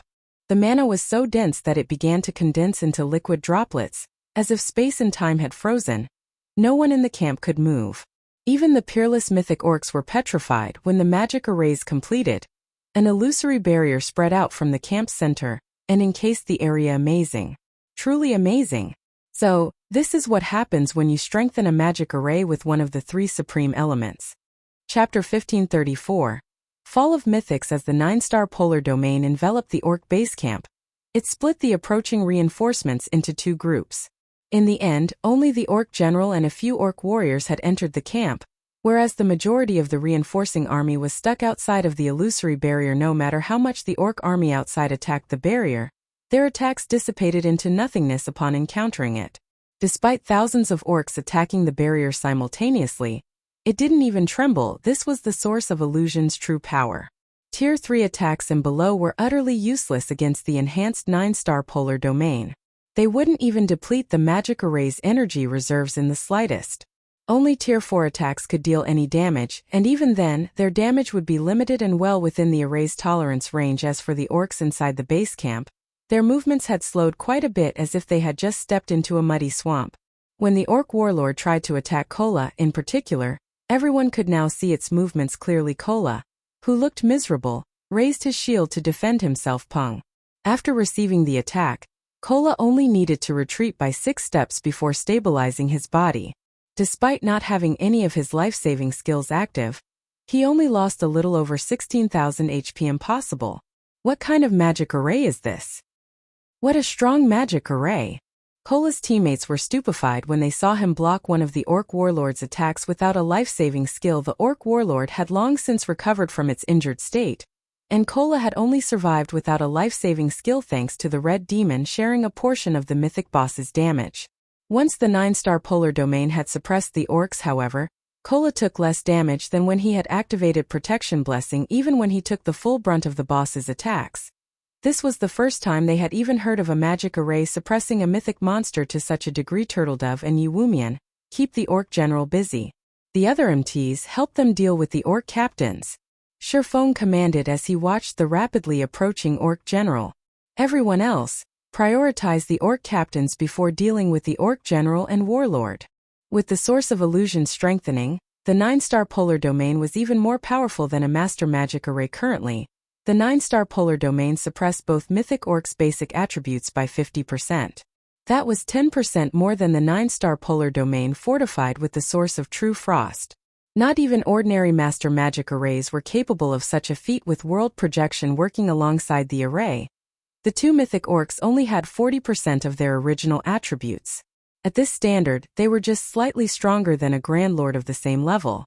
Tier 2 MTs like Turtledove and Yuwumian shouldn't have any issues tanking one of the two bosses. As for the Grand Lord ranked orc captains, their combat power fell below that of a Great Lord of the same level when subjected to the twofold suppression. They were just slightly stronger than High Lords of the same level. Tier 1 MTs were more than capable of tanking them. Guild Leader, where did you get this magic array? It's marvelously effective. Aqua Rose could not help but exclaim when she saw Turtledove and Yuwumian block the Orc General's attacks without much trouble. Normally, the various large guilds took the long way around when they found a mythic monster. Unless they used siege weapons and sacrificed a large number of players, they had no hope of defeating a mythic monster at this stage of the game yet. Their 1,000-man team was holding its ground against two mythic orcs simultaneously. Do you remember the two elemental treasure boxes we got from Sunset Forest? Those treasure boxes contained elemental sources. Not only can these elemental sources be used to refine weapons and equipment, but they can also serve as a power source for magic arrays, enhancing the final product. I used one of those elemental sources to strengthen the 9-star polar domain magic array. Feng explained truthfully. But keep this matter to yourself. We don't want this secret getting out. The elemental source's uses were still a secret to God's Domain's players. They were also extremely rare. By telling Aqua Rose, he could have her take note of them and avoid mistakenly discarding any she came across, assuming they were useless. So that's the case. After this battle, I'll collect as many elemental sources as possible. This way we can challenge several of the unshakable mythic bosses we've found thus far. Aqua Rose's eyes sparkled with excitement. Mythic bosses had appeared in several of Star Moon Kingdom's high-resource maps, and none of the guilds had dared to challenge them thus far. As fate would have it, these mythic bosses happened to be guarding ancient ruins entrances. Now that they had elemental sources, they had a way to enter the ruins. Hearing Aqua Rose's response, nervous sweat beaded on Feng's forehead. Elemental sources were no less rare than epic items. Not even mythic monsters dropped them. He had only obtained 2 elemental treasure boxes due to securing the first clear of a Grade 1 historical site. Even if they obtained the first clear for a lower-ranked historical site, they were unlikely to obtain another. Moreover, they needed more than just an elemental source to face mythic bosses. The Ring of Gospel's world projection was also necessary. However, each cost 5,000 magic crystals. This method of raiding mythic field bosses was far too extravagant. Time passed quickly. With the support of the 9-star polar domain, Zero Wings members only needed a moment to clear out everything except for the Orc General and Warlord. After dealing with the low-ranked orcs, the players' experience bars rose significantly. In contrast, however, their loot was pitiful. Only the Grand Lords and above had dropped a few items, but no one paid much attention to them after all.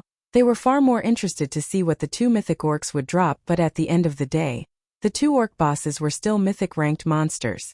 Even with so much suppression, they were still a burden on the team. When the Orc General's HP fell to 70%, it abruptly raised its greatsword. Countless motes of fire began to gather around the weapon crap. Everyone, don't stand in front of the Orc General! Feng shouted. Unfortunately, his warning came too late. Before his teammates had the chance to move out of the way, the Orc General swung its greatsword forward. Scorching fire then rained down from above. Tier 4 skill, Infernal Prison. Any player the flame struck instantly turned into a smoldering pile of ash. Not even the Tier 1 MTs who had activated their life-saving skills had survived the attack in a single move. The Orc General had killed over 100 players immediately after the Orc General's attack. The Orc Warlord, who only had 50% of its HP remaining, followed up by thrusting its saber into the ground. In response, blades of light randomly shot up from the dirt 50 yards around the boss. Due to the random attack pattern, many players failed to defend themselves in time. Anyone the blades of light hit died instantly. In the blink of an eye, another 200+ players had fallen. Everyone, be careful of the boss's attacks. Do not try to take them head-on. Feng warned his companions. Despite the attribute suppression, a mythic monster's skills were incredibly lethal to players. Fortunately, the 2 mythic orcs were physical melee types, not magical classes. Otherwise, they could easily annihilate the Zero-Wing team with 1 or 2 Tier 4 spells regardless of the suppression due to Feng's warning. Everyone kept a closer eye on the Mythic Orcs' movements. If the boss's movements changed in the slightest, they'd immediately distance themselves from the monsters. Even so, the Mythic Orcs' massive AoEs continued to claim lives 45%, 40%, 30%. 686 players, 632 players, 574 players. When both bosses' HP fell to 20%, they entered a berserk state. Seeing this, Feng and the others activated their berserk skills as the Mythic Orcs' HPs fell. Their attacks became more frenzied. Despite activating their berserk skills, the team still suffered casualties. Even the Red Demon rapidly lost HP. Come on! Only have 5% more. Feng's heart grew cold when he saw how many players remained standing. The Orc Warlord still had 5% of its HP, while the Orc General had 8%. However, they only had 300 members of the team remaining. Their DPS was growing weaker. As for his personal guards, Feng wanted to avoid summoning them unless absolutely necessary. As the two mythic bosses continued to throw out all kinds of OE skills, not even his personal guard's survival was guaranteed. If they died, Feng would have to go to great lengths to resurrect them. When the Orc Warlord's HP fell to 3% and the Orc General's fell to 5%, the 200 remaining players desperately activated one Tier 1 and Tier 2 magic scroll after another. However, at the rate they dealt damage, there was no doubt that these orc bosses would have the last laugh. It seems that I have no other choice. Realizing the hopelessness of the situation, Feng gritted his teeth and reluctantly pulled a magic scroll from his bag. This was the last of the 2 Tier 4 magic scrolls the Rock King had dropped, while Earth and Breath was a large-scale destruction spell. The Shadows of Purgatory he currently held was a Tier 4 domain skill. Although it only had a short, 30-second duration, it would be miraculously effective in a large-scale battle, but Feng couldn't care less as he unfurled the scroll and activated it. At the same time, he sacrificed 200 units of life force and activated Divine Providence. When Shadows of Purgatory activated, darkness fell over the orc base camp. Over a dozen shadowy tendrils rose from the ground, striking at the two mythic orcs. The mythic orcs had long since entered a full berserk state, their skin having turned crimson. Their defenses had also reached a frightening level. Even a casual attack from one of these orcs could send Kola, who had activated his berserk skill, flying over a dozen yards away. Yet, when these mythic bosses attacked the shadowy tendrils, it seemed as if their weapons struck an indestructible wall. Not only could the shadowy tendrils repel the orcs' attacks, but they could also pierce the boss's armor, thrusting into their bodies as the tendrils dealt hundreds of thousands of damage. Although the mythic orcs had focused on defending themselves after Feng activated Shadows of Purgatory, of the dozen or so shadowy tendrils Feng controlled, he always landed 1 or 2 direct hits during each attack cycle. As the two orcs defended themselves, the residual energy in their attacks surged towards the surrounding players. It took everything Zero Wings members had to defend against these residual attacks. They had nothing left to launch attacks of their own. If they dropped their guard in the slightest, they'd die instantly. 3%, 2%, 1%. Die. Feng abandoned all defense as he activated Void Shield and launched an all-out assault against the mythic orcs. He also changed the shadowy tendrils' attack patterns constantly every time Feng attacked one of the two mythic orcs. Over half of the shadowy tendrils darted past the orcs' defenses and landed a hit. When the team's member count fell below 100, Feng finally claimed the last strand of the mythic orcs' HPs. Chapter 1535. Kingdom Alarmed Success. We won! The surviving team members cheered joyously as the Orc Warlord and Orc General froze and collapsed. It had an intense battle. Although the mythic orcs hadn't had much HP remaining, they would have likely fallen to the boss's attacks if Feng hadn't used another Tier 4 magic scroll near the end of the battle. The melee players hadn't even been able to approach the orcs to attack near the end of the battle, and the orcs' rapid attacks blocked most, if not all, of the ranged players' attacks. They're finally dead.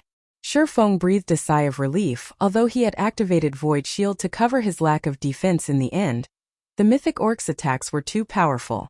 They had only needed a few short seconds to deplete the Void Shield's energy by more than half. Had he not activated Void Shield, the two mythic orcs would have diced him into mincemeat before he had a chance to strike. Meanwhile, The surviving players' experience bars rose rapidly after the Orc Warlord and Ord General fell. Even Feng, who was a level 60 player, watched his experience bar increase 36%, 50%, 80%. In the blink of an eye, he rose from level 60 to level 61. Eventually, his experience bar settled at 7% of level 61. The rest of the survivors watched their experience bars increase by a larger margin. On average, every survivor leveled up at least twice. The players below level 50 leveled up 3 times. The insane amount of EXP the 2 mythic bosses' deaths had awarded stupefied Zero Wings players. The 2 orcs had also dropped a large pile of loot. At a glance, they had easily dropped over 100 items. Although it was not a jackpot, it was a bountiful harvest for killing 2 level 50+ mythic monsters. As everyone shifted their attention towards the loot, the sound of a system notification reached their ears. Starmoon Kingdom Region System Announcement. Congratulations to Zero Wing for killing the Orc Warlord and stopping the Orc Army's invasion on Bewildering Forest Town. Rewarding 30,000 guild popularity, 100 guild influence in Starmoon Kingdom, and 50,000 guild honor points. The system announcement repeated 3 times, echoing in every player's ears in Starmoon Kingdom. What? Didn't they say that the Orc Army in Bewildering Forest Town was unstoppable? How did Zero Wing defeat it? This is impossible. I just came back from Bewildering Forest Town. There were millions of orcs assaulting the town. The army even had siege weapons and mythic bosses. Zero Wing must have cheated somehow. Oh! A commotion erupted over the system announcement. No one could believe it was true. They had all witnessed the hellish scene in Bewildering Forest Town. Even if they gathered every elite player in Starmoon Kingdom, they might fail to defend the town, let alone Zero Wing's small team. The Orc Army wasn't a force current players had hope of stopping. Yet Zero Wing had succeeded. The system announcement had to be a joke. What's going on? What has Zero Wing been doing? Galaxy Past, who rested in Starmoon City, was dazed when he saw the announcement. Nobody had a clearer understanding of the situation in Bewildering Forest Town than him. By the time he had left, Bewildering Forest Town had held on by a thread. The walls and magic array protecting the town had been about to collapse, yet shortly after the Star Alliance had withdrawn, Zero Wing had defeated the Orc Army. That was an army of several million orcs they were talking about. Even slaughtering several million defenseless pigs would take more time than it took for Zero Wing to defeat the army. Furthermore, the Orc Army had been led by 3 mythic-ranked orc generals. Even if these 3 mythic orcs stood still and did nothing, Zero Wing's 1,000-man team would need a very long time to kill them. I've already sent some people to investigate the matter, guild leader. But based on our reports, it doesn't seem that anyone saw what happened in Bewildering Forest Town. We only know that Zero Wing's team remained in the town. Meanwhile, we still can't reach any of our spies. By the looks of it, they must have died. We'll need to wait for them to resurrect before we can learn more about the situation. Flourishing Willow reported, a confused look on her face. She could not figure out what Zero Wing's 1,000 players had done. Not only had they held off an assault of several million orcs, but they had also slain the Orc Warlord commanding the army. They felt as if the system were playing a trick on them. Meanwhile, inside Heaven's Burial's residence, Singular Burial, who had been preparing to set out for the Orc Empire, fell silent when he heard the system announcement. Could the town have hidden a secret weapon? A complex expression surfaced on Singular Burial's face as he read the system announcement. We should have waited longer if that were the case. Regret and envy overwhelmed Singular Burial. Just the 50,000 guild honor points could make him drool. Not to mention the guild influence. Despite mingling in the Orc Empire for so long, Heaven's Burial had only accumulated a little over 30,000 guild popularity, 10,000 of which had been obtained after capturing an orc town. As for guild honor points, which were required to hire NPC mercenaries, the guild had only earned a little over 20,000 guild honor points. Weren't like the contribution points players could earn by killing orcs and completing quests related to the Orc Empire. Generally, a guild could only earn these points when members completed quests the kingdom commissioned. Moreover, each quest usually only rewarded 1 to 3 points. To make matters worse, there was a limited number of such quests each day, and they needed to factor in the competition from other large guilds. If not for Heaven's Burial's success with capturing an orc town, it wouldn't have accumulated over 20,000 guild honor points. By defending Bewildering Forest Town, Zero Wing had earned 50,000 GHPs. With so many GHPs, he could take down ancient Rock City even without Beast Emperor's help. Now, however, Zero Wing had stolen the opportunity. Zero Wing sure is lucky. They've even encountered such an opportunity, Lei Jingyang said, sneering. But one cannot become an overlord in God's domain by relying on luck. Guild Leader Singular. Let's hurry and take action. Once we capture ancient Rock City, Heaven's Burial will dominate the several neighboring kingdoms. Although Lei Jingyang envied Zero Wing's fortune, he was confident that Zero Wing couldn't make up for the difference between their side strengths with luck. Alright. We'll stop waiting for Beast Emperor's reply and capture ancient Rock City. Singular Burial nodded as he also felt a sense of urgency after the sudden development. If Zero Wing wanted to, it could hire 15,000 NPC mercenaries with its 50,000 GHPs to help raid an orc city. Although Zero Wing didn't have evil beasts or demons, it had far more powerful siege weapons than Heaven's Burial. Zero Wing definitely had a chance of capturing an orc city before Zero Wing set its sights on the orc empire. They needed to secure ancient Rock City. Even if Zero Wing targeted an orc city, it'd have a difficult time capturing it among the numerous cities in the orc empire. Ancient Rock City was the easiest to raid. The other cities couldn't be taken down with just 10 or 20,000 NPC mercenaries and a few siege weapons. While Star Moon Kingdom's large guilds discussed the matter, Feng stood in the middle of the orc base camp outside of Bewildering Forest Town, shifting through the mythic boss's loot. Meanwhile, the surviving healers resurrected the players that had died during the battle due to the orc warlord's death. Chaos descended upon the orc army, and the orcs fled in all directions. The orc reinforcements were nowhere to be seen. As a result, Zero Wing's members had a chance to catch their breath and rest while the dead resurrected. Feng, who organized the pile of loot, picked up a tattered, pitch-black piece of armor. The instant his hand touched the piece of armor, a stinging pain shot through his fingers. Even with his incredibly high magic resistance, his HP had fallen by 10,000 instantly. What is this thing? Feng pulled his hand away from the broken armor and looked at it curiously. An ominous, crimson aura began to devour his hand. Although his HP had stopped falling once he stopped touching the armor, he had gained a debuff that weakened him for 1 minute. This was inconceivable. He had touched the armor for a mere moment, yet he was in such a state. Had he held the armor for too long, he might have lost his life. Chapter 1536. Legendary set equipment. The players standing close to Feng noticed the sudden drop to their commander's HP. Guild Leader. Is something wrong? Violet Cloud asked curiously as she watched his HP. Barth battle was already over, and there were no enemies around them, yet Feng had suddenly lost a large chunk of his HP. It would be difficult not to notice something so strange. It's nothing. I just took some damage from an item, Feng said as he waved off her concern with a hand. Ordinary players might be in danger if they suddenly lost 10,000 HP. But it wasn't a problem for him. The issue was the disintegrated debuff. Not only did the debuff place him in a weakened state, reducing his basic attributes by 50%, but it also made him feel somewhat weary. It felt as if the debuff sapped away his concentration damage from an item. Violet Cloud and the others' curiosity grew.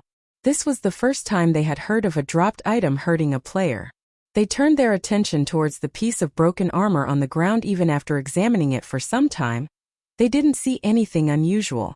The piece of broken armor didn't radiate any frightening mana or pressure. Feng chuckled at their response. God's domain had many strange, mysterious items. Not every item could be judged by the mana or pressure it radiated. In fact, some items appeared harmless, yet were actually fatal to players. Feng had no doubt that this piece of pitch-black armor was one such item. Despite storing a frightening amount of power, it showed none of it on the surface, leaving the item where it was. Feng lightly tapped a finger on the armor to open its attribute panel. Even with the slightest touch, Feng lost another 10,000 HP.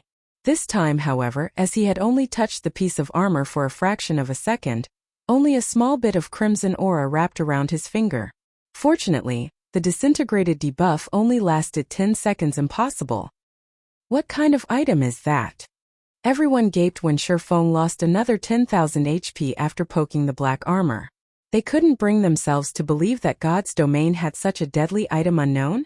Feng frowned. Normally, players could, more or less, inspect an item's introductory text, even if they hadn't picked it up yet. However, All he got from the armor's attribute panel was the word unknown.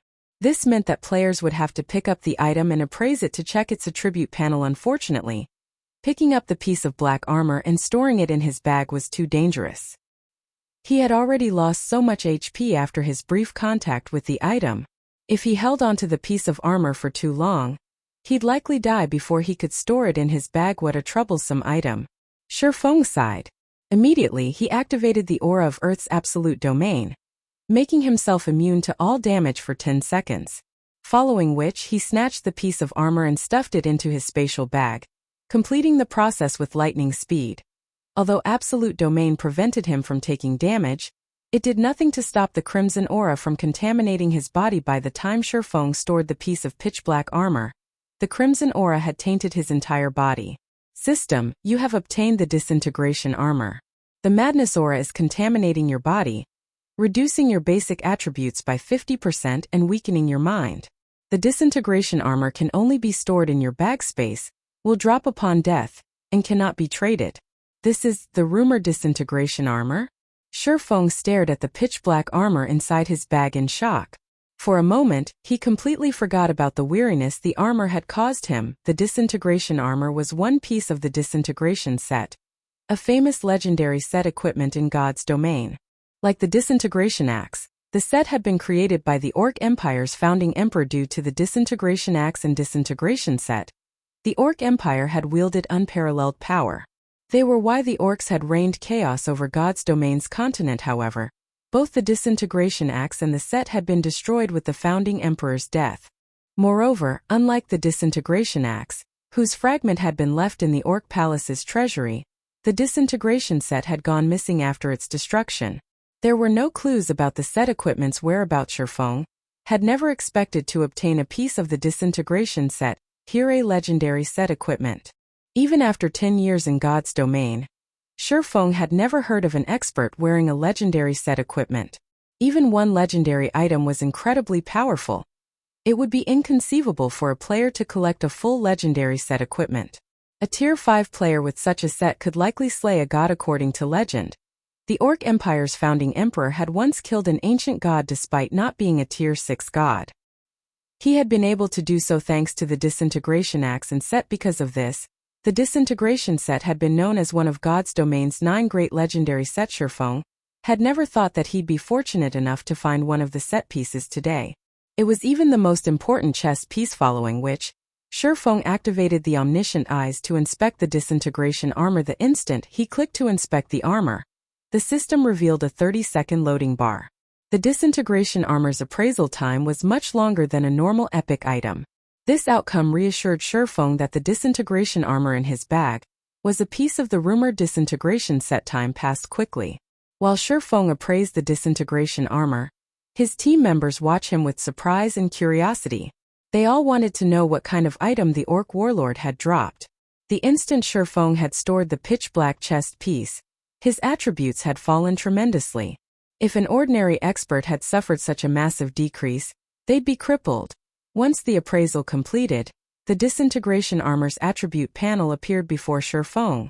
Destroyed disintegration armor. One piece of the legendary set equipment the Orc Empire's founding emperor had crafted. The wearer of this armor will gain even greater strength than that of Titans. They will also fall into an endless cycle of madness. However, the disintegration armor had been damaged beyond repair during the Great War, and now leaks the disintegration power within. The disintegration power will taint any player that carries this item. What? It's broken beyond repair. Feng was speechless. He had thought he had gotten lucky and obtained a piece of fragmented legendary equipment. If that were the case, he could gradually restore the item to legendary rank. He hadn't expected the item to be beyond repair. Not only couldn't he use the disintegration armor, but he couldn't repair it either. It was no more than a broken piece of scrap metal. But before Feng closed the attribute panel, a series of system notifications bombarded his ears. System. Congratulations. You have obtained the legendary quest, Recast the Disintegration Armor. Quest content. Due to the spreading disintegration power, orcs have begun to mutate. To prevent the spreading disintegration power, you need to recast the disintegration armor. Rewards unknown system. Due to the disintegration armor's disintegration power spreading, you will attract all mutated orcs' attention system. You have become targeted for mutated orcs. Please take care during exploration system announcement. A player has triggered the new expansion pack, Orcs Rebellion. System update required. The estimated duration is 5 hours. Please prepare to log out. What's going on? Guild leader, did you do this? In response to the notifications, Zero Wings members turned towards Feng, assuming he had caused the release of this new expansion pack. Chapter 1537, Bountiful Loot. Chapter 1537, Bountiful Loot. Looking at the system notifications, Feng fell into deep thought, although he knew that it wouldn't be so easy to obtain the disintegration set, which had once been used by one of God's Domain's legendary figures. He hadn't expected it to be this difficult. Repairing the armor was one thing, but it was a different story if he had to recast it. That was no different than asking him to forge a new disintegration armor, a legendary set equipment. Moreover, as long as he carried the disintegration armor on him, mutated orcs would randomly attack out in the fields. This would doubtlessly slow his progress. Most importantly, he was stuck in a perpetual disintegrated state, his basic attributes severely weakened. It also drained his concentration. If he did not find a solution quickly, it would severely impact his leveling and questing efficiency. It seems that I'll have to pay Celiora a visit. Feng sighed helplessly. Celiora was the only Grandmaster Forger he was familiar with. As for Master Forgers, they weren't capable of recasting an item of the disintegration armor's caliber. After all, the disintegration set was top tier even among legendary set equipment. As Feng got his team members to settle down, preparing to log off and rest, he noticed an additional skill in his skill window. I actually received a unique skill as a reward? Feng could not help his surprise as he opened his skill window without realizing it. He had gained a unique skill called Disintegration Field, a domain skill that could only be used when affected by the disintegrated debuff. Disintegration Field disintegrates all skills and spells within a 50-yard radius. Skills and spells at Tier 2 and below will be nullified, while skills and spells above Tier 2 will be weakened by 50%. All entities within range of the disintegration field will sustain a 30% reduction to basic attributes, physique, and stamina, in addition to a 300% increase to their stamina and concentration consumption rates. No cooldown. So, there is still a benefit to all of this. Feng was astonished as he read the disintegration field's description. Generally, only Tier 4 domain skills and above lacked limitations such as cooldown and duration. In terms of suppression, Disintegration Field was even more effective than World Projection. All players in range would have to endure a drastic increase to their stamina and concentration. Moreover, unlike World Projection, he didn't have to play 5,000 magic crystals to activate this new skill. The only real downside to Disintegration Field was that unlike World Projection, it did not differentiate between friend and foe. Everyone within range would be affected. Even so, it was quite impressive. At the very least, he wouldn't have to fear group battles when he activated Disintegration Field. Unlike basic attributes, it was not easy to increase hidden attributes like stamina and concentration. These attributes generally only underwent qualitative transformations when players upgraded their tiers. Without stamina and concentration, players wouldn't be able to fight even if they had full HP. They would be sheep for the slaughter. Following which, Feng collected the remaining loot the Orc Warlord and Ord General had dropped. Among the 100+ items dropped, most of the items were subpar. Aside from the disintegration armor, the best item dropped was merely an epic ranked cloth armor hat named Eye of Disaster. It was a top-tier item for magical class players. When equipped, not only did the Eye of Disaster increase the wearer's spellcasting range by 20%, but it also increased spell completion rates by 2%. Feng didn't assign the Eye of Disaster to anyone specific on the team. Instead, he added it to the guild's core warehouse, setting it up for internal auction starting with a 50,000 GCP starting bid. Currently, 1 GCP in Zero Wing was worth 32 copper coins. Hence, the Eye of Disaster starting bid was only 1,600 gold, which was quite cheap. There were also around 24 pieces of level 50 and 55 fine gold and dark gold equipment. Among them, 8 were dark gold rank. All of these items were top-tier weapons and pieces of equipment, which even the various large guilds would fight over. Normally, level 50+ dark gold items only dropped from level-appropriate, large-scale team dungeon, and they had an extremely low drop rate aside from equipment. There were over a dozen epic rank materials of various kinds. 17 magic scrolls had also dropped. Although none were Tier 4, there were 2 Tier 3 summoning scrolls and 3 Tier 3 large-scale destruction magic scrolls, but compared to these items, Feng most valued the mana-enhancing potion recipe, an advanced alchemy recipe different from the mana potions and mana recovery potions found on the market. The mana-enhancing potion neither increased players' maximum mana, nor helped players recover their mana. Instead, it improved spells' effects by 100% for 20 seconds. It was a Berserk-type potion that had a 10-minute cooldown. Berserk-type potions were impossible to find on the market. Guilds that produced them generally kept them for their own use. After all, not all players had the opportunity to learn a Berserk skill with the mana-enhancing potion. A guild's elite teams would have a much easier time raiding dungeons. The potion was particularly useful to healers. For 20 seconds, healers could double their healing capacity, greatly improving a team's survivability. If the mana-enhancing potion could be mass-produced, it would definitely provide a significant boost to Zero Wing's elite members. For a short time after Feng finished organizing the loot, he took a look at the time and noticed that he had less than a minute before the system update began. He called up the system interface and chose to log out of God's domain. Elsewhere, players in the several kingdoms and 2 empires next to the Orc Empire were in an uproar. Everyone had their own guesses about what would happen once the new expansion pack took effect. Meanwhile, the various large guilds hurriedly prepared to welcome the new expansion pack. Every expansion pack was an opportunity. If taken advantage of properly, a guild could enjoy a burst of development. Inside a high-class restaurant in White River City, send someone to investigate the power that triggered the new expansion pack immediately. The 100 Flowers Palace must not miss out on this opportunity. Cleansdrew, the 100 Flowers Palace's guild leader, issued the command as soon as she saw the system announcement. The Orc Empire had become the focal point for many large guilds. Previously, Heaven's Burial had gotten the jump on the rest of the guilds by capturing the easiest orc town in the Orc Empire, and the benefits it had reaped thus far had left the rest of them drooling. Now that someone had triggered a new expansion pack relating to the Orc Empire, this was the perfect opportunity for first-rate guilds like the 100 Flowers Palace to break the current status quo. The 100 Flowers Palace wasn't the only guild to react in such a way. The Star Alliance, Heaven's Burial, and other large guilds had launched their own investigation. Even the super first-rate guild, Crimson Emperor, which temporarily operated in Star Moon Kingdom, had ordered an investigation to learn which power was responsible for the announcement. The players that triggered expansion packs usually had a certain advantage over other players. If they could partner with these players, they could share this advantage when the new expansion pack took effect. Elder Yuan, have you learned anything? Galaxy Past asked as he watched Yuan Tiexin on the screen. When it came to information, nobody had more than the secret pavilion. The secret pavilion had its eyes and ears in almost every corner of God's domain. When an expansion pack warranted an offline system update, it always dispatched its people to learn as much as it could. I do have a little information. You should be able to guess which guild is responsible for this expansion pack, Yuan Tiexin said as he caressed his beard. Could it really be Zero Wing? Galaxy Past asked.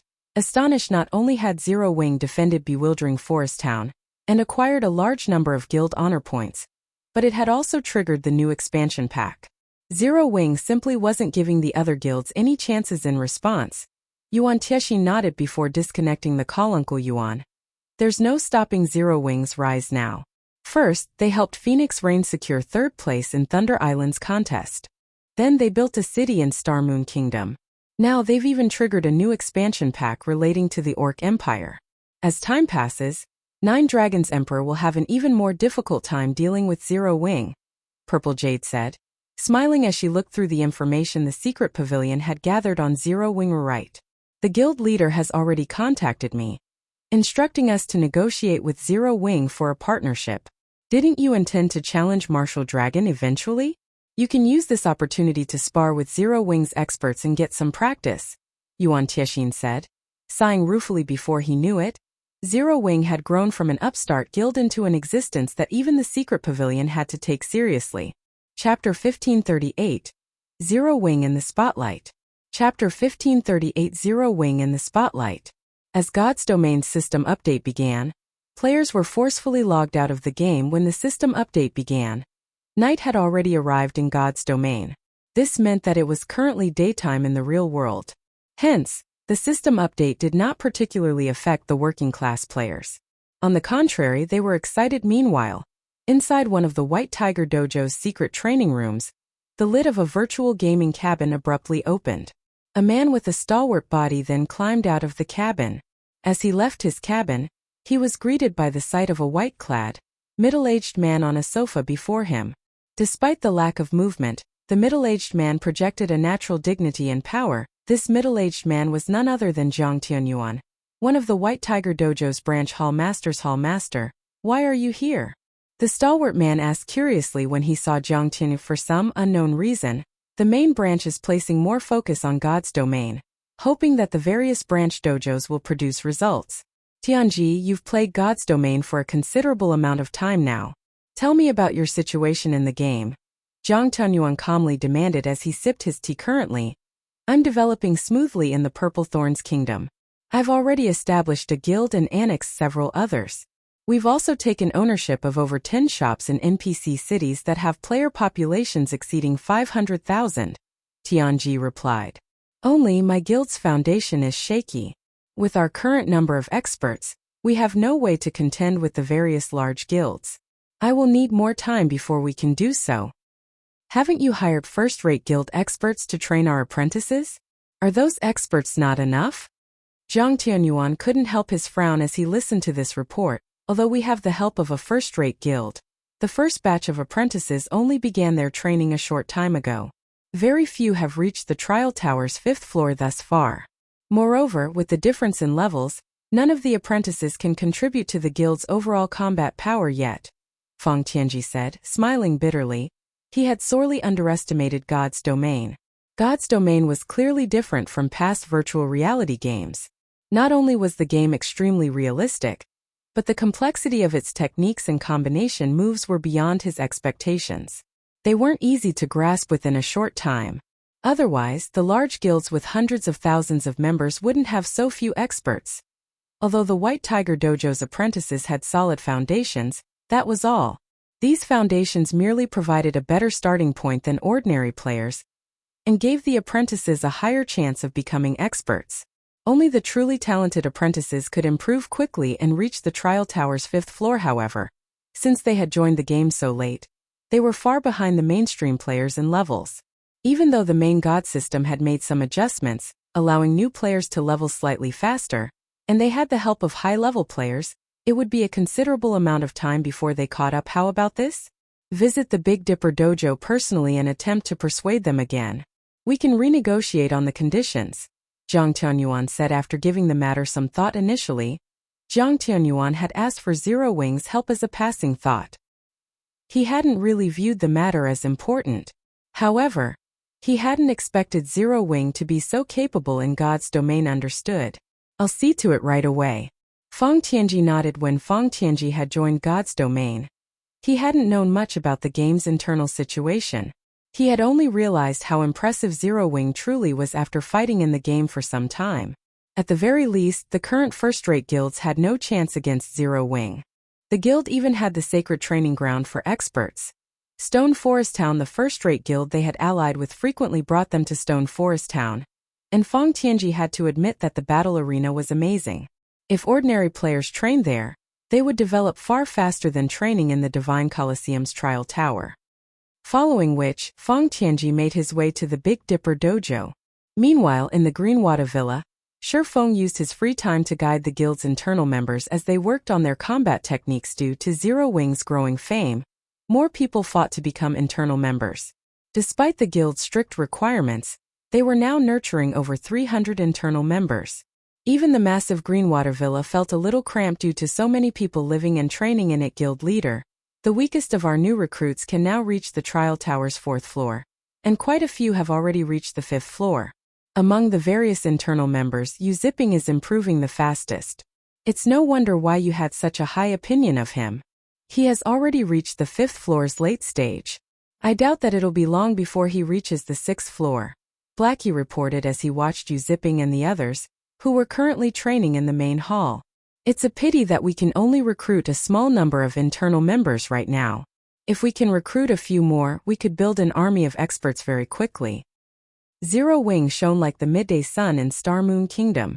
If they could sustain 1,000 internal members, they could quickly train a 1,000-man expert team. Even without relying on the guild's main force, they could easily raid team dungeons. They could also establish another branch guild. First-rate guilds maintained their status for so long due to the high number and sufficient strength of the experts they nurtured. After joining God's domain, these first-rate guilds could afford to develop in multiple countries at once, competing for resources in multiple locations. In contrast, Zero Wing wasn't strong enough to do so yet. I'm afraid we'll have to wait for matters on Gentle Snow's side to settle down first. However, unless those companies find another interested party, it shouldn't be long before the negotiations conclude. After all, it is costly to maintain a training ground of that size. Feng's head ached over this issue. He had never thought that he'd have to endure such a day. Rather than a guild limiting their training ground's development, their training ground limited Zero Wing's development. As Feng discussed the new training ground with Blackie, Liang Jing contacted him. Head instructor Shi. A man named Yuan Tiexin is looking for you. Should I have him wait in the reception room? Liang Jing asked Yuan Tiexin. Feng was a little confused. I understand. Have him wait in reception room 1 for me. I'll head there now. All right. Liang Jing nodded. She then led Yuan Tiexin and his entourage to reception room 1. In the Big Dipper Dojo's lobby, the arrival of Yuan Tiexin's group had caused a small commotion. However, this commotion wasn't due to the crowd recognizing Yuan Tiexin, but because of his 2 bodyguards. Both bodyguards wore black suits with a silver shield logo embossed on the left breast. This was none other than the Guardian Group's logo, a world-class bodyguard company. Moreover, both were 3-star bodyguards. Normally, it should be impossible to find such high-rank bodyguards in Jinhai City, as not even the city's most powerful corporations qualified to hire them. Yet these 2 had come here. Big Bro Tianji, don't tell me you're really here to speak with that Feng? The last time I came here, his behavior had been incredibly arrogant. He showed the White Tiger Dojo no respect. Is a partnership with him really necessary for a game? He truly could not understand why Jiang Tianyuan repeatedly sought cooperation from a gaming guild. The White Tiger Dojo was one of the country's top dojos. They could easily convince any gaming guild to cooperate with a word. Yet Feng Tianji, one of the dojo's instructors, had paid a personal visit to negotiate with Zero Wing. It was inconceivable enough.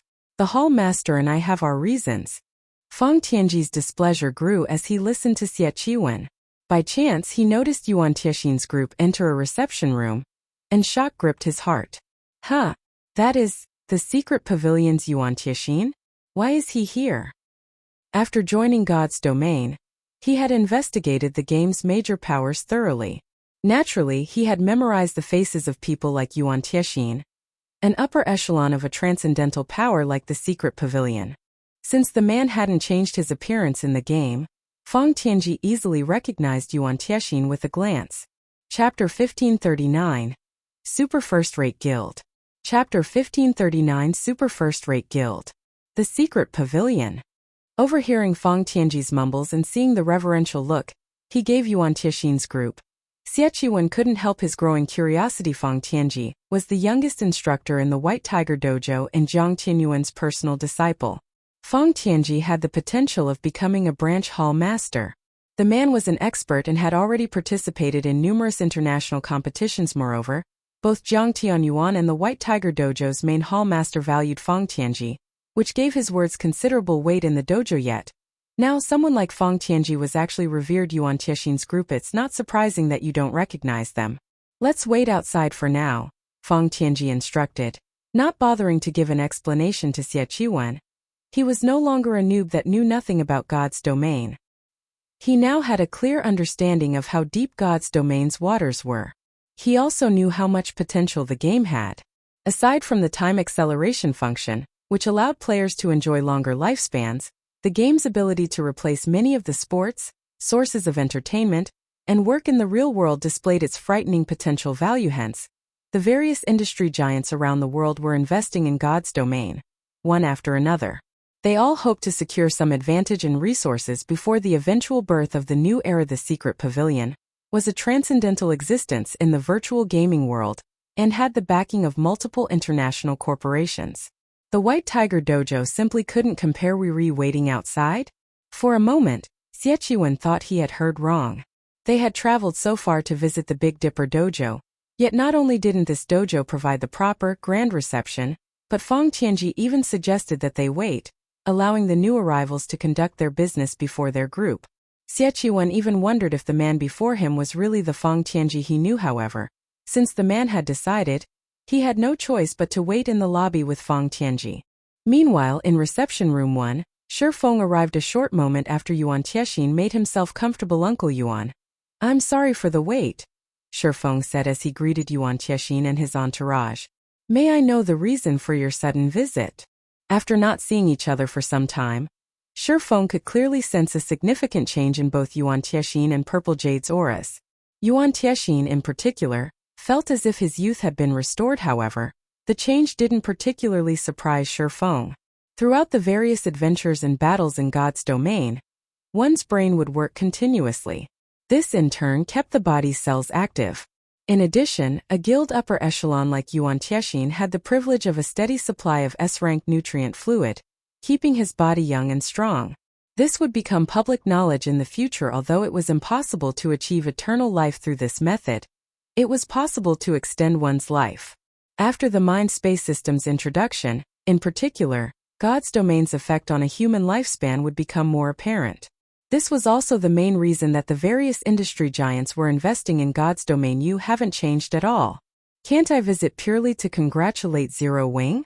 Yuan Tiexin could not help but laugh at Shi Feng's straightforward attitude. Congratulate Zero Wing? Shi Feng repeated skeptically. He did not believe Yuan Tiexin in the least. The secret pavilion was a massive guild. An upper echelon like Yuan Tiexin should have a long list of tasks every day. How could he possibly have enough time to come all the way here for a chat? Alright, I'll just get straight to the point. Our guild leader has expressed great interest in Zero Wing and is willing to invest in your guild. We only want 50% of Zero Wing's shares. In return, we'll guarantee that Zero Wing will become a super first-rate guild very quickly. Yuan Tiexin said. 50%. Shi Feng frowned. He hadn't expected the secret pavilion to have such a large appetite, but he had to admit that the offer was tempting.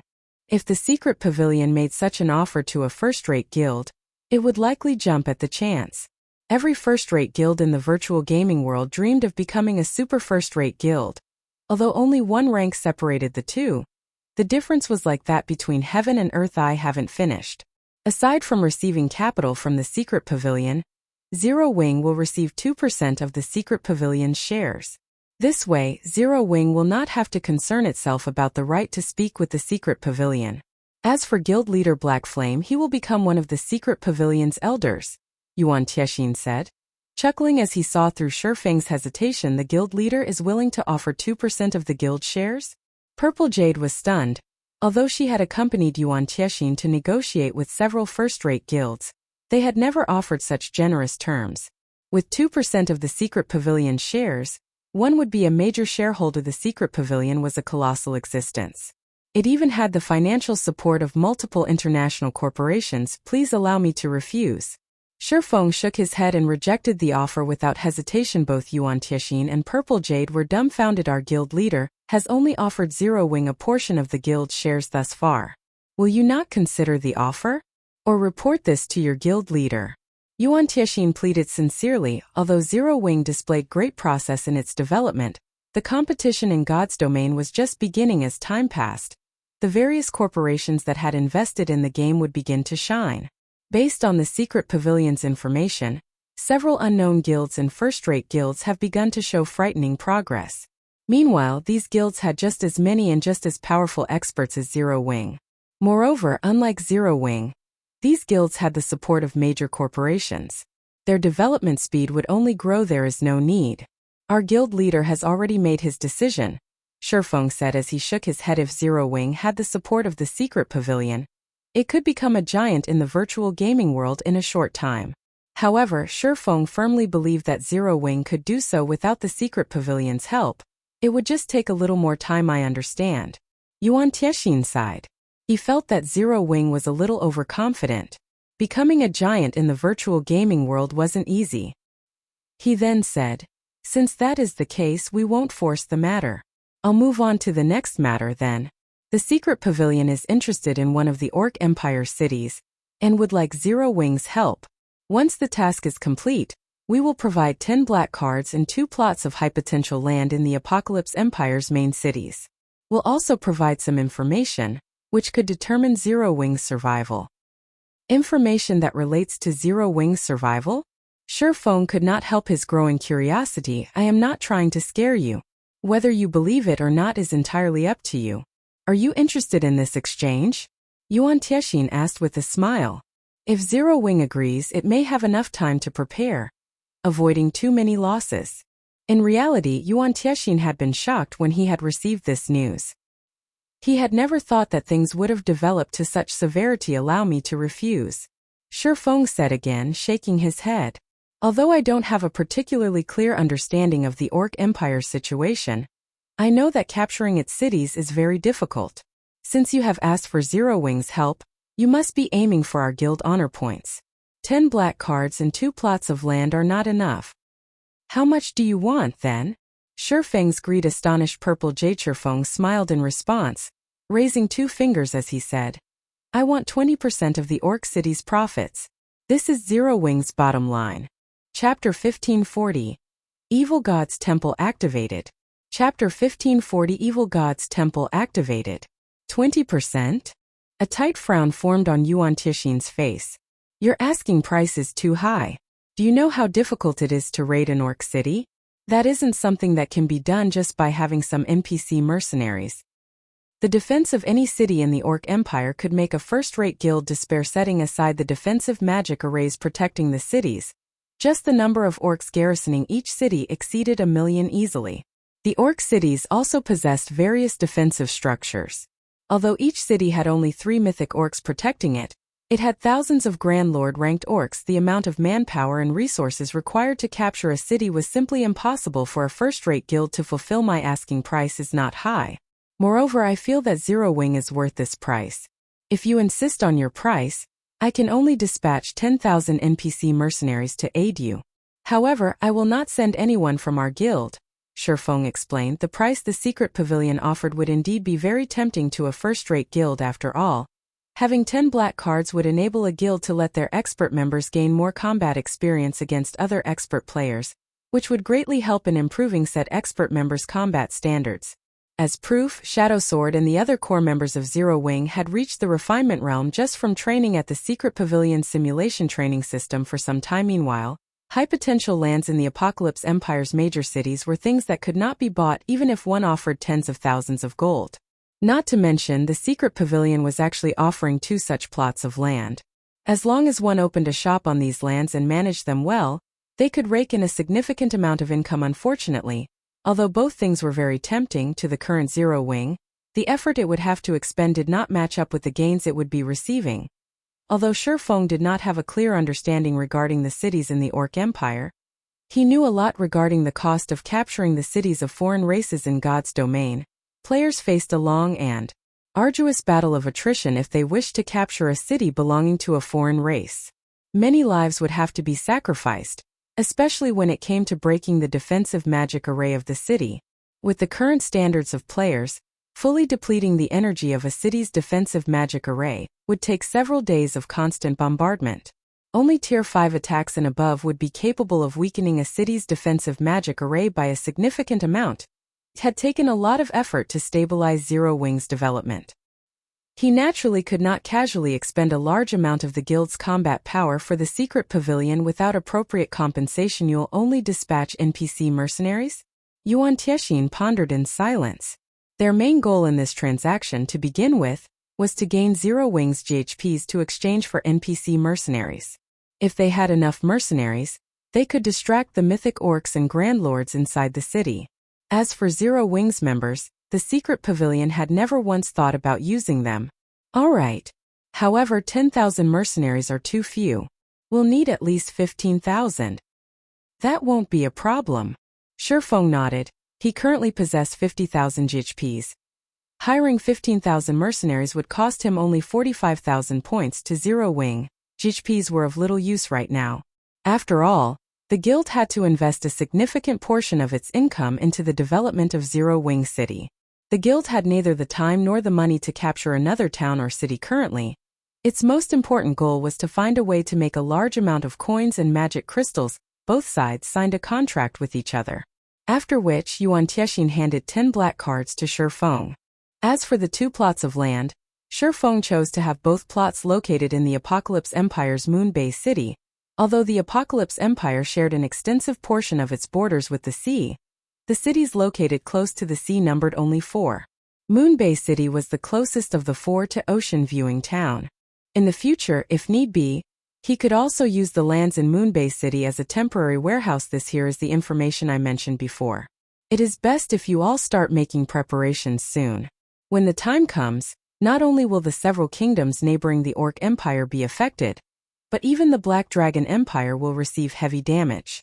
Originally, I had planned on having Jade spar with your guild's experts a little, but now that the contents of our transaction have changed, we have to return and make the corresponding changes, Yuan Tiexin said as he passed an envelope to Shi Feng.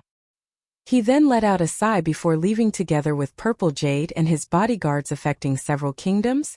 Shi Feng could not help but tear open the envelope curiously. After fishing out the paper inside and reading its contents, he immediately sneered and said, "Nine Dragons Emperor really is daring. Is he not afraid of digging his own grave as well?" The message was short and to the point. It merely stated that 9 Dragons Emperor had assisted Beast Emperor in holding a sacrificial ceremony, and had already activated the Evil Gods Temple in the Black Dragon Empire, which was simply a disaster to the majority of the players in the Empire. The Evil Gods Temple located in an empire was entirely different from one located in a kingdom. Its activation not only gave Beast Emperor a huge boost in status, but he would also be able to use the sacrificial altar, which was available only in the Evil Gods Temple and empires, allowing the evil beasts and evil demons under his control to fight against each other. Meanwhile, the victors in the sacrificial altar would devour the losers and have their growth potentials improved. With this, Beast Emperor would be able to produce powerful evil beasts and evil demons much more easily given enough time. Beast Emperor would even be capable of destroying an entire empire. This was also the reason why the activation of the Evil Gods Temple had nearly led to the destruction of an empire in the past. Currently, Beast Emperor was already operating in the Black Dragon Empire and the surrounding kingdoms, continuously killing players and expanding his strength. According to the Secret Pavilion's investigations, the reason why 9 Dragons Emperor had decided to work with Beast Emperor was so that he could use Beast Emperor's strength to annihilate Zero Wing. By doing so, he would be able to deprive Phoenix Rain of a powerful supporter in the competition for Thunder Island. Do you think you can annihilate Zero Wing so easily? Shi Feng smiled. He then tore the letter into pieces. If it were in the past, the activation of the Evil Gods Empire in the Black Dragon Empire would indeed have posed a significant threat to him. Now, however, the situation had changed with the completion of Zero Wing City's construction. Whether it was in terms of offense or defense, a city greatly surpassed a town. The only problem now was magic crystals. The defenses of both towns and cities required a large amount of magic crystals to fully display their true potential. Seems there's a need to quickly secure that manatite vein. Shi Feng planned silently. However, the current strength of the guild is still not enough to secure the vein. We'll need more Tier 2 players before we can do so. I'll have to think of a way to help more people get through their Tier 2 promotions. Karna Island, where the manatite vein was located, was very dangerous for Tier 1 players. Only Tier 2 players could possibly serve as combat power there. However, passing the promotion for Tier 2 was easier said than done. Currently, although many players in Zero Wing's main force had already reached level 50, their chances of clearing the hard mode promotion quest remained dismal. Not only would they need better weapons and equipment, but they also had to improve their combat standards. Head instructor, representatives from the White Tiger Dojo have come to negotiate cooperation with you again. Should I invite them in now? Liang Jing asked as she entered the reception room again. Shi Feng frowned as he thought about the White Tiger Dojo's commission. They really are bothersome. Head instructor, the White Tiger Dojo has come looking for you multiple times already. If you don't meet with them now, I'm afraid this would be. Liang Jing hurriedly tried persuading Shi Feng when she saw that he intended to reject the White Tiger Dojo's representatives out of hand. At this point, She was at a total loss as to Feng's behavior. If it were Chairman Xiao, he would have already gone out to greet the White Tiger Dojo's representatives instead of letting the other party ask to meet him. In contrast, not only did Feng show no interest whatsoever in meeting with the representatives, but he was even planning on shooing them away. The White Tiger Dojo was one of the top dojos in the country. It simply wasn't an existence the Big Dipper Dojo could compare to. If the former wished, it could easily crush the Big Dipper Dojo. However, the more unbelievable matter was how the White Tiger Dojo was behaving. Despite receiving numerous refusals, it was still desperately sending representatives over to meet with Feng. Most likely, if she told this matter to someone else, nobody would believe a word she spoke. Alright then. Let them come in. Feng nodded helplessly at Liang Jing's pleading. I'll bring them over now, Liang Jing said, breathing out a sigh of relief at Feng's words. If she were to send the White Tiger Dojo away again, Chairman Xiao would definitely have a stroke. Chapter 1541, Mysterious Zero Wing. Chapter 1541, Mysterious Zero Wing. Uncle Yuan, what happened? Is it so urgent that there isn't any time for me to have a spar? Purple Jade asked as she looked at Yuan Tianxin curiously. They had agreed that she would have a few sparring matches with Zero Wing's experts. Yet now, after speaking a few words with Feng, they were already taking their leave. This situation truly confused her. She knew full well that the capture of an orc city was not under Yuan Tianxin's management. He had simply said those words to Feng as an excuse to leave. The guild leader has just messaged me that I need to return to handle something. As for sparring with Zero Wing's experts, you can do that inside the simulation training system. Moreover, Zero Wing has just obtained another 10 black cards. With this, Zero Wing's main members will definitely log into the training system more frequently. You can spar with them at any time, Yuan Tianxin replied, smiling. A direct order from the guild leader? What happened? Purple Jade was slightly surprised upon hearing this. The guild leader of the secret pavilion rarely ever commanded a specific person directly. Generally, he would leave the selection of personnel to the vice guild leaders to deal with. Only for extremely important matters would he personally assign someone to handle them. Our men have discovered a treasure land. This location is much more precious than a single orc city. The guild leader wants us to claim it as quickly as possible to avoid losing it to other guilds. Moreover, I'm not the only one the guild leader has given this command. Several other elders of the guild are being mobilized as well. As a precaution, we should start making preparations early. As soon as God's domain system update completes, we'll immediately lead our forces over to that place, Yuan Tianxin said, a hint of excitement in his voice. Even the guild's elders need to go? Purple Jade was even more surprised to hear this. Since the secret pavilion had entered God's domain, this was the first time an operation had warranted the mobilization of multiple elders and a large portion of the upper echelon. Meanwhile, inside the lobby, when Feng Tianji saw Yuan Tianxin's group leaving, he could not help but sigh ruefully. Although the White Tiger Dojo was famous, the partners it was able to find were only first-rate guilds. Super first-rate guilds and super guilds paid no attention whatsoever to the White Tiger Dojo's request for partnership yet. Now the secret pavilion, a transcendental existence that the White Tiger Dojo currently could not even hope to have dealings with, had actually sent one of its elders to visit Zero Wing at the same time. Feng Tianji also felt that this was a good opportunity. Previously, Zero Wing was already the #1 guild of Star Moon Kingdom. Now he had even discovered that Zero Wing possessed a close relationship with a transcendental existence like the secret pavilion. If he could rope Zero Wing to their ship, he would definitely elevate his and Jiang Tianyuan's positions in the White Tiger Dojo. After all, the White Tiger Dojo was currently placing considerable importance on God's domain, so much so that it had started paying more attention to the game than to nurturing fighters for fighting competitions. Otherwise, it wouldn't have suddenly started a mass expansion towards even second and third-tier cities. Mr. Feng, head instructor Shi is currently waiting in reception room 1. Please follow me, Liang Jing said in a somewhat awkward tone as she looked at Feng Tianji, who was currently pondering in silence. Alright. Feng Tianji answered hurriedly as he snapped out of his daze, following which, Feng Tianji and Xie Qiwen followed Liang Jing to reception room 1. Inside the exquisite reception room, Feng currently sat on a leather sofa while sipping a cup of tea. As he sat there, he gave off an indescribably quiet and peaceful feeling, as if he was one with his surroundings. Meanwhile, when Feng Tianji entered the room, he could not help but be stunned when he noticed Feng's presence. Is he really a youngster in his early 20s? Such a thought suddenly popped into Feng Tianji's mind as he looked at Feng. The feeling he got from Feng was something he had only ever felt coming from Jiang Tianyuan. However, Jiang Tianyuan was an expert who had experienced countless battles. Jiang Tianyuan was also the pride and legend of the White Tiger Dojo at this point. Even Feng Tianji was far from capable of melding himself with his surrounding environment well. What are you here for this time? Feng said as he looked at Feng Tianji and Xiechuan. Hello, head instructor Shi. My name is Feng Tianji, an instructor at the White Tiger Dojo, Feng Tianji said, smiling as he introduced himself.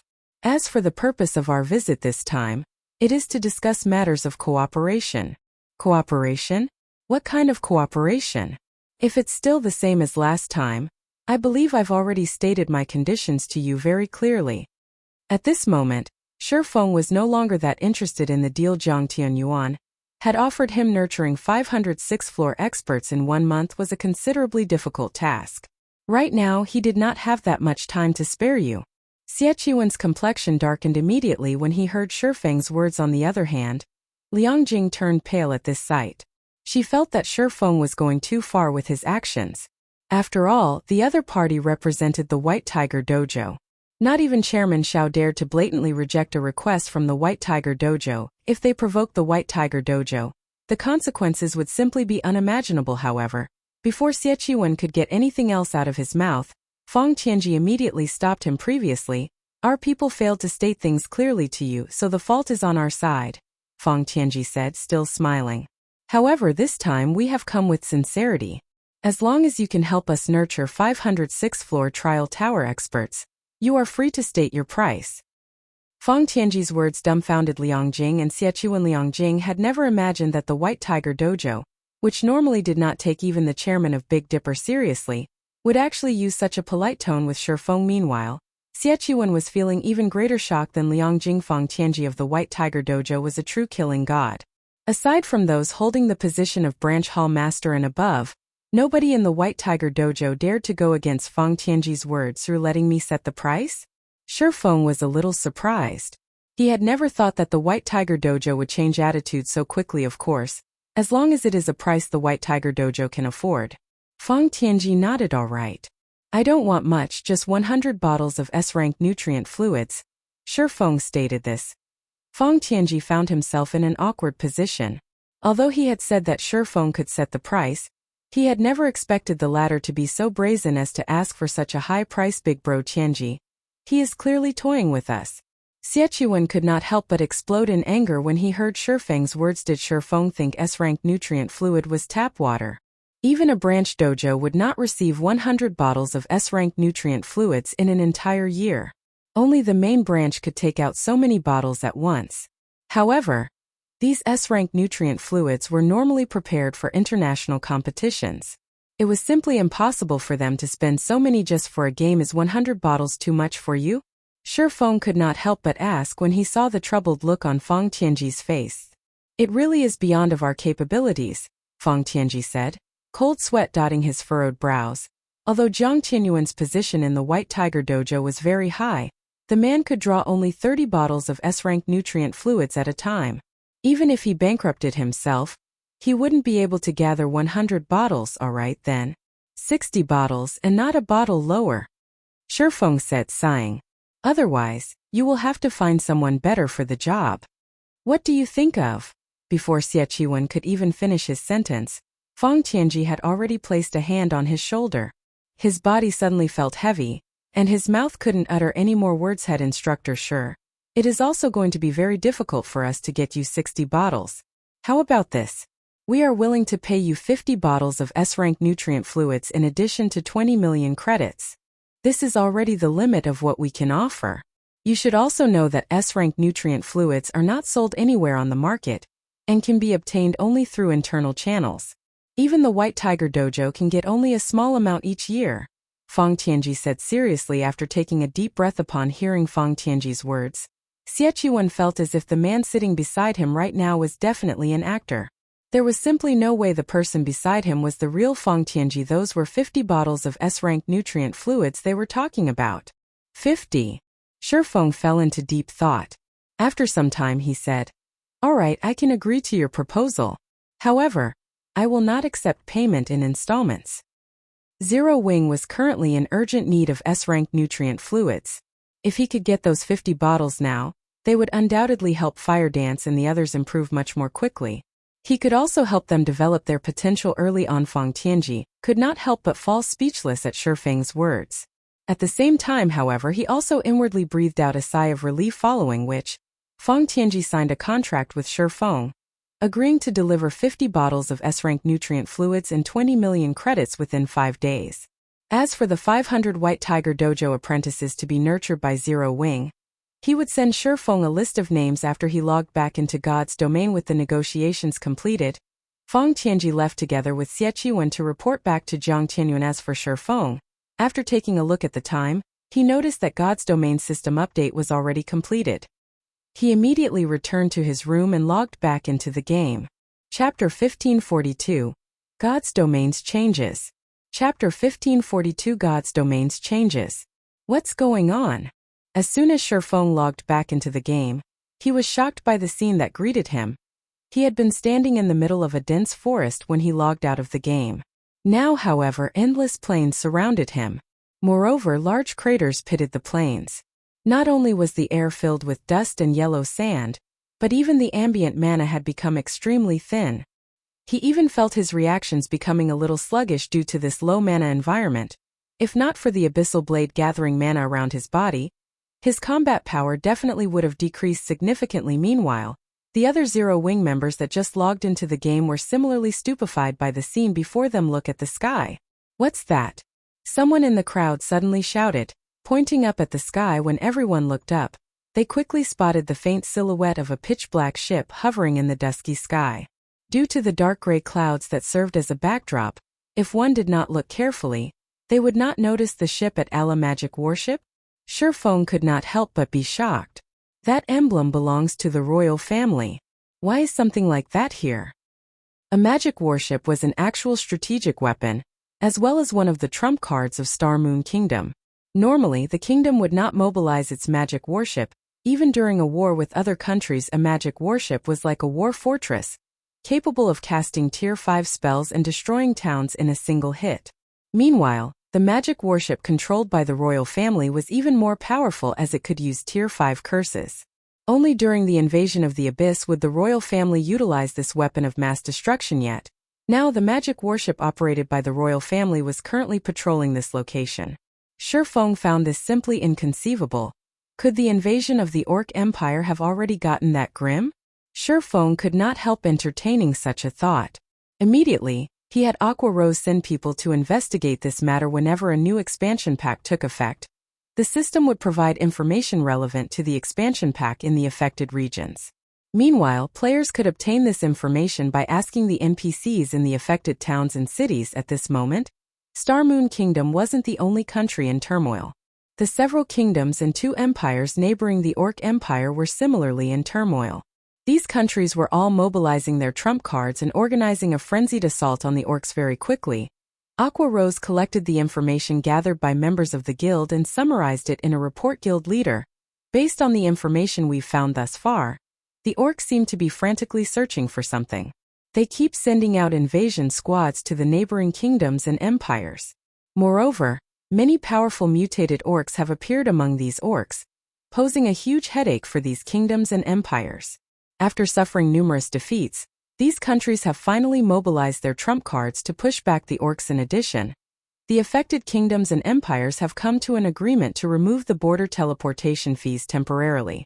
Teleportation between these kingdoms will be calculated similar to normal city teleportation fee rates. At the same time, the allied countries have launched a unified crusade against the Orc Empire. Now, many new items have been made available for exchange using the guild honor points and contribution points earned in the war with the Orc Empire. In the exchange system for individual players, level 40+ warrior sets have appeared. The sets are available in bronze rank to dark gold rank. However, the sets are bound upon exchange and cannot be traded. Meanwhile, in the exchange system for guilds, the guild magic car lease has appeared. As Aqua Rose summarized the information she had received, she could not help her surprise at the changes brought about by the system update this time.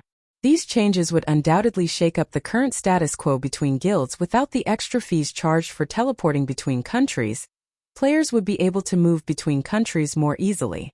The removal of this hurdle would also increase the intensity of competition between the guilds of the various affected countries. Guild Magic Car Lease? Feng's eyes glowed when he heard Aqua Rose mention this term. The Guild Magic Car Lease was a great convenience for guilds. Meanwhile, the lease dropped only in specific super large-scale team dungeons in each country.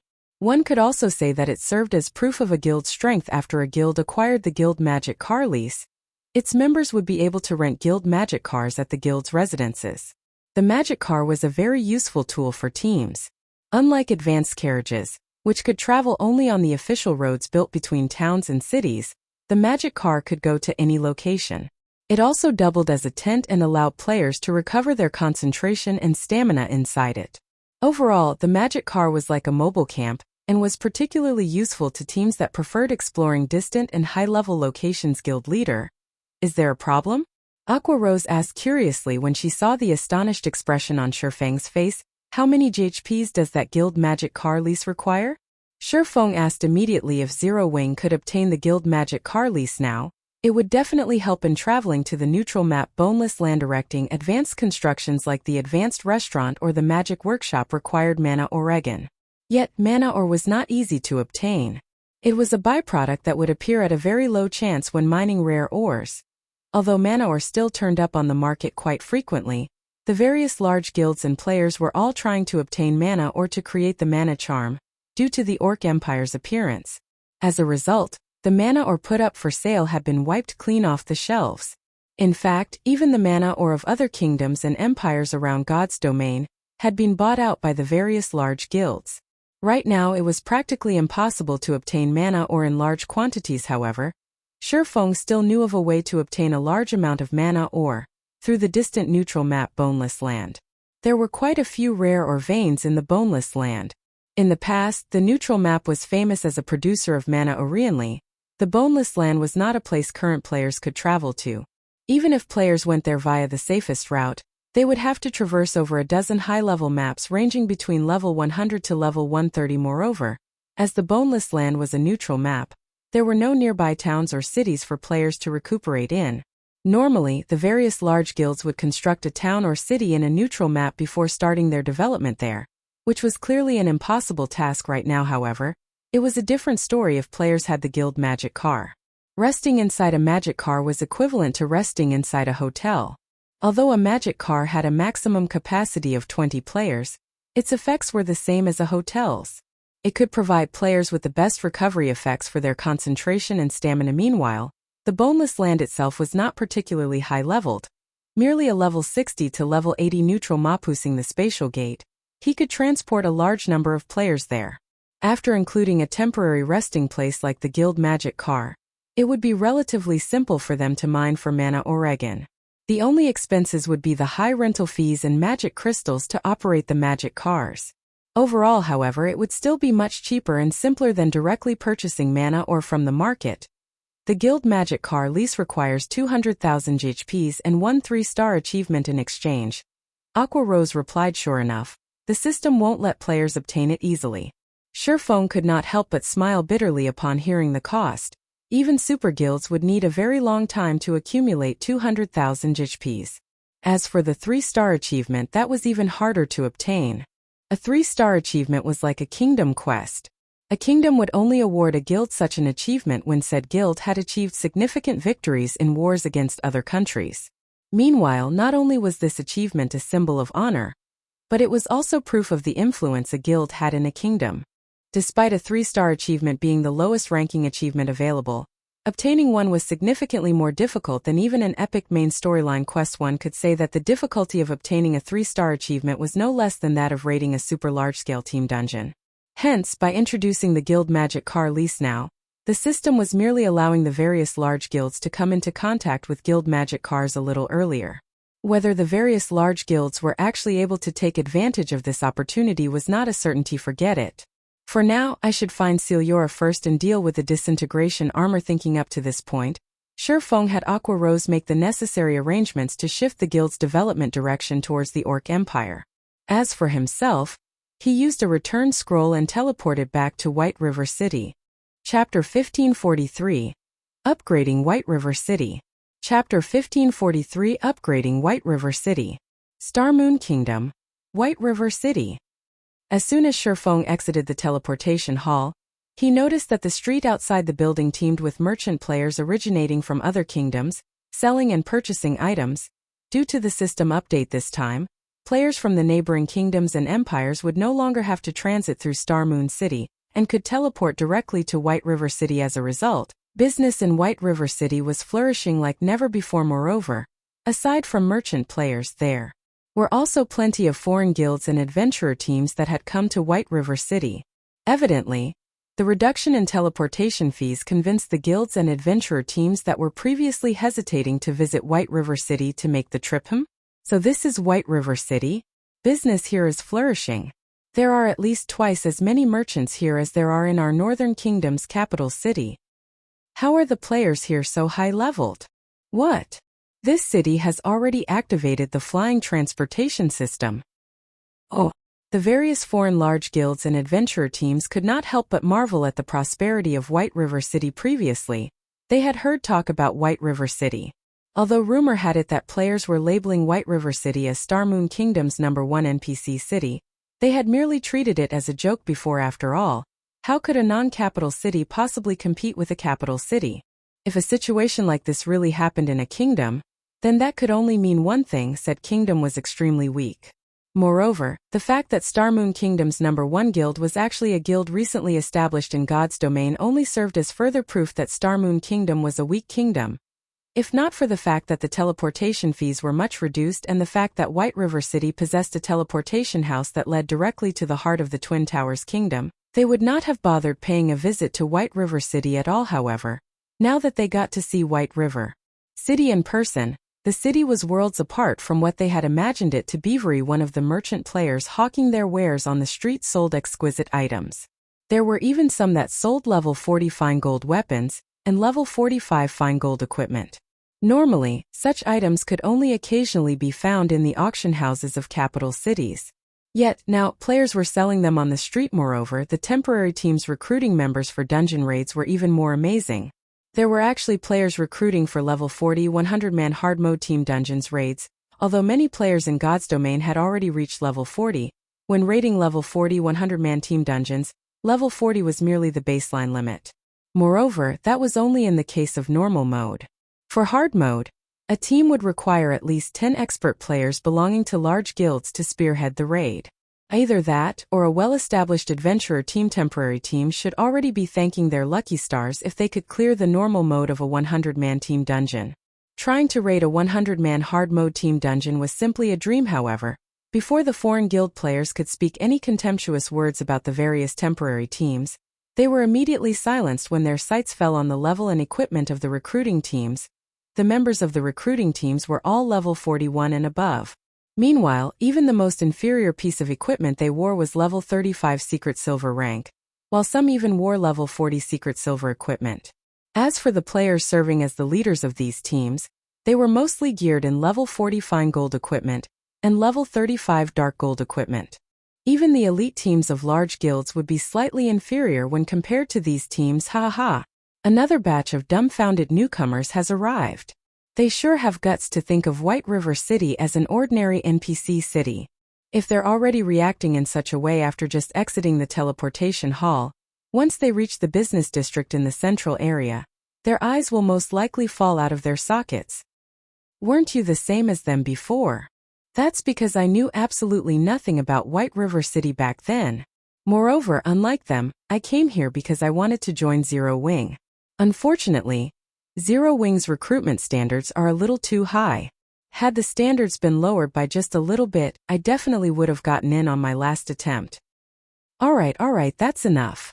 The meeting time the team leader mentioned has already arrived. Today, we'll definitely get through the first boss of that 100-man Hell Mode team dungeon. That's for sure. I heard that the team leader used the super rare materials we obtained previously to exchange for 3 advanced mana armor kits from the Candlelight trading firm. With those armor kits, we should have no problems getting through the first boss. Several players belonging to an adventurer team were currently chatting merrily, while sitting inside an open-air bar. When they saw the surprised looks on the newly arrived foreign players' faces, their hearts swelled with an indescribable sense of pride. Meanwhile, when the foreign players, both the members of large guilds and well-known adventurer teams belonging to other kingdoms, passing by heard the words of these local players, they could not help but be shocked. At this stage of the game, very few adventurer teams, aside from those at the top, were capable of raiding level 40, 100-man Hell Mode team dungeons. Even the first boss of such dungeons was already an insurmountable hurdle. Yet, the players sitting inside the bar spoke as if being able to raid such a boss was no big deal. This situation filled the foreign guilds and adventurer teams that had just arrived at White River City with shock and awe. Just what kind of city was White River City? At the same time, these foreign players also began sending messages to their friends, telling them about White River City. For a time, White River City's fame spread rapidly throughout the neighboring kingdoms and empires. More and more players also began considering moving their base of operations to White River City. It seems the new expansion pack I activated this time has brought quite a lot of benefits to Zero Wing's development. Feng could not help but smile when he overheard the conversations of players on the street. With this, even without linking a teleportation array to Zero Wing City, White River City still has a chance to become a main city in God's domain. NPC cities were not static. They could similarly be upgraded. Only many conditions needed to be met before it would happen. Chief among these conditions related to player population and trade volume. If Feng wished to upgrade White River City once more, he would first need to get the city's population to 10 million. Originally, this should have been a very difficult task to accomplish. Now, however, due to the lowering of the barrier known as teleportation fees, increasing the player population of White River City would no longer pose any challenge. Meanwhile, as long as White River City was upgraded again, it would activate the corresponding city functions. At that time, not only would the city undergo even greater changes, but more destinations would also be added to the flying transportation system, allowing players to travel to those distant neutral maps that did not boast any teleportation arrays. It seems there's a need to have Candlelight introduce some new products. At this time, Feng suddenly recalled the mana-enhancing potion recipe. He obtained recently berserk-type potions like the mana-enhancing potion were amazingly effective in dungeon raids. It was a potion that the various adventurer teams and small guilds urgently required at the moment. If he sold this potion in White River City, it would definitely cause a huge commotion and attract even more players to the city, following which, Feng contacted Melancholic Smile and had her select the advanced alchemist with the highest success rate in the Candlelight trading firm to produce the mana-enhancing potion and advanced alchemy recipe. Melancholic Smile's eyes glowed upon hearing this. "I'll get it done right away." Shortly after Feng contacted Melancholic Smile, the advanced carriage he was riding arrived before Celiura's smithy. Unlike other Grandmaster forgers, Celiura had not moved to a better city. She remained inside her inconspicuous smithy, hammering away at materials in the hopes of creating a fragmented legendary item. This place has been discovered already. When Feng arrived before the smithy, he noticed over a dozen forging players in front of the smithy.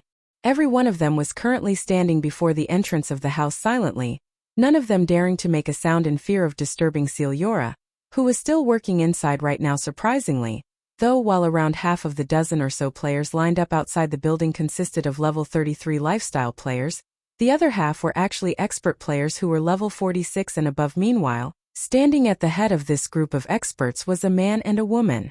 Although both currently had their levels hidden using a black cloak, they did not bother concealing their facial appearances. "Why is she here?" Feng grew a little confused when he saw these two players. While he had no idea who the man was, the woman was someone he was considerably familiar with. After all, this woman was none other than Yulan, part of the upper echelon of the organization Underworld. From what Feng remembered, Yulan should have long since been assigned to continue her development in another kingdom. Yet, for some reason, she had actually appeared in Starmoon Kingdom again. Chapter 1544. First Ghost. Chapter 1544. First Ghost. Before Feng could snap out of his daze, he suddenly felt killing intent directed towards him. Meanwhile, this killing intent came from the level 46 plus players. At this moment, these experts were on high alert against him and wore a look that stated they would unsheath their weapons and were poised to attack. This situation threw Feng into confusion. Currently, he had both his level and appearance hidden using a black cloak, Yet the other party had tensed up just at his approach. Alright, enough. He should be here to meet with Celiora, the man beside Yulan said as he made a waving motion with his hand. Only after hearing this man's words did the experts relax. Fellow friend, sorry about that. My brothers here are just a little too nervous. They have no ill intent. The young man standing in the lead apologized. It's fine. Feng simply gave a quiet response. In God's domain, players would normally become alert when they came across a cloaked player that hid all information about themselves. However, very few players would react as the experts in Yulan's group had while inside an NPC city.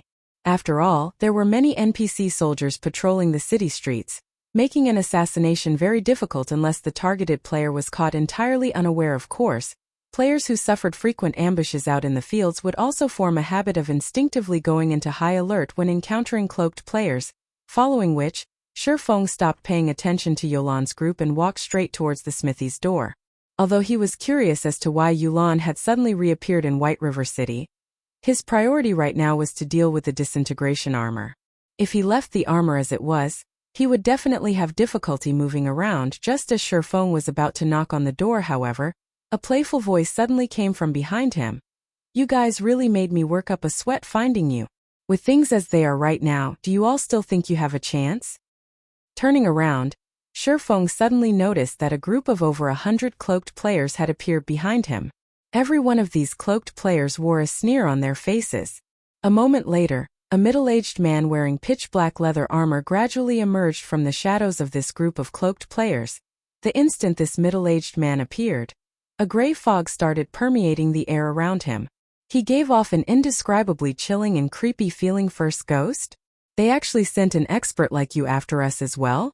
The youth standing beside Yulan revealed a bitter smile when he saw the middle-aged man at this moment. Aside from the youth, the several other experts standing around Yulan also wore horrified expressions when they looked at the middle-aged man before them. After all, the middle-aged man was once known as the #1 assassin of Underworld. He was so strong that even if their entire group attacked him together, they would only end up getting unilaterally slaughtered. Furthermore, escaping his grasp was impossible, as the assassin class was known to possess the highest speed among the 12 main classes. They wouldn't particularly mind if they simply lost their lives right now. However, First Ghost and his group had consumed the haunted potion. Anyone he and his allies killed would drop multiple pieces of equipment. Archaic, I believe that the higher-ups have already stated that either you all submit or die. Since you all refuse to submit, I have no choice but to send you on your way. First Ghost said as he unsheathed the snowy white dagger hanging from his waist. Taking into account the fact that we were colleagues in the past, I'll give you a word of advice. Delete your accounts as soon as possible. The higher-ups won't let you all keep those items. Or do you really believe you can escape our pursuit? Yulan, bring everyone and escape quickly. The few of us here will hold them back. Once you reach the main street, they won't be able to take action easily.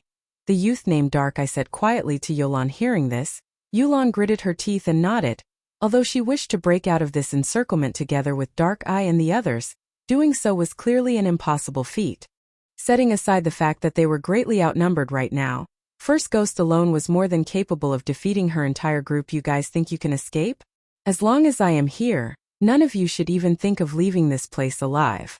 First Ghost obviously saw through Archaic's plans. Sneering, he ordered, Go! Leave none of them alive. Immediately, the 100-plus players behind First Ghost went into action. The melee players charged forward, the healers in the rear cast shield buffs on the melee players, and the ranged players locked on to the movements of Yulan's group. There were also over a dozen stealthed assassins stationed at the sidelines on the off chance that someone from Yulan's group actually managed to get through the encirclement at the same time. First Ghost took out a dark gray scroll and unfurled it. As he activated it, the surrounding space suddenly turned blurry. This scroll contained the basic magic array perception blur. It was a special scroll that could be bought only in towns and cities operated by the dark forces. So long as this scroll was activated, it would transform the surrounding space, making it difficult for NPCs within towns and cities to perceive the movements inside the affected area. Unless the affected area lay in an NPC soldier's direct line of sight, it would be some time before the NPC soldiers would realize that a fight was going on inside the city. Damn it. They came prepared. Darkeye immediately fell into despair when he saw the dark gray magic array rising into the air. Although the magic array First Ghost used was only a basic one, players would still need to spend some time breaking through it. During this period, First Ghost's group was more than capable of killing them several times over. I've already said that none of you should think of leaving this place alive, First Ghost said as he strolled up to Darkeye and Yulan. He showed nary a hint of nervousness even though he was assaulting another player inside an NPC city. In fact, he did not even bother using the assassin class's stealth skill and was boldly waltzing towards his opponents. This approach was one of the reasons why the members of Underworld deeply feared the man known as First Ghost. He could not only overwhelm his opponents through martial might but also constant grind away at his opponent's mental state. Unable to cope with the mental pressure, a level 46 berserker abruptly used charge at the confident assassin. Upon arriving before First Ghost, he immediately brandished his greatsword with all his might. Cross slash. The berserker smoothly entered the stance to execute cross slash, and swung his greatsword down on First Ghost. Following which, the clash of metal rang out surprisingly. First Ghost's flimsy dagger actually stopped the berserker's greatsword. Immediately after, the dagger had even proceeded to push aside the greatsword. First Ghost had repelled the attack so easily that he looked as if he was just swatting away a small pebble. How is this possible? The berserker's face was filled with astonishment when he saw his greatsword getting shoved aside so readily.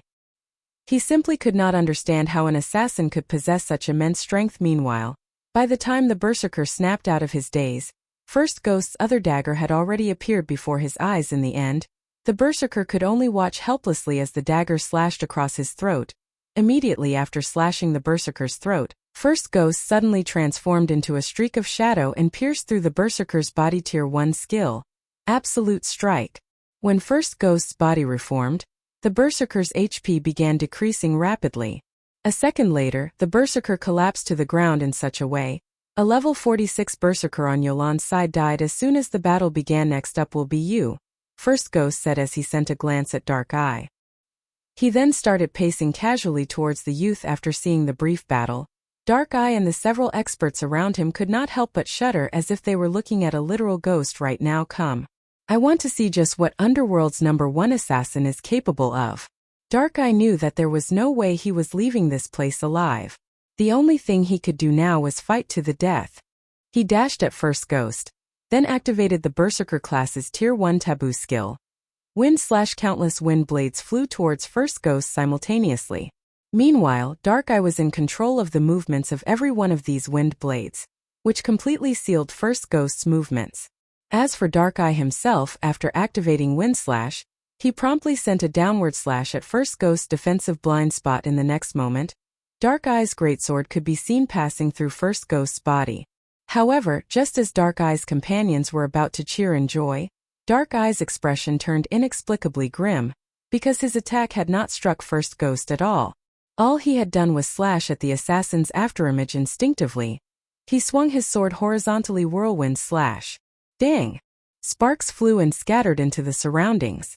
In the next moment, Darkeye's silvery gray greatsword could be seen stopped roughly 4 inches away from First Ghost's body. Despite Darkeye putting all his strength into his arms, the pitch-black dagger blocking his greatsword refused to budge by even a centimeter farther. Meanwhile, the silver dagger in First Ghost's other hand smoothly stabbed towards Darkeye's side abdomen. Is it over? Darkeye could not help but shut his eyes at this scene. The difference in strength between him and First Ghost was simply too massive. Not only was he inferior to the assassin in terms of technical standards, but even his basic attributes were greatly inferior to the assassin's die. First Ghost promptly added even more power to his attack just as the silver dagger was about to stab into Darkeye's abdomen. However, a red flash suddenly entered First Ghost's sight. Shocked, First Ghost hurriedly activated wind steps to block the attack. He then beat an abrupt retreat and turned to look towards the source of the red flash. Who interrupted me? I did. At this time, Feng stepped out of the group of players standing before Ciliora's smithy. Chapter 1545. Unbearable Wrath? As Feng emerged from the crowd, the present players' gazes shifted towards him. Although Feng had concealed his appearance, he was obviously a swordsman based on the 2 long swords hanging at his waist. This brat must be tired of living. He actually dares to ruin the boss's fun. He must be suicidal. He should realize that he can't survive this. Is he that eager to die? The boss must be furious. That kid is definitely going to suffer for this. Oh. Although First Ghost's team members were surprised to see Feng save Dark Eye, their expressions quickly turned to that of pity and admiration. As a bystander, Feng could have remained silent, and First Ghost would have given him a quick death, but now that he had spoiled the man's fun, his death would be slow and painful after all. First Ghost was famous for his brutality in Underworld. Other players had interrupted First Ghost in the past, and he had slowly shaved off these players' HP with one hit after another. Sometimes he even had his team's healers recover his target's HP.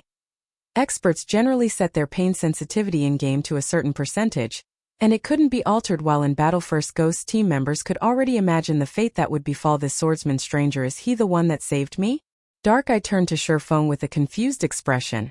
He had never thought that a passerby like Feng would actually save him.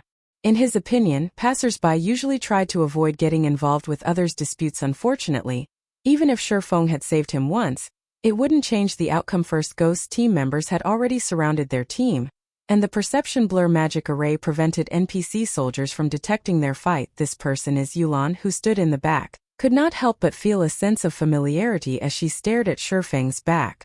She seemed to have heard his voice somewhere before as well. Kid, you did that just now?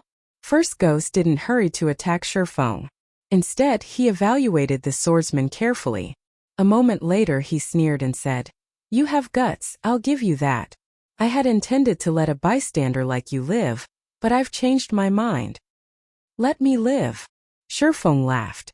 "Keep that devil's compassion to yourself. You saw through that, huh?" Since Feng hadn't bought the lie, First Ghost admitted to it. He chuckled before replying, "Indeed. I never had any intention of letting you get away, but your actions have only earned you a more painful death, kid. You're going to regret stepping in. Restless, make sure to you heal this kid and keep him alive for me. Everyone else, keep an eye on Dark Eye and Yulan. Rest assured, boss. Until you say stop, I'll make sure he doesn't die." With First Ghost's command, his teammates turned their focus to Yulan's team. If any of those players moved strangely, they'd bombard them with attacks. At the same time, a level 47 cleric in blue robes kept a close eye on Feng's HP. A hint of playfulness flashing in his eyes as he prepared to cast a healing spell. As soon as First Ghost finished speaking, he appeared behind Feng's shadow steps. Like a venomous snake, the pitch-black dagger in First Ghost's hand formed an arc as it curved towards Feng's flank. Kidney strike. As the dagger aimed for Feng's blind spot, First Ghost curved his other dagger towards the swordsman's head, ensuring that the silver dagger was barely visible in the corner of his target's eye. Crap. That's First Ghost's double snake bite. Dark Eye's expression darkened as he watched the two daggers flash towards Feng from different angles. When a player noticed an incoming attack, they instinctively tried to block the attack while ignoring those they couldn't see. First Ghost's technique took advantage of this reaction to break past his opponent's defense. Although this technique looked simple, finding an opponent's blind spots in an instant and launching an attack without unnecessary movement was extremely difficult. A player would also have to execute a second attack simultaneously from an entirely different angle. Moreover, due to the attack's lightning speed and precise timing, the technique was nearly impossible for an ordinary expert to counter. First Ghost had killed many powerful experts with this technique. Just before the two daggers bit into Feng, everyone saw a blue flash pung, following which, the sound of metal on metal echoed throughout the street. Suddenly, First Ghost stumbled back 2 steps, his HP falling by over 200. On the other hand, Feng remained steadily in his original position. His HP was also intact. How is this possible? First Ghost's companions were dumbfounded after watching Feng repel the double snake bite. Impossible. Even Dark Eye stared at Feng in disbelief. Feng had actually repulsed Underworld's #1 assassin with 1 hit. Moreover, judging by Feng's expression, it was clear that the swordsman wasn't satisfied with his counterattack. What Dark Eye did not know was that Feng currently suffered a 50% basic attribute reduction, thanks to the disintegration armor in his back. Had Feng been at his peak, his counterattack would have killed First Ghost or left the assassin near death's door. The outcome wouldn't have been a mere 200 HP loss. When First Ghost noticed that his hands trembled after receiving Feng's counterattack, his expression hardened as he glared at Feng and asked, Who are you? Even if First Ghost were stupid, he'd realize that Feng was no ordinary expert. The counterattack Feng had used to negate his double snake bite had been so fast that his senses had barely kept up with the strike. No ordinary expert could achieve such a feat. Who am I? I'm just an ordinary bystander that you want to kill, Feng said, chuckling. An ordinary bystander? My double snake bite can instant kill refinement realm experts if I catch them off guard. First Ghost snapped, annoyed as he glared at Feng. He had not expected to come across a difficult opponent like Feng during his assassination of Yolan's team. So, that's double snake bite? I don't see anything special about it. Shifting through his memories, Feng realized that First Ghost had indeed launched his attacks simultaneously. However, he did not pay any special attention to this after reaching the Void Realm. He had a clear grasp of any movement in his surroundings. He lacked the visual blind spots ordinary players suffered. Hence, to him, it merely looked as if First Ghost had simply thrust both of his daggers at once and nothing more. What bold words. Boss, let us take him on. I want to see just what kind of ability this kid has. Feng's statement enraged the assassin's team members. As long as First Ghost gave the command, they'd send Feng to meet his maker. However, rather than reacting rashly, First Ghost calmly and coldly declared, although I don't know who you are, Underworld wants the people behind you dead. Underworld's wrath isn't something you can endure. Boss, why bother wasting words on him? Let's just get rid of this brat. We'll teach him the consequences of his arrogance. All of First Ghost's team members stared at Feng, as if he were already a dead man walking. Can't endure Underworld's wrath? Feng chuckled. He then removed his black cloak and exposed his adjusted appearance. I'm very curious to learn what Underworld can do to me. Chapter 1546, Sword King. Chapter 1546, Sword King. Black Flame. The battlefield fell deathly silent when Feng removed his black cloak. Everyone here was familiar with Black Flame. Even players from outside of Starmoon Kingdom would know of him if they examined the God's Domain ranking list recently. Black Flame's ranking had risen. He now ranked 31st on God's Domain ranking list. There was also plenty of information regarding the man's battle records. Not only could Black Flame wander through an army of thousands of enemy players as if he were strolling through his own backyard, but he was also undefeated. Even super guilds had to take this expert seriously. Moreover, Black Flame was the guild leader of Zero Wing, the current #1 guild in Starmoon Kingdom. Sword King Black Flame? Dark Eye felt as if he were dreaming as he gazed at Feng. He was also relieved that he had stopped his teammates from attacking Feng. Otherwise, this swordsman would have killed his companions before First Ghost's team had even arrived. Although Dark Eye had never personally witnessed Feng in battle, he knew that this man's guild had caused Underworld a lot of suffering. The organization had even been forced to abandon its development in Starmoon Kingdom. Why is he here? Yolan's eyes widened in shock as she stared at Feng. Meanwhile, when First Ghost found out about his opponent's identity, his complexion turned indescribably grim. If his opponent had merely been a top-tier expert from a first-rate guild, he would not have considered this swordsman important, but that wasn't the case for the player before him. Every player ranked among the top 100 on the God's Domain ranking list could strike fear in the various large guilds. Not to mention the 31st ranking expert. Even a superpower would have to dispatch numerous peak experts to deal with an expert of Feng's caliber. It would also need the terrain advantage. Otherwise, it would have no hope of defeating Feng.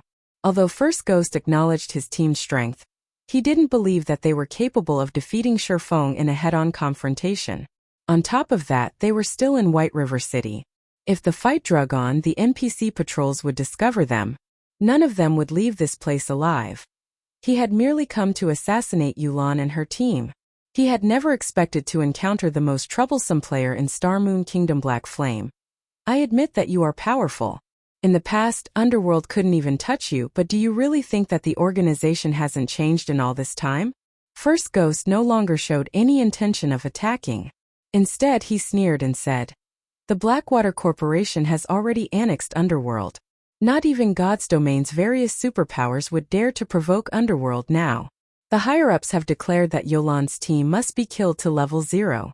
If you shelter them, you will endanger the guild you've gone to great lengths to develop. As long as you keep your nose out of this, you will continue to reign as Starmoon Kingdom's overlord. However, if you anger the people in charge, Zero Wing won't get away unscathed. Is it worth getting in the middle of this? When they heard First Ghost's warning, Dark Eye, Yulan, and their companions paled as First Ghost had said. The Blackwater Corporation had taken control of Underworld. Even super guilds avoided confrontations with the corporation if they could.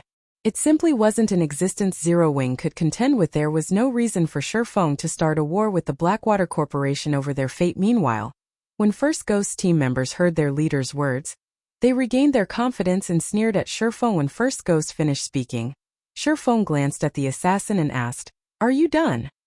First Ghost was stunned. "Do you even understand what I'm saying? If you involve yourself, you will declare war on the Blackwater Corporation."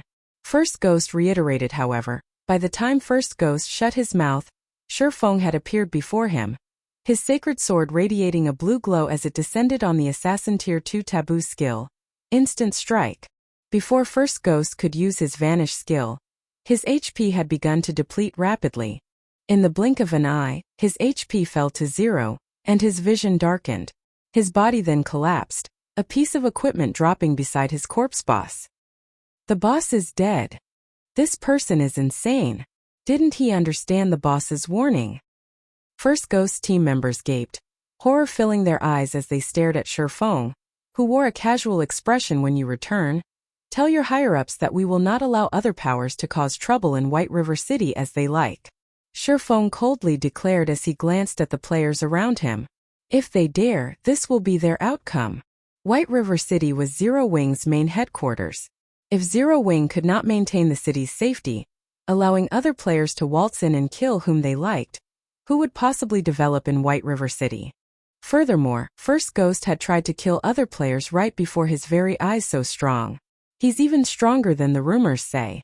Dark Eye was indescribably shocked as he looked at First Ghost's corpse. Underworld's top assassin had died without the chance to fight back. The entire process had happened so fast that he wasn't even sure about what had happened. He had only seen Feng appear before First Ghost suddenly before a blue flash had struck the assassin. In the next moment, First Ghost's HP had fallen to 0, and he died. Although Dark Eye had heard about Feng's strength while he had still been a member of Underworld, he had never realized that the man was this strong. The difference between his power and Feng's was overwhelming, insane. When First Ghost team members heard Feng's declaration, they felt the air around them grow heavy.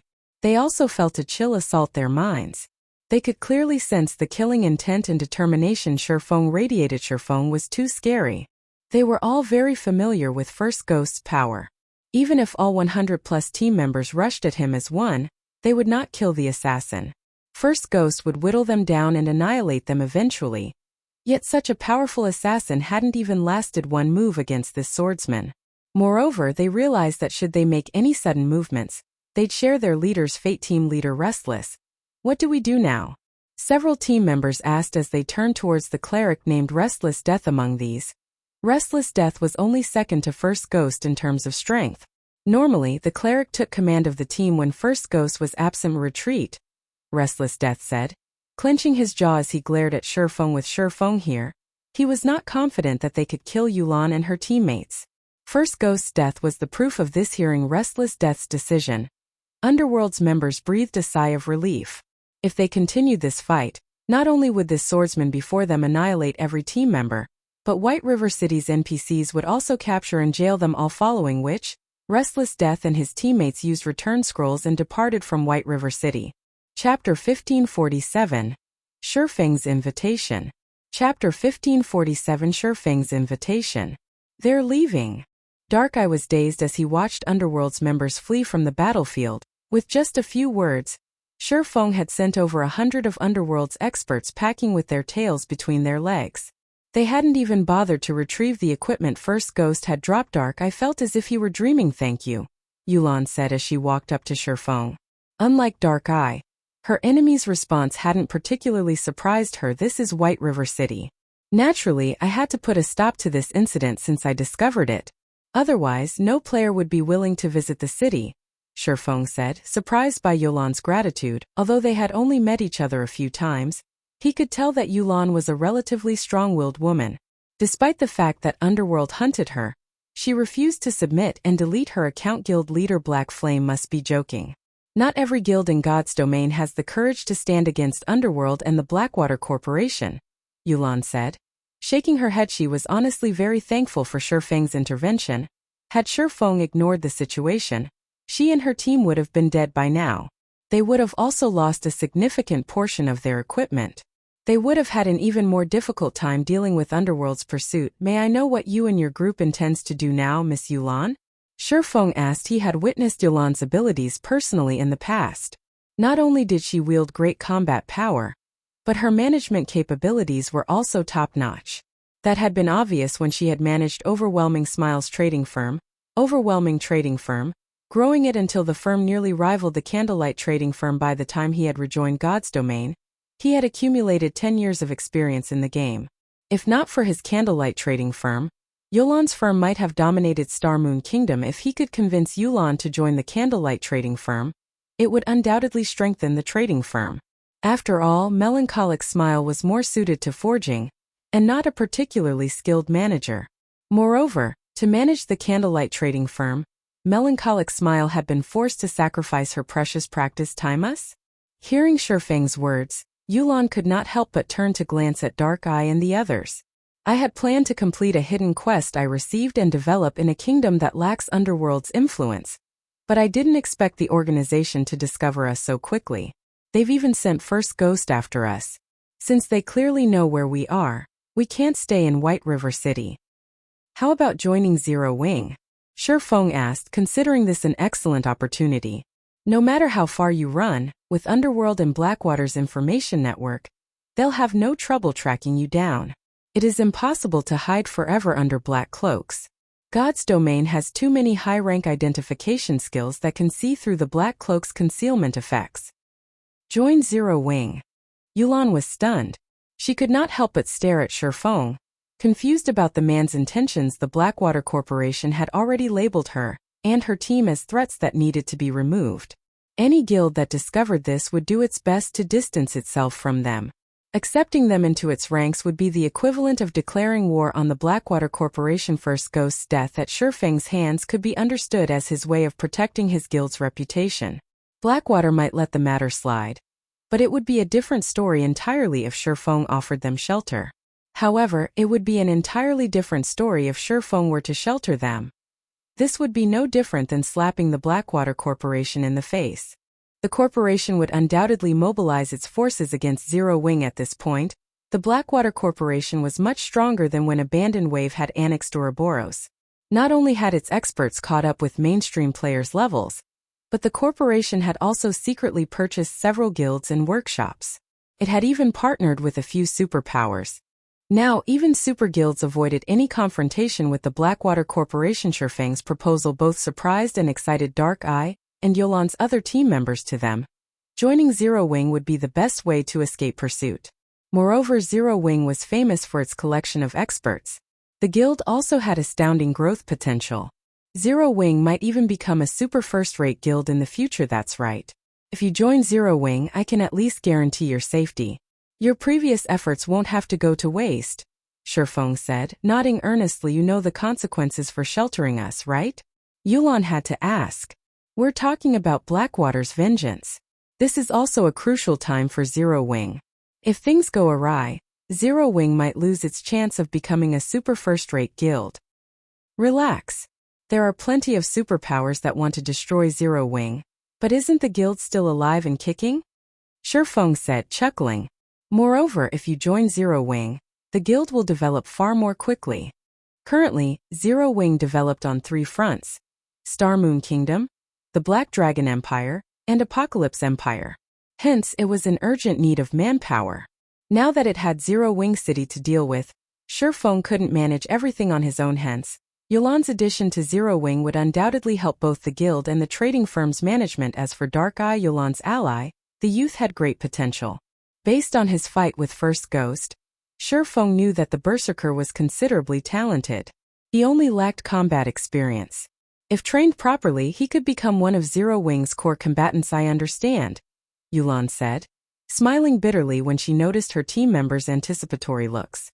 In that case, we'll have to trouble you from now on, Guild Leader Black Flame. She had never thought that she would, one day, join Zero Wing, the guild which had been her enemy. However, She had to admit that she was relieved to join the guild. She only prayed that the Blackwater Corporation's fear of Zero Wing's potential would prevent it from declaring an all-out war on Zero Wing over her nonsense.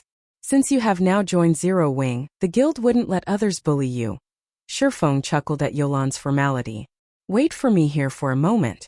Once I've finished with my matters here, I'll bring you back to Zero Wing's residence to register.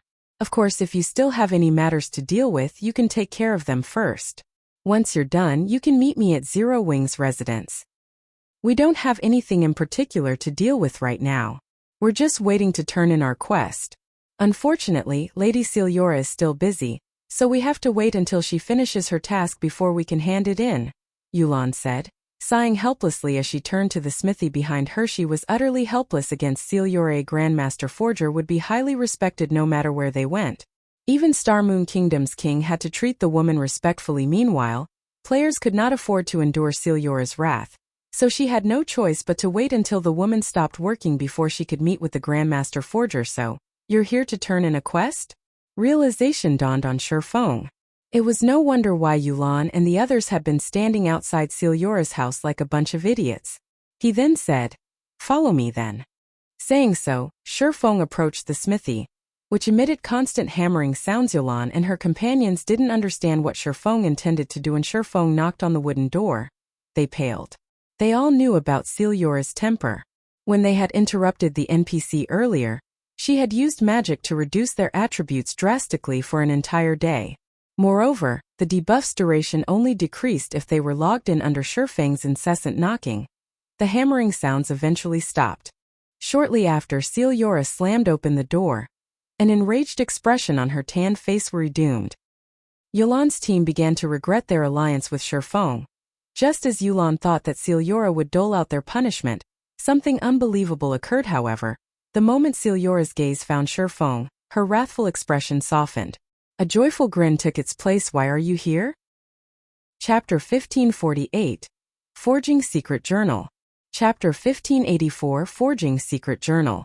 When Yulan and the others saw Celiora's friendly expression, they turned to Feng in shock. Even Star Moon Kingdom's king had to treat Grandmaster Forgers respectfully. Trying to raise one's favorability with an NPC Grandmaster Forger was exceedingly difficult. Yet Celiora's reaction to seeing Feng wasn't unlike seeing an old friend who hadn't visited for many years. "I found a treasure. I'm here to see if you can help me recast it." Feng replied. "A treasure?"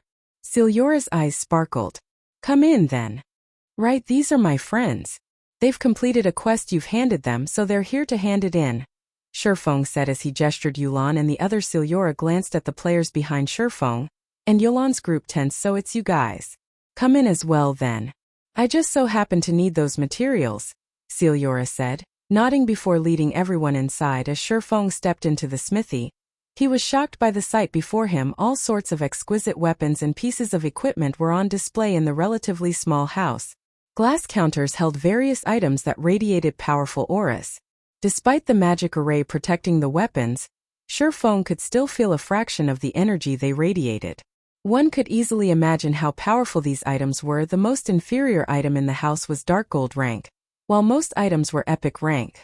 Clearly, the weapons and pieces of equipment in the display cases were the creation Celiora was proud of. They were top tier even among epic items. With a casual glance, Feng easily counted many times more epic weapons and equipment in Celiora's small house than those Zero Wing had obtained. Even super guilds would go mad over Celiora's collection. Feng had to admit that a Grandmaster Forger was amazing. Celiora could craft epic items as if it were child's play. Even Master Forgers would be lucky to craft one epic item every few years. Although Master Forgers could craft epic items, their success rate was astoundingly low. Only if a Master Forger had an astronomical supply of high-ranking materials would they be able to produce epic items. Producing epic items was far more difficult than obtaining them from monsters and quests. This was because handcrafted items had higher compatibility with the players they were made for, which allowed said players to exhibit greater combat power in God's domain. Where fragmented legendary and legendary items were extremely rare, obtaining customized epic items was one of the few methods players in full epic gear could improve their combat power. The various large guilds in the past had even secured their own Master Forgers to craft epic weapons and equipment regardless of the cost. Lady Celiora, Here are the ebony stones and moonlight spring water you requested. After entering the smithy, Yulan proceeded to remove some materials from her bag. Feng was astonished when he saw the materials. Both the moonlight spring water and the ebony stones were super rare forging materials. The moonlight spring water could increase the mana within other materials, which in turn increased the production success rate and quality of the final product. As for the ebony stone, it was a top-tier epic material only obtainable from high-rank field bosses and the dungeon bosses in 100-man team dungeons. Unfortunately, the drop rate was abysmal, and a team would have to kill multiple bosses before one would drop. Feng wouldn't have been particularly surprised if Yulan had revealed one bottle of moonlight spring water and one ebony stone. After all, Zero Wing had collected quite a few of these items. What shocked Feng was the number of items Yulan had revealed in total. Yulan had taken out 100 bottles of moonlight spring water and 50 ebony stones. This already exceeded Zero Wing's stockpile by multiple times. Not bad. You actually gathered everything within a short time. After taking a look at the materials on the table, Sealiora took out a thick, ancient book and gave it to Yulan. This is the forging secret journal I promised you. If one learns all of these techniques, they should have a much easier time becoming a master forger. A forging secret journal? Feng suddenly realized why the quest required so many precious materials. A forging secret journal contained plenty of forging techniques. It was a treasure that many forgers dreamed of obtaining. However, whether or not one could learn these techniques depended on the player's capabilities. Guild leader Black Flame, I still haven't thanked you for saving us. In addition, you've allowed us to join Zero Wing. As a show of gratitude, please accept this forging secret journal. Yulan sincerely said as she handed the forging secret journal to Feng. For a moment, Feng was at a loss for words. He could tell that Yulan was serious. Moreover, with Yulan's strong-willed personality, she would never accept owing others. Alright, I'll accept it. Feng nodded. The forging secret journal could definitely help the candlelight trading firm's forgers. He could also use the item as motivation for the firm's forgers. When Feng accepted her gift, Yulan breathed a sigh of relief. Her serious expression relaxed after Yulan turned in her hidden quest. Sealiora shifted her gaze to Feng and eagerly demanded, "Well, come on. Show me this treasure of yours." Guild leader Black Flame, since you still have some matters to attend to, we'll wait outside. Yulan knew that Feng was here for something very important. It was most definitely a secret. Hence, she took the initiative to remove herself. No need. This won't take long, Feng said as he waved a hand. Since Yulan and the others would soon join Zero Wing, he had to treat them like the rest of his people. Moreover, the disintegration armor was not something others could easily take from him even if they knew about it. Following which, he took out the destroyed disintegration armor and set it on the table for Sealiora to inspect. The instant he revealed the disintegration armor, the space inside the room began to warp as a horrific killing intent and tyrannical aura surged out of the armor and filled the smithy immediately. Several of Yulan's lifestyle players dropped to the ground, turning incomparably pale. What kind of item is this? A frightening shock tore at Yulan as she stared at the tattered armor on the table. After playing God's Domain for so long, she had seen countless top-tier weapons and pieces of equipment. She had even seen quite a few epic items. But none of those items came anywhere near to comparing to the tattered chest piece Feng had revealed. As she stared at the armor, she felt her soul tremble with fear. She felt as if she were looking at some horrifying creature rather than a piece of equipment. Even if she didn't know the item's identity, she knew that it must have an extraordinary origin. She was also certain that it was more valuable than any item she had. What? This is disintegration power. Where did you get this? Astonishment twisted Sealiora's beautiful face when she saw the disintegration armor. I killed an orc warlord, and this dropped. Feng honestly explained there was no need to hide information from an NPC. In fact, if he lied to Sealiora, she wouldn't be able to determine the disintegration armor specifics and wouldn't be able to help him. Moreover, his victory over an orc warlord was no longer a secret in Starmoon Kingdom. The various large guilds had long since learned about the incident, so that's the case. No wonder this broken armor radiates disintegration power. It must be a piece of the Orc Empire's legendary disintegration set. After a glance at the armor and Feng's explanation, Sealiora realized the disintegration armor's identity. You really are something. The disintegration power radiating from this chest piece is incredibly dense. The disintegration power will taint anyone who carries it. Yet despite being only a Tier 2 swordmaster, you haven't gone mad, only suffering some loss to your attributes. Are you really just a Tier 2 swordmaster? In response to Siliora's question, Feng merely revealed an awkward smile. He currently carried 3 fragmented legendary items. He also wielded one of the 10 great saint legacies. He couldn't be considered a mere Tier 2 player, a Tier 2 swordmaster? He's a Tier 2 player. Hearing Siliora's question, Yulan and her companions could not help but turn to Feng. Stunned NPCs were not players. They generally didn't lie for no good reason. Moreover, they had much keener perception than players, not to mention an apex existence like a Grandmaster Forger. Chapter 1549, God's Power. Chapter 1549, God's Power. He's already been promoted to Tier 2? Realization dawned on Yulan when she heard Siliora's comment. It was no wonder Feng killed an expert like First Ghost with one hit. He had even dared to chastise and threaten Underworld's members if Feng had truly reached Tier 2. He earned his arrogance. Tier 2 was the various large guilds' major goal right now. Only after players completed their Tier 2 promotions would they qualify to challenge level 50 super large-scale team dungeons, and Tier 2 players would significantly help a team when raiding level 50, 100-man team dungeons. Not only would Tier 2 players receive a massive boost to their basic attributes, but their skills would also undergo a qualitative transformation. One Tier 2 player could easily do the work of several Tier 1 players. As she watched Feng, Yulan found it hard to believe that he was already a Tier 2 swordmaster. As far as she knew, even Underworld was still preparing for the Tier 2 promotion quests due to the high difficulty of these quests. Unless players made ample preparations, their chances of failure would be quite high. It was something to be avoided at all costs, as players would have to wait a considerable amount of time before challenging their quests again. The main god system intended Tier 1 to be an introductory phase for players, allowing them to adapt to God's domain's combat styles. Hence, every player would be capable of completing their Tier 1 promotions. However, it was a different story for Tier 2. Only after players had achieved a certain standard in both combat standards and basic attributes could they complete their Tier 2 promotions. Unfortunately, reaching level 50 required a lot of time and resources for current guilds, not to mention completing the Tier 2 promotion quests. In fact, even Super Guild's peak experts were still desperately grinding. These experts were lucky if they were already level 49. Yet not only had Feng crossed the level 50 threshold, but he had also completed his promotion quest. So, this is the 31st ranked expert on the God's Domain experts list? Dark Eye was inwardly astonished as he examined at Feng. He had been considered a top-tier expert in Underworld. Although he was no match for experts like First Ghost, he was stronger than most of the organization's other experts.